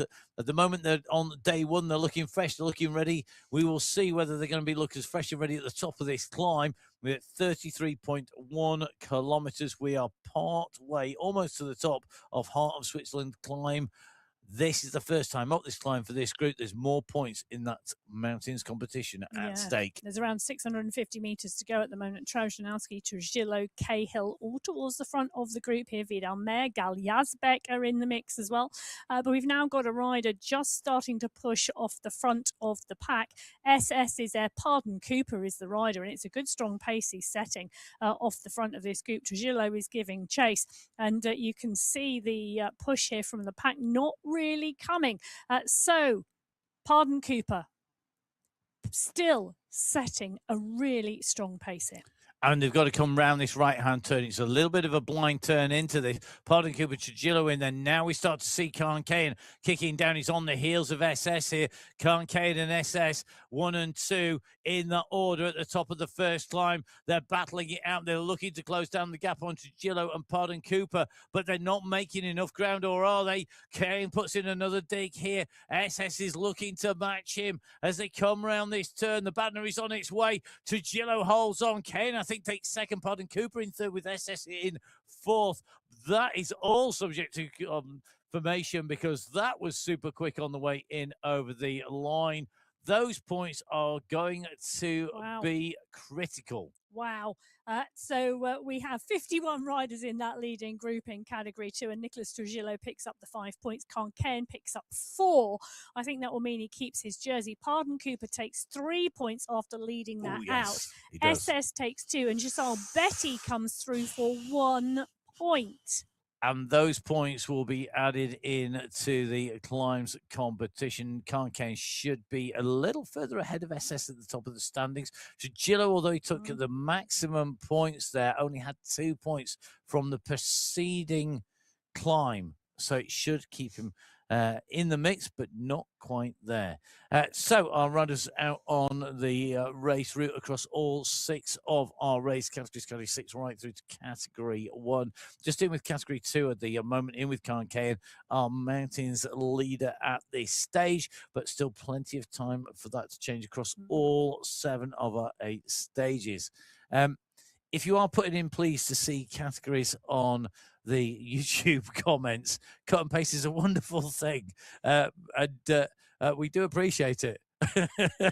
As you go through. Unfortunately, I wish we could press the buttons, but we don't. Actually, I'm really glad we don't press the buttons, because our team behind the scenes do an amazing job. They're covering 6 races simultaneously, trying to make sure we catch all the riders at the right time, on the right points on the race route, and cover all those categories. Always entertaining to try and keep up with all of those. Fortunately, it's not me who has to control that. I'd be rubbish at it. I can't play the piano, and I think it's a bit like that. You need to be kind of piano playing to choose the camera shots. Now, right hand side of your screen, category 5 at the moment, at the 53.8 Yes. K marker, and category 1 also coming through, but they're at the 29.2K. So basically, this is giving you a really good example of the laps that these riders are on their way around the circuit. So Lucas Petta, on the right-hand side of your screen, is ensconced firmly within a bunch of riders around him who are the Category 1 leaders, but they are separated by a full lap. They are indeed. And, not confusing much, honest. It's not. Should we talk just a little bit about what's coming up for the riders? Yes. Because today is a pretty flat course as the opening stage 1 here in Switzerland, and it's a long race at nearly 71 kilometres. Tomorrow, it's a hilly stage in California, much shorter at 53 kilometres, but a significant more climbing for them. Then we move to Hedera for stage 3. A rolling stage there, 66.6K, similar amount of climb to today. Similar, it's almost identical. It is almost identical, but that is quite interesting for the first 3 stages. Then it gets hilly. We head towards the mountains, because on stage 4 we go to Bhutan, 1,110 metres of climbing that day. It's not hilly. Over That's great. 68 kilometres. Then we hit the mountains of Colombia for stage 5. 58 kilometres of racing, 1,669 metres of climbing. And then we have a rest day. I'm going to pause there, because we are taking a look at where Nicholas Spratt is at the moment, because he and Lucas Petta are down the road in Category 5. They're in this Category 1 bunch, because Category 1 bunch is 1 full lap of the course behind. 24-second gap back to Dieter Zimmermann and the group in Category 5. And in fact, you can just make them out on the top right-hand corner of your screen in that overhead shot aerial map. There's a large light blue bunch behind. That's where they are. But at the moment, Petta and Spratt nicely in that Category 1 group. They are. They're getting some shelter in there. They're able to draft from each other. All groups are able to draft, so irrespective of what rider category you are. And you can just see they're about to approach their last climb checkpoint of today's stage. They're making their way up this. The climbing starts soon. You can see, if you're not a regular, top right-hand side of your screen, that is the radar view. You'll see there's a red line tracing its way from right to left. And that is the terrain that's coming up, the rider's position indicated by that yellow vertical line and the arrow over the top of it. So that gives you the position on course. The riders going into that climb very shortly indeed. Currently on the flat section, of course. Spratt and Petta at the moment, leading Category 5. Category 6, it's John Back and Dylan Kennett. Interested to see how they're going at the moment. The gap is holding, if not stretching, just taking a little bit of a check, because it will be dependent on the terrain that they're on. They're currently at the 58K, so they're on the climb. I think the chasers behind are also onto the climb, because that will give us a good indication. 58, 300 meters. So they're both onto the climb. Both of the leaders and the chasing group behind. 2 leaders, that is John Back and Dylan Kennett, being chased by Toro, the rider leading on the right-hand side of your screen, along with Ivanov, along with Londano and Quickstrom. So the bunch is on its way. Back is going to take the points on the top of the climb. No surprises there. Dylan Kennett is holding the wheels. The question for me is the agreement between Back and Kennett with that 32-second gap. Back takes the intermediates, but Kennett takes the stage win. Who knows if they even have an agreement? Killen Kennett, part and parcel of the BMC6 crew, John Back, an individual rider. As we watch Emil Ivanov want to pick up the rest of the points underneath the polka dot banner. He does so. Ivanov is already on board from the second climb of the day, so that's going to add to his tally and move him up. So the riders at the moment on to the climb as they make their way up here. So at the moment, the riders are on the way in.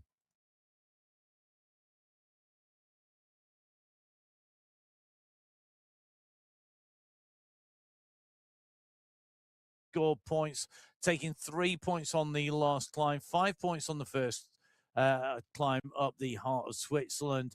He now has points in third place.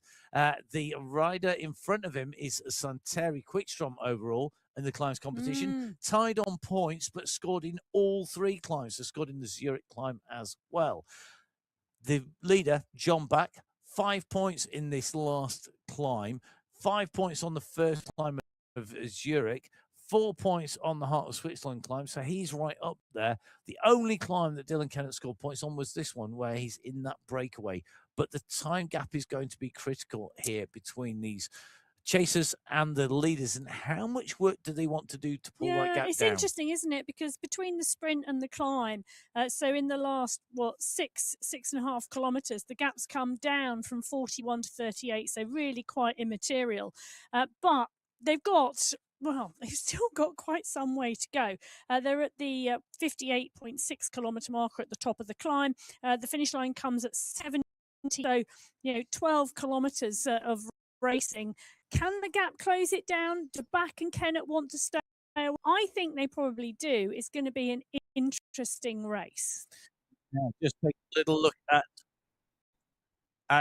Nicholas Spratt versus to Lucas Petter. We're going to watch the riders as they continue to push here.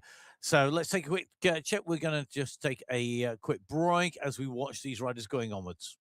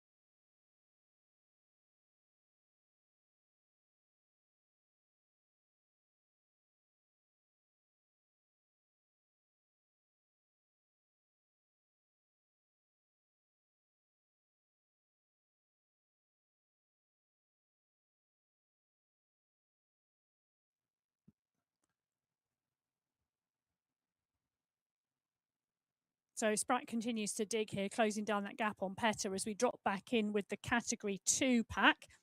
Category 2, 41.7 kilometre marker. They are the Old Town Sprint in Category 2. So our riders up on to the later stages of the racing. We'll be back very shortly.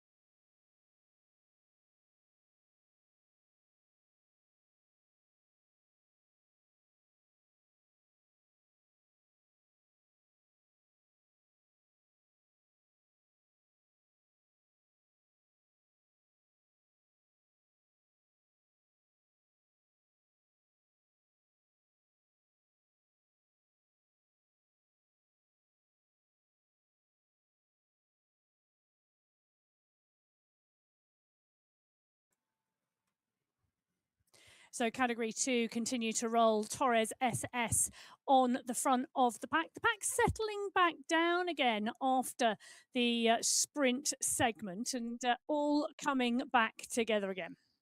So Peter Milostic in the pack right at the moment. Gal Yazbek is there with him. So is Ivan Nuki and Jamie Cahill. They're on the right-hand side of your screen in category 2. On the left-hand side of your screen, whoa, there's an attack off the front from Jason Osborne. Interestingly, Vuyasin, Don and Thrall have gone with him. Pedersen's on the front of the pack behind, but Lionel Vuyasin right onto Jason Osborne's wheel. I've been waiting and watching for Vuyasin. Vuyasin has been, he's been posting across social media about that taper and his planning and his week before the championships. Well, it's all paying off right now because he's in the right place at the right time, and that's on the wheel of the world champion. Ruben Dont is there as well. Tom Thrall crossing the gap, and now there's a panic from behind as to who comes to the fore. Well, the chase is on, but it's the chase at the moment for Thomas Thrall, getting onto the wheel of Dont, Vuyasin and Osborne. The pack now at 3 seconds, and Jasper Paradians on the front of the group. Michael Knudsen is there, so is Kel Power. But when you take a look at the riders in the mix here, interesting selection at the 36.9 kilometer marker. They've gone up and over the second of the category, and at that point in the race, Jason Osborne over 2 seconds ahead of Dont, Paradians, Milostic and Power. 32 riders in that leading group, but now, well, Tom Thrall on the front, the Canadian champion Ruben Dont, Lionel Vuyasin and Jason Osborne. Zach Nair now the rider that picks it all up and closes down and crosses the divide between the chase group and the leading group. And I'll tell you, the rider who's coming next is Lyndon Milostic, the young rider from Australia. Really interesting. The race is breaking up. Dont right on the front at the moment. Nair, Osborne, Vuyasin, Milostic, Knudsen in that order. Attacks keep on coming up. 37.6k. It's a nothing kilometer. It should be absolutely zero happening, but there's not. This is bike racing and there's action all the way through. We're going to dive in with category 3 and catch up with the action on 3.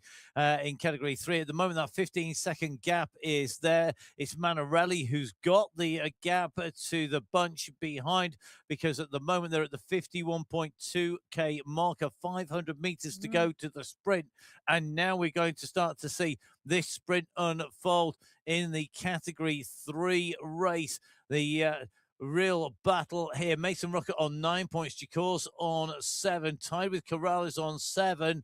Manarelli, not having scored any points so far, has gone on the attack behind. Rocker is battling it out with Corrales. That's on the left-hand side of your screen. Rocker and Corrales at the moment separated by 2 points.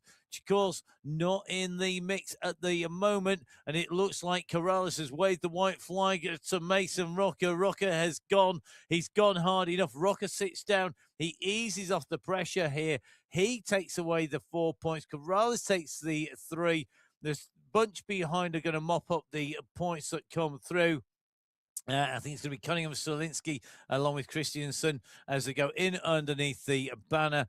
But those points will be critical as we move forward. So Manarelli scores 5 points.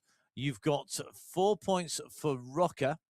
You have got 3 points for Corrales, 2 for Cunningham, and 1 for Christiansen.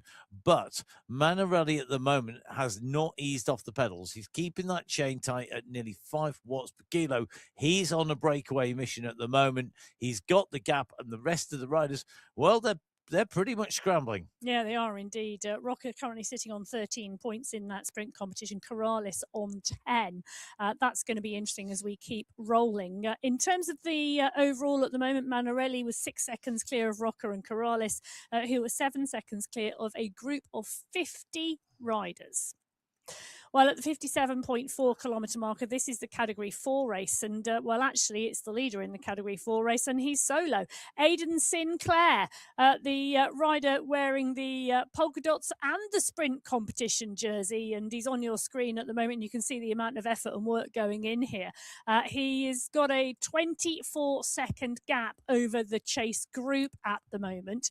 And, well, he's on now on the climb.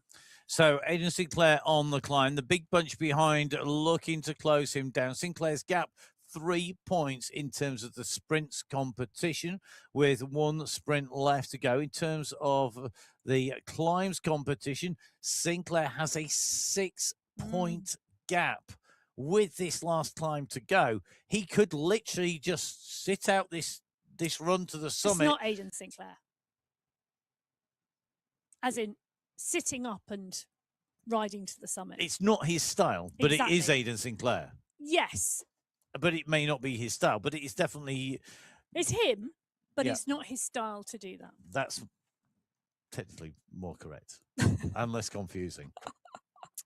Okay, not confusing at all. The racing with 6 categories out on the course simultaneously, as well, of course, as all of the different competitions, the sprint, the climb, along with the GCC, that's the Gulf Council competition for those people who are racing in a Gulf Council country. Our Young Riders competition, our Masters competition, the sprints, the climbs, the GC, and the team competition, all in play, and all with prizes at stake. Sit back, enjoy the racing. We'll try and break it down for you. We're breaking it down at the moment is SS pushing on the front of this race at the moment. So Marcin Trałjanowski was out front, and SS pushing on right now. Gorjant, Kalman, Langevin, Nitko, Carsten and Trujillo all in the mix. All in the mix at the moment, but let's see how that then plays out. SS with 2 seconds gap at the moment, 47.8k. It's still a decent distance to the next of our sprints. That's at 51.7. Meanwhile, let's go back into category 1 at the moment. Neil Fryatt, Ollie Jones and co on the move, and Neil Fryatt is the man who's kicking down hard here. 41.4k the banner, 41.2k covered at the moment for Don, who's pursuing Fryatt. Fryatt is going to take this by some margin. We know Fryatt's got a big kick on him. He takes that in style. That was a nice move by Fryatt. Don closing down, Paradis closing down, so is Skierski, but Fryatt got the jump on them all. Yeah, he did indeed, and it's doing exactly what Neil Fryatt can do. Absolutely brilliant to see. One of the things to note is that everybody is, I was about to say everybody's back in the pack, but I was just looking to see where they were. Yes, they are back in the pack. Jason Osborne down in about 26th place, which is why I couldn't find him. Neil Fryatt takes 5 points. Not any longer, he's not. Ruben Dont takes 4. Jasper Paradians takes 3. Pavel Skierski takes 2. Ollie Jones takes 1. And the world champion Jason Osborne attacks. So indeed, Jason Osborne was in the group. He's not anymore. Counter-attackers, they've come through the sprint. Oh, it's such a classic tactic. It is, and we're seeing that move, that attack by Osborne. I mean, he was up on the watts. He's down in 26th place. He's at the back of the group. He ramps it up, and you could just see him screaming through that group after the sprints, looking to break clear. 42k covered of this 70.8k kilometer route. Now, the solo leader, category 1, last riders out the pen, left-hand side of your screen. Solo leader, right-hand side of your screen. Yeah. Dylan Kenner on the front, on a breakaway at the moment. 24 seconds on John back at the sprint, and now he's on the way to the finish line. And he's holding that time gap to back. He's holding off the group behind. Kenner is looking to take away the lead in the overall here. So Kenneth at the moment on the move. So much for the fact he can't climb. Well, I tell you, he's executing one of his own race plans at the moment. Okay. Don't tell us what the race plan is. Don't give his secrets away. So we have Kenneth on the move on the front and still holding position. John back, the rider chasing on the left-hand side of your screen at the moment. So back with work to do to close down on to Kenneth.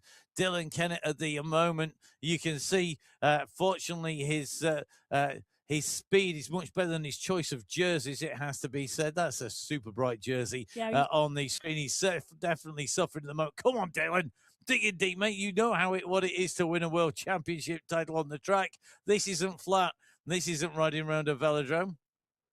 Well, all I can say is it is great to drop into one of the Yeah. riders who are leading at the moment and just see how hard it is to put in that performance. And category 6, Kennett, is at the 69.5 kilometre marker. He has got 1.2k to go. That is all that is left for Dylan Kennett, but he has got to get over that line. So Kennett has to put in a kilo effort. 4 laps of the track. That's all that's left for Kennett on his way in towards the finish. Behind him, back, he's looking like he's being caught by the chase group behind. Everybody's queuing up to have a go now, and you can see the moment that they get onto the wheels, another kick goes. Londano, along with Skierski, along with Ivanov, are all mobbing over the top. Londano, the first of the 4 here in pursuit of Kennett. Kennett has got the gap. He's going to set himself a decent lead in the overall. 800 meters to go for Kennett and less. 3 laps of the track in tracky terms for the former track world champion Dylan Kennett. Well, it is indeed, and Kennett continues to push. Montoya now comes to the front of the group behind. Hadjic is there, Gosler, Toro, Londano, Newman, Fager. They are all lining up behind in what is going to be one big sprint for second place. They are 800 meters from the finish line. Kennett doesn't have 800 meters left to go. He's about to see the 400 meters.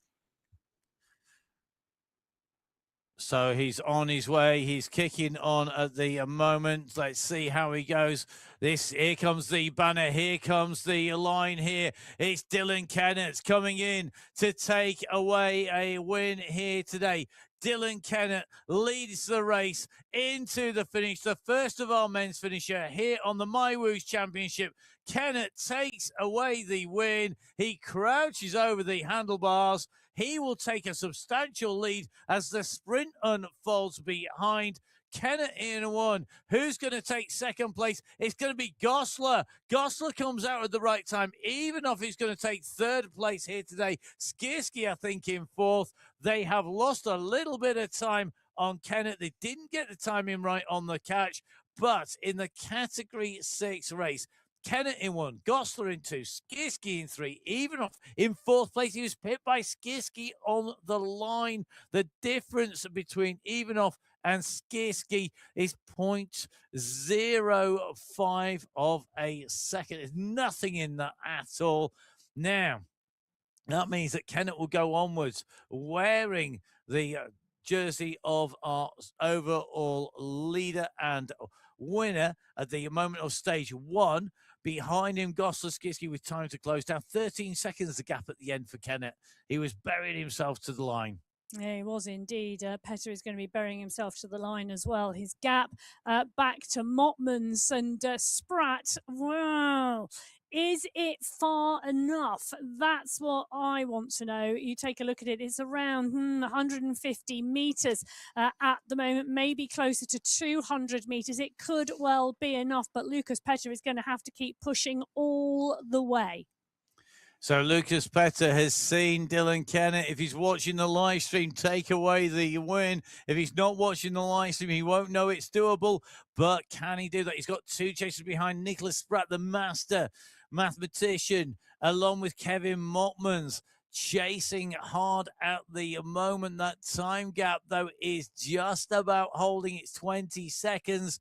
The distance is running down. 70.6 Ks where our banner is on the road, and it does mean that the time is ticking away. 1K to go for Petter very shortly indeed. Spratt and Motmans have got the gap on Kunz, on Schiphol.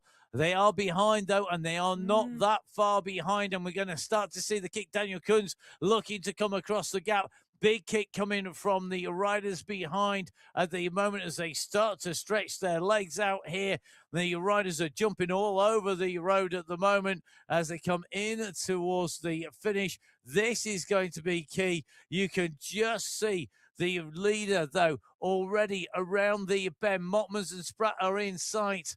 Can they bring them back? This is going to come down to those last few meters. Our leader up at the front is Petter, but it looks like Motmans and Spratt are going to be pulled back into the fold before we get into our last few hundred meters. Petter in one, just closing down. He's overtaking riders who started 10 minutes in front of him. Such is the speed of Petter. So Petter at the moment leading this out. He is indeed. So Lucas Petter leading this out with 300 metres. Spratt chasing with Motmans, the pack behind closing in on their wheel very, very fast. Motmans has been caught. Spratt's still pushing. Spratt's got well. He's got 400 metres to go, and I think they're going to come through and fast. Petter can see the line. The pack are coming behind, but they're not going to catch. Lucas Petter today. So Lucas Petter is going to take away the race win. He'll take the lead in the Masters competition by some margin. He's there in the jersey. He comes up to the line. What a ride by Lucas Petter. He comes in through behind him. The sprint is on, and it's Marius Fossier, the multi-time winner. Last time Fossier goes over the line. He crouches low over the bars.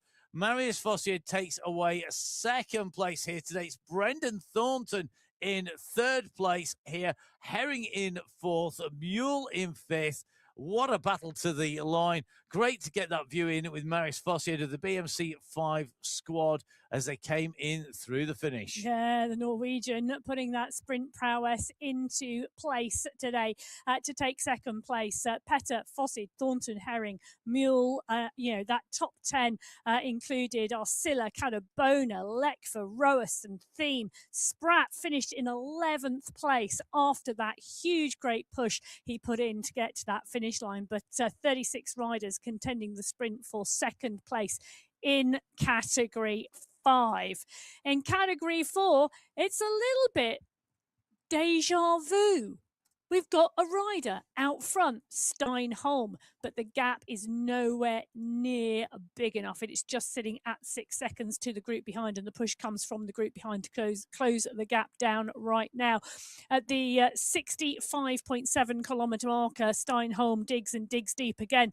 He's digging all the way to the finish line, but he's not going to make it. He's going to try and get to the green banner, which is the final sprint checkpoint. Can he make that? That's a big question, because Francis Pinault is coming for the points. Menezes, Sinclair, they are all back in the fold. Sinclair was out front at one point, if you remember last time we were in with category 4. He's back in the fold, but Holm goes underneath the green banner in one. Pinault looks as though he could well take second place. Aidan Sinclair coming through quickly because he wants to maintain those points in that competition. He's going to take third place and pick up 3 points. Restrepo picks up 2. Menezes picks up 1. That's quite interesting, but it does still mean Sinclair is on top, but Francis Pinault closing the gap. So Pinault on 14 points, down to 2 points, the gap between Pinault and Sinclair. 16 for Sinclair, 14 for Pinault.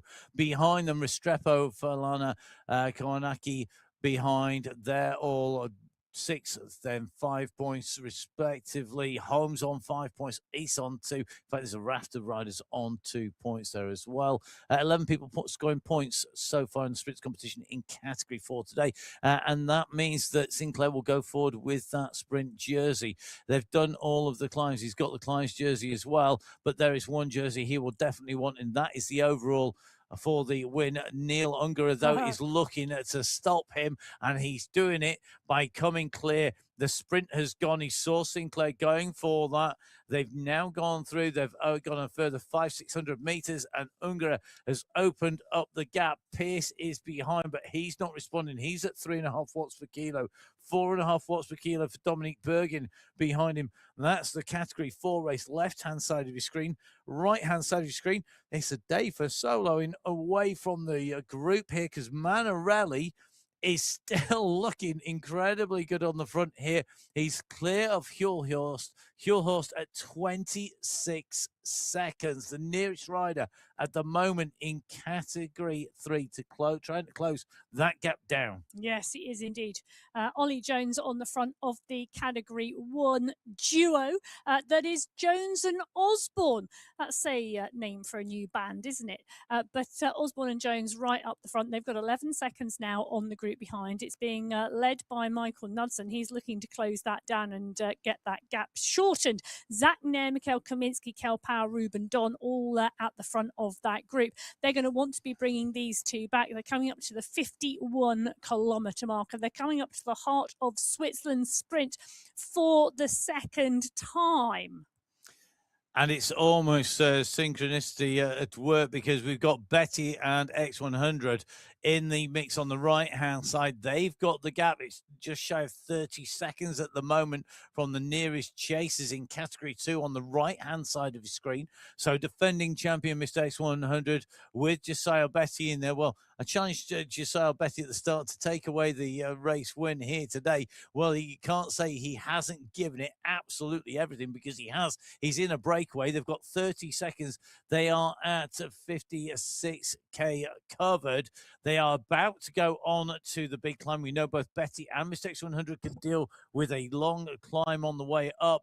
Meanwhile, right-hand side of your screen at the bottom, Category 4 leader Neil Ungerer. Left-hand side at the bottom, Category 3 leader. That is Carlos Manarelli on the screen. So 2 solo leaders, 2 pairs, a brace of pairs, as the phrase may be, on the top of your screen. So 4 categories to make their way in at the moment on your screens, just showing up, as we've already had Category 5 and Category 6 leaders come over the line. There are riders still racing in both those categories. Keep on going. Remember, it's a long race, plenty of time to make time back. It is. Neil Ungerer now looking really good here. It's 12 seconds, and it's a really big question as to whether this will hold, whether this will stay. At what point does it unleash behind?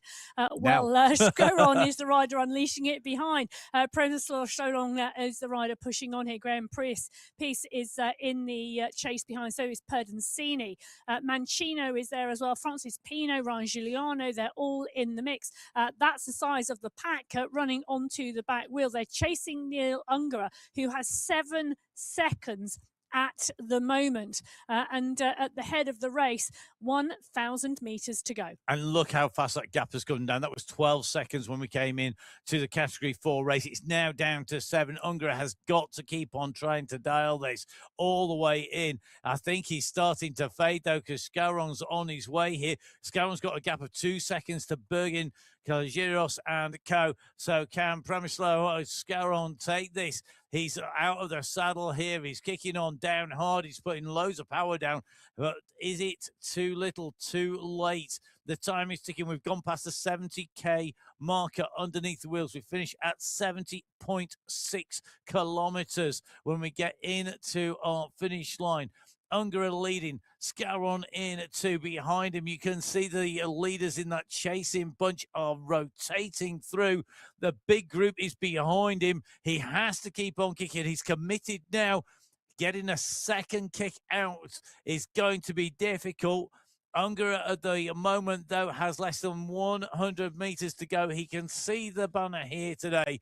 It's stage 1 of the men's MyWhoosh Championship for 2026. Category 4 win goes to Neil Ungerer. He comes in over the line ahead of Clinton De Cirillo, Ryan Giuliano, Baptista Guedes, and Nikolai Dambulo, the riders immediately behind him. By my reckoning, wow, I think that is, though, going to be a win for Ungerer. Cirillo in 2nd, Giuliano in 3rd, Gabes in 4th, Bulo in 5th, Pino taking 6th, Bergen in 7th, Restrepo in 8th, Oliveira in 9th, and Russi Macchi rounding out the top 10. That was amazing. 36 riders through within 12 seconds of each other, and that gap that Ungerer created, I mean, at the end there was like 0.6 of a second in it, but it held long enough for him to put on that gold jersey. Well, Category 3 out now, and we've got a very similar situation unfolding in front of us with riders out front and riders clear of the group behind. The question is, are they clear for long enough, and do they have a big enough gap? The gap around 400 meters at the moment from Manarelli on the left-hand side of your screen. Morgan giving chase on the right-hand side of your screen, and it is indeed holding it around 400 meters at the moment. 400 meters, is it enough? Morgan is a breakaway specialist. This is his territory. He's got the gap at the moment. It's a long way to the line. Manarelli's up in front. Really, if Morgan and Manarelli had gone together, then that would have been much more difficult to deal with. Meanwhile, back down to the Category 1 bunch, we are in with Ruben Dont, who's got Kaminsky, Churek, and Kablinski just closing down on his back wheel.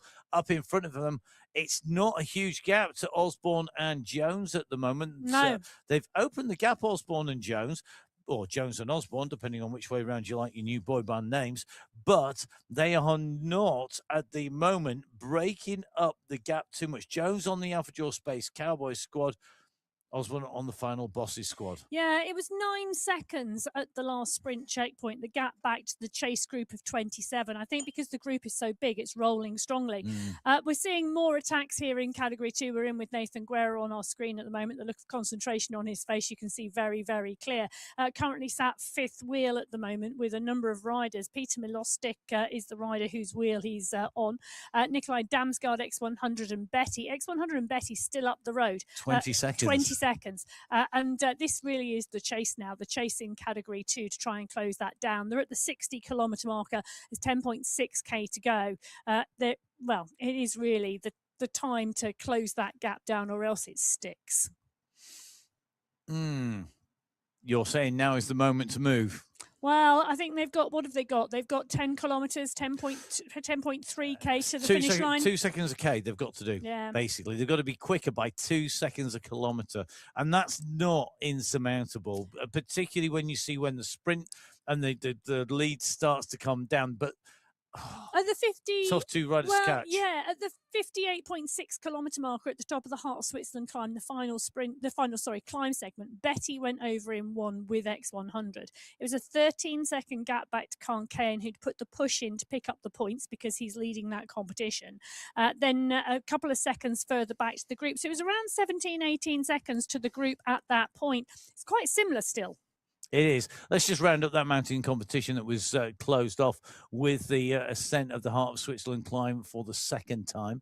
Khan Kane going through, as Emma said, in third place, adding 3 points to his total, giving him 12 points in total and the lead in the climbs competition, ahead of SS with 8 points and Nicholas Trujillo in third place with 7. 8 riders scoring points so far. In terms of the sprint competition, we still have 1 sprint left to go. Jesse Langevin at the moment, 5 points clear of Vidal Mayer, who himself is 2 points clear of Julian Hertz in the Category 2 race. Langevin, just top right-hand side of your screen, just mops his brow, just wipes the face.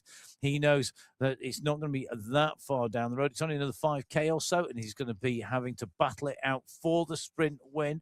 Maciej Mendakowicz, is he wondering about having a long-term gap, going for that long-term breakaway? We'll have to see whether he's going to go for a long one. Khan Kane on your screens, the leader in the mountains competition at this stage. And Marcin Trojanowski, the man who I am looking for to put in a break at about 1,200 metres to go. Highly likely. 1,201, actually. We'll see. Kalman is the rider we're in with on the right-hand side of the screen on the nearby list, and the push continues to go on at the moment. Zillard is the rider pushing at the moment on the front, but immediately then the power comes off. He's expecting somebody else to help, and that is one of the challenges at this point in the race, because there's a 20-second gap to the 2 riders down off the front of the pack. They need to take turns if they want to close this down, but then the question is who's going to do the work, because they're all trying to save energy, because this is only day 1 of 7. And you've got the UAE clan team, so some of the big riders to close gaps. Mr. X100, well, he's one up the road. You've got SS, he's not going to close it down. You've got Simon Walter in the team. He's another strong rider who'll close gaps. Ivan Nuki will close gaps, and so will Phil Graves. None of those are going to work. They're teammates of Mr. X100, and who's not, he's up the road and gone. Usail Betty, well, that's going to be interesting to see if he has his teammates doing anything. Kalman's not, Power's not, and Damsgaard's not. Well, whilst they continue to push in Category 2 on the right-hand side of your screen, on the left-hand side of your screen, Osborne and Jones have now got the gap to close to 30 seconds. Then this is dangerous. This could be the championship being decided on stage 1 to some degree, or at least the foundations being laid here, because you've got 2 of the best riders out there. Ollie Jones is always good come a stage race. We know that. We know he's incredibly good on a stage race, and so does Jason Osborne. Osborne attacks Jones here on this little bit of a kicker up here, going up over the rise came in. They're onto the last of our categorized climb. It's only 38 meters of vertical ascent, but I tell you something, Osborne does not want to take Jones to that finish at the moment in category 1. Talking about the finish, category 3 are on the run into the finish. There is just under 1,000 meters to go at the moment, and the gap, well, Manarelli is still out front, but David Watts is closing this down. I think he might run out of road to actually close the gap to Manarelli, but he's doing an absolutely phenomenal job in 2. Samuel Josh is on the front of the pack. They're 17 seconds behind the leader, which puts them around 10 seconds behind Watts. So Watts with a clear air between him and the rider in front, but clear air between him and the bunch behind, almost equidistant, sandwiched in the middle like a bit of Kiwi jam. However, at the front of the race, you can see it's Manarelli leading this race out into the barriers here onto the right-hand turn. He's less than 200 meters to go. Manarelli has gone for this. Carlos Manarelli in category 3. He went long. He went so long. He was in a different calendar month from everybody else. He's been out there that long. He comes up to the line. It's going to be a win today in category 3 for Carlos Manarelli. He takes a stage win. He'll go on to stage 2 in the lead. Watts holds on to take second place. The fast charging Zach Patterson takes third. Shakila takes fourth. Yunyu Lin, I think it will be, taking 5th place here today, subject to confirmation, because that was a big old sprint behind as they all came into the line.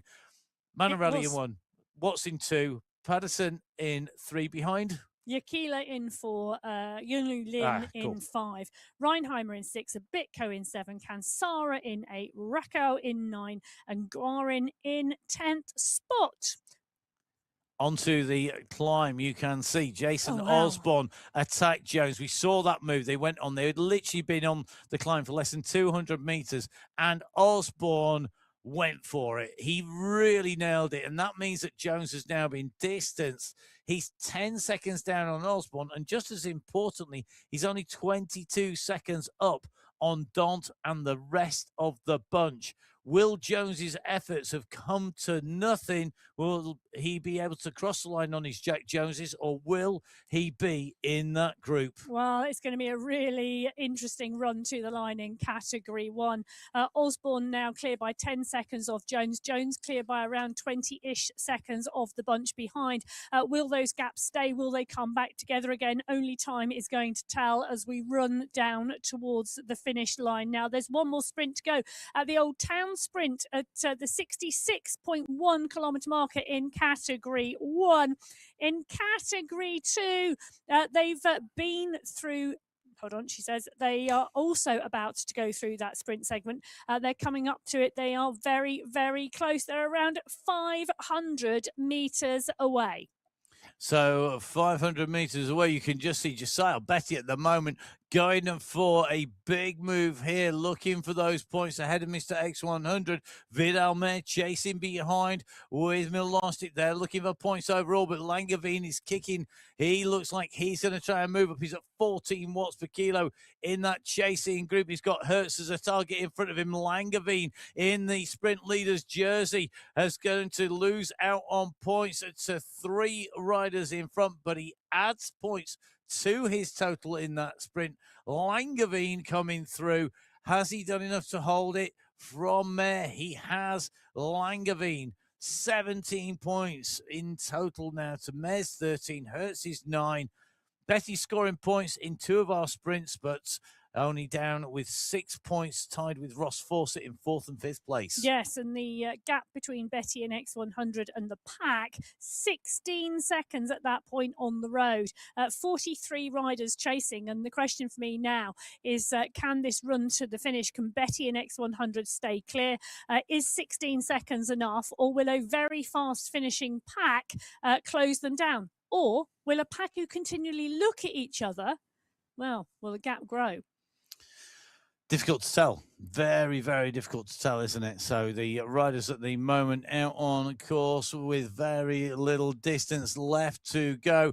Coming in to our finish here. The riders starting to put the moves in behind Betty and Mr. X100. Peter Milostic, he loves a stage race. We think we love a stage race. He loves it even more as they continue to push down this straight. Nico now responding. Look at the face of Nico here. He's focused on those riders in front. He's moving his way up nicely at the moment as he goes over the top of Mare. Milostic just in front of him. The gap is at 14 seconds to the two race leaders. We have got very little distance left on this race. 3.4k left in the racing. That's 3,400 meters. That is going to be round about depends on what gear they're using, but around about 800 pedal strokes.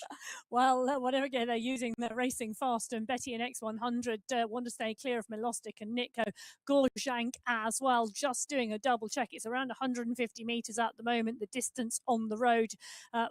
Maybe actually closer to 200, but it is a significant gap. And Betty continues to push on. X100 sits in the wheelies, not quite in the draft, so that's interesting in itself.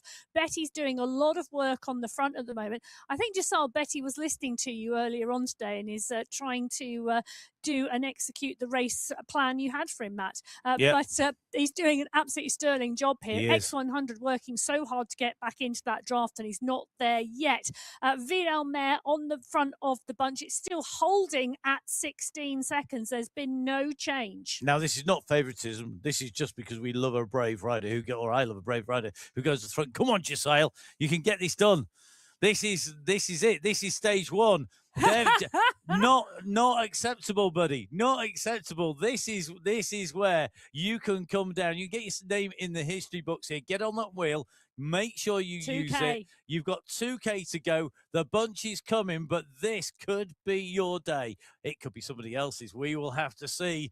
This is the Category 2 race. Mr. X100 with Giselle Betty on his heels. They're trying to hold off the bunch who are behind. They're across the road of the bunch. There's some of our youngsters, some of our older riders all starting to mob the front of that group. They know they need to make this happen, and they need to make it happen quick because the time is disappearing. We're at 6, and so is the distance, 69.2k for Giselle Betty at the moment. Remember, we finish at 70.6 kilometers on our race route here today. This will be key. Who has got the legs left to do anything about it? Mr. X100 at the moment is hovering about it's 1 to 2 seconds behind that Giselle Betty. Betty is giving this absolutely everything as there's a launch off the front. Coimbra has just put in a huge move off the front at about 8 watts per kilo in pursuit of the leaders. Rodrigo Coimbra at the moment, he's about 300 meters behind Betty. Sandwiched in between is Mr. X100. That banner cannot come quick enough for Betty. Will it arrive? We're going to have to find out. This is going to be close. It's track style pursuit. Betty in 1, X100 in 2, Coimbra in 3. The bunch behind her trying to get into the draft of Coimbra and hold that wheel. Betty is giving this everything. I really need to see the picture of Giselle Betty. He better be turning himself inside out at this moment in time. He is. I can absolutely guarantee it. And he's got 300 meters to go of this race. He's still up and over 400 watts with a high heart rate, and he's absolutely motoring. X100, there's a gap. There's a gap of 2 seconds. Can he hold this? Is he going to? The chase is on behind as well. The Vuelta Panda crew are all lining up for the finish, and it's Giselle Betty who's out front. He kicks at 8 watts per kilo. He's clear. He's clear and he's on his way to the line. Giselle Betty in Category 2. Cometh the hour, cometh the man, cometh Giselle Betty. Race win, well done, sir. Behind Mr. X100, battles his way towards the line. Coimbra's coming hard over the top. So is Carstensen. X100 comes through in second. Carstensen may have nicked that third place spot on the line. You can see our riders in Category 2. They've been working hard out there today. But you know what? What a ride and what a race there by all of the riders in Category 2. That is some race finish. It was indeed. And Giselle Betty taking the win there, 4 seconds clear of X100, who was 6 seconds clear of a 42-rider sprint. Oh. Castanen, Coimbra, Stewart, Pardon Cooper, Power, Fournier, Guerra and Hoffman round out the top 10. So Betty will go into stage 2 with a 4-second lead over Mr. X100, the defending champion. The rest of that big bunch coming in at 10 seconds plus down. It's not a huge gap, but it's enough to take the lead from stage 1 to stage 2. Well, it's interesting because Jason Osborne's just ticked onto the 66-kilometer marker. He is well, I was about to say he's a couple of meters away from the green banner as he rolls underneath it. Ollie Jones is not far back at all. This is really interesting, and it's going to be really clear to get a good time split here because the race is breaking up behind and people are fighting for points in that sprint competition. Pavel Skierski wants those points and he now is coming out of the bunch, and this could well start to close down some of the gaps and bring these groups back together. Osborne is 11 seconds clear of Jones at the moment, so it's gone from 9 seconds to 11 seconds, not a lot. Pavel Skierski coming through for third place in that sprint so he can get the points. Paradians and Dont also wanting to pick up points at that juncture in the road. It's 23 seconds between Jones and the group. Pavel Skierski needed those points because Osborne had levelled with him at the top of the standings on 10 points. So Skierski needed points. He got 3 points. Paradian scored 2 points, and that has brought him to within 2 points of Skierski. So after the third of the sprints, it's Skierski in 1. Leading the points competition. He'll take away the win in the points today. Skierski in 1, Paradians in 2, Osborne in 3, Dont in 4, Jones tied with him on points at 9 points, but further down the road, then it's Fryatt, then Pedersen and Van Elst. 8 riders scoring points, and Stefan Van Elst the last of those. 1 point in the bank from him. But Pavel Skierski with the Category 1 sprint win here today. The mountains competition taken by Jason Osborne. The win overall, though, well, at the moment, that gap is there at the front, and this bunch behind having to be smart about this, I think, in their chase. Line of adjustment with the MyWhoosh jersey on there, the big banner right across the middle of his chest. And don't forget, of course, you could be riding this course, you could be riding the races and the routes on MyWhoosh. Just download the app on iOS, on Android, or on Windows. There's a real interesting dynamic going on here because they've got a teammate, Ollie Jones, down the road. They won't want to give chase. They won't want to lose that second place for Jones.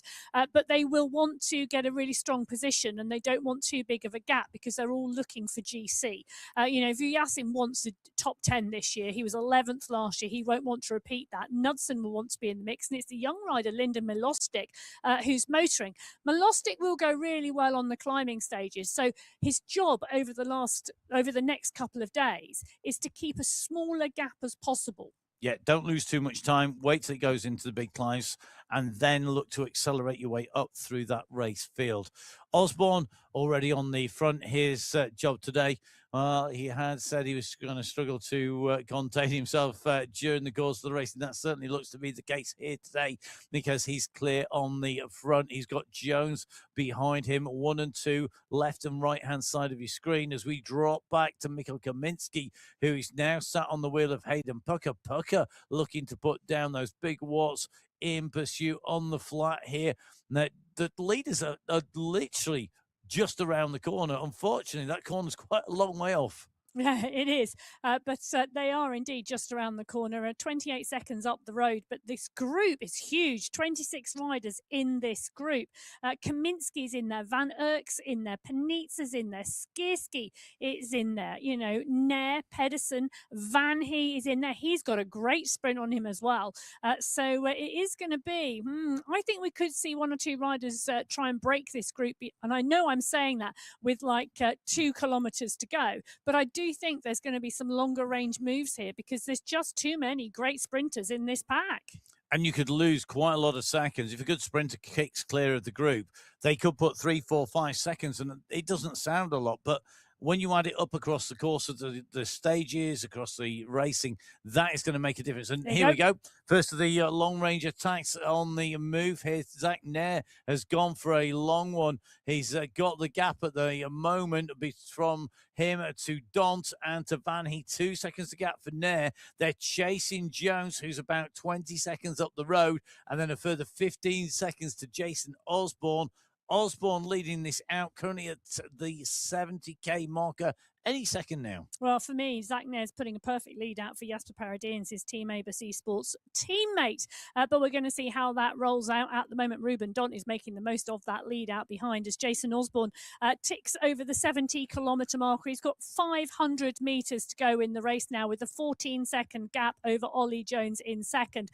The battle is really unfolding behind for third.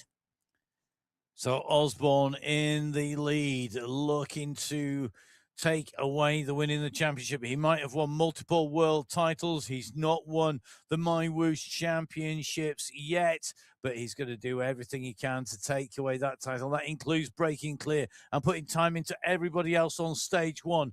Osborne, the world champion, comes up to the banner on the MyWhoosh Championship. Stage one win in category one goes to Jason Osborne. He takes the win clear by over 15 seconds from everybody else.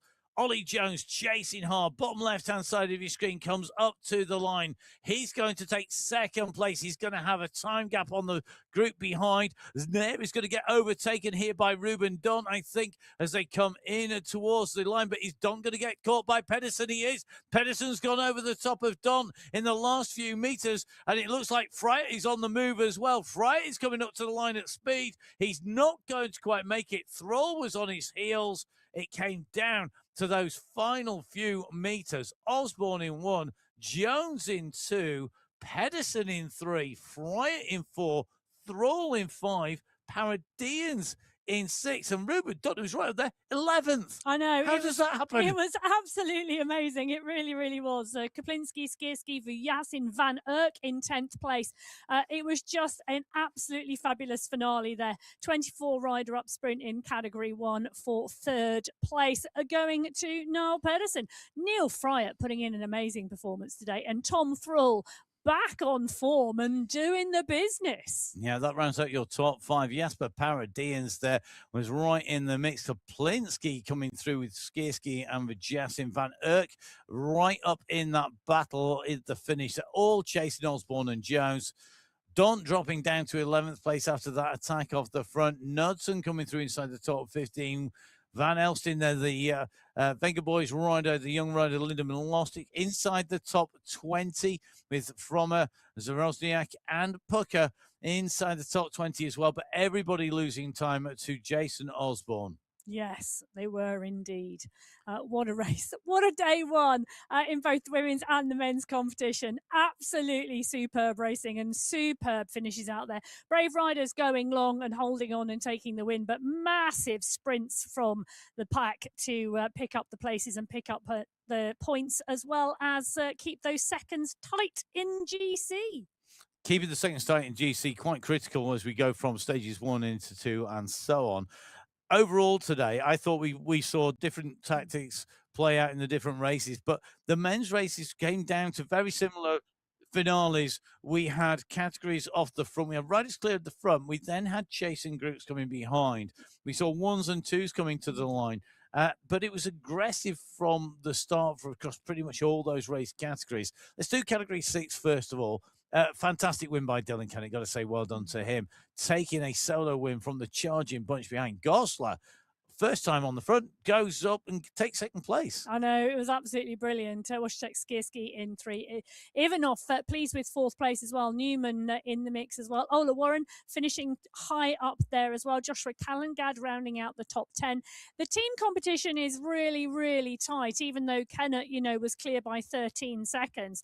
BMC 6, his team are indeed in the lead at the moment, but it's literally Well, it's like 15 seconds clear of level titanium. And then there's a pack of teams so close: level steel, BMC Spinergy, level Kevlar, all within a fraction of seconds of each other. John Back leading the climbs competition, and Ola Warren the sprints competition in category 6. In category 5, you can see Lucas Pedder going clear of the group, taking another solo win ahead of Maris Fossier, who led home that bunch. Sprint competition taken by Luke Kendall, 2 points clear of Masaros, who's 4 points clear of Joel Warren. And the climbs, well, the mathematician himself, a certain Nicholas Spratt, 13 points to him. Theme, the nearest rider, on 9. Yes, 30 seconds separating the top 6 teams in category 5. Whoosh, you were here right in the top spot, up against Virtual Velocity and the Crank Masters. Those are 1, 2, 3 at the moment.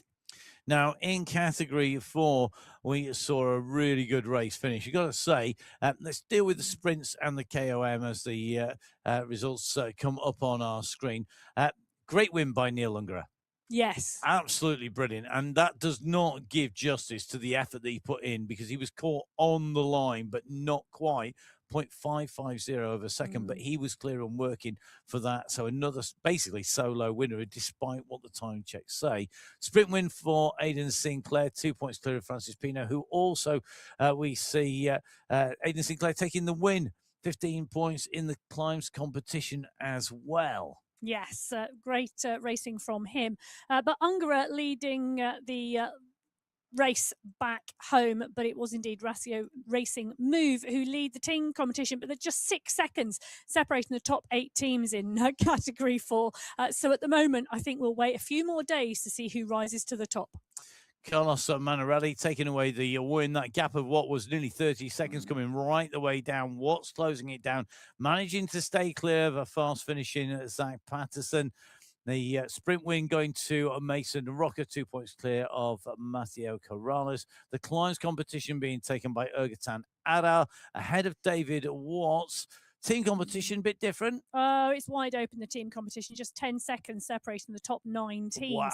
Wow. So it is so close in category 3. Cycle District BR are the top squad at the moment against the Level Vikings. David Watts leading them home. Suffer together in 3, Peak Power Racing 3B in 4. So close in these team competitions, with so many seconds left to race, so many minutes and hours left to race, that will all make a difference across 7 stages across the 8 days. The rest day having that Sunday Race Club in the middle. Now, I'm not going to say I told you so, but Giselle Betty taking away the race win. His solo win with Mr. X100, the defending champion, in second place. Ominous for everybody, given we are not in terrain that necessarily suits Mr. X100. We have the bunch coming in at 10 seconds. The sprint win not going to any of those riders. Those rider who's not on our screen, which is Jesse Langeveen, who was sprinting fantastically to take away top spot. The mountains competition going to Khan Kane, defending that in style already. But team competitions, Emma, put me out of my misery. Well, where are we at? We are pretty much 11 seconds separating the top 8 teams at the moment in category 2. Vuelta Panda on top at the moment. They actually have 5 seconds over the UAE Clan team. That's probably the biggest gap. Wow. And then Cycle District 2A, Windmill Eiffel Squad, which I do love, and Cycle District 2C. They're the top 5 teams at the moment, but it is so close. So Vuelta Panda and the UAE Clan team in that order in the teams, because of those wins and second places for Giselle Betty and Mr. X100 respectively. Let's move to category 1, where we saw Jason Osborne put in a 13-second gap into Ollie Jones, the final boss rider leading home the Alpha Jaw Space Cowboy. The sprint win going to Pavel Skierski, who we saw in those sprints go clear. 2 points separating him from Jesper Paradians. Osborne only 1 point behind Paradians. The mountains competition, Osborne with a clean sweep of the wins ahead of Ruben Dont, who's in second place in that competition. Yes, the competition, I tell you, is a lot closer than you think, given some of those time gaps at the top of that table. The final boss is currently in the lead, but just 12 seconds separating them from the Alpha Jaw Space Cowboys, who are, well, they're 16 seconds clear of ZDR2. Then it gets really, really close, because then just 3 seconds separate 4, 5, and 6, Zero Ducks Racing Team, Abus Esports, and Muscles Won't Complain. So let's see how that plays out as this week goes onwards and into next week, because, of course, this is 7 days of racing across 8 stages. We will be updating all of the points tables on the MyWhoosh website, so don't forget those results are unofficial at the moment until they get the verified stamp of approval. That is the blue stamp that goes on the mywhoosh.com website. Find the results, mywhoosh.com/results. Go to the relevant championship, the women's or the men's. The results will also be up on the MyWhoosh info website. I want to say a massive thank you to Jakob for all the work he's been doing to help us out in terms of bringing all the stats and the data to you throughout the course of the show. Without him, we would be throwing even more pieces of paper around the studio than we do anyway. Emma, looking forward to stage 2 from stage 1 in the women's and men's races. They're both basically hillier. That's if I put it. Is that the key message? They're hillier. They're bumpier. They're not massive mountains, but they are definitely going to stretch the climbers' legs a little bit more. Would that be a correct assessment? Sort of, yes. We're heading to California for stage 2 in the men's and women's race. Who'll be the king and queen of the hills? You'll have to tune in to find out. Make sure you hit subscribe on YouTube, on Twitch TV, wherever you're watching. Don't forget to follow MyWhoosh. It's at MyWhoosh on social media. That is on Instagram and on Facebook. If you're on X and want to follow it, it's at my_whoosh. Don't forget, of course, that you can catch up with our analysis in a little bit more depth on the Inside the Race podcast. You can follow that at MyWhoosh Racing. You can follow Emma at biking_Emma and me at Matt Fixer Payne. Nearly at the end of stage 1. Not too many bloopers from us, I think, on the way through. Not too many bloopers from our riders. I thought there was some really smart racing there today by them. I can't wait to see what happens in stage 2, but I'm going to have to wait not quite 24 hours, but it's going to be another sleep before we move onwards. Like measuring things in sleeps. It's a good measurement.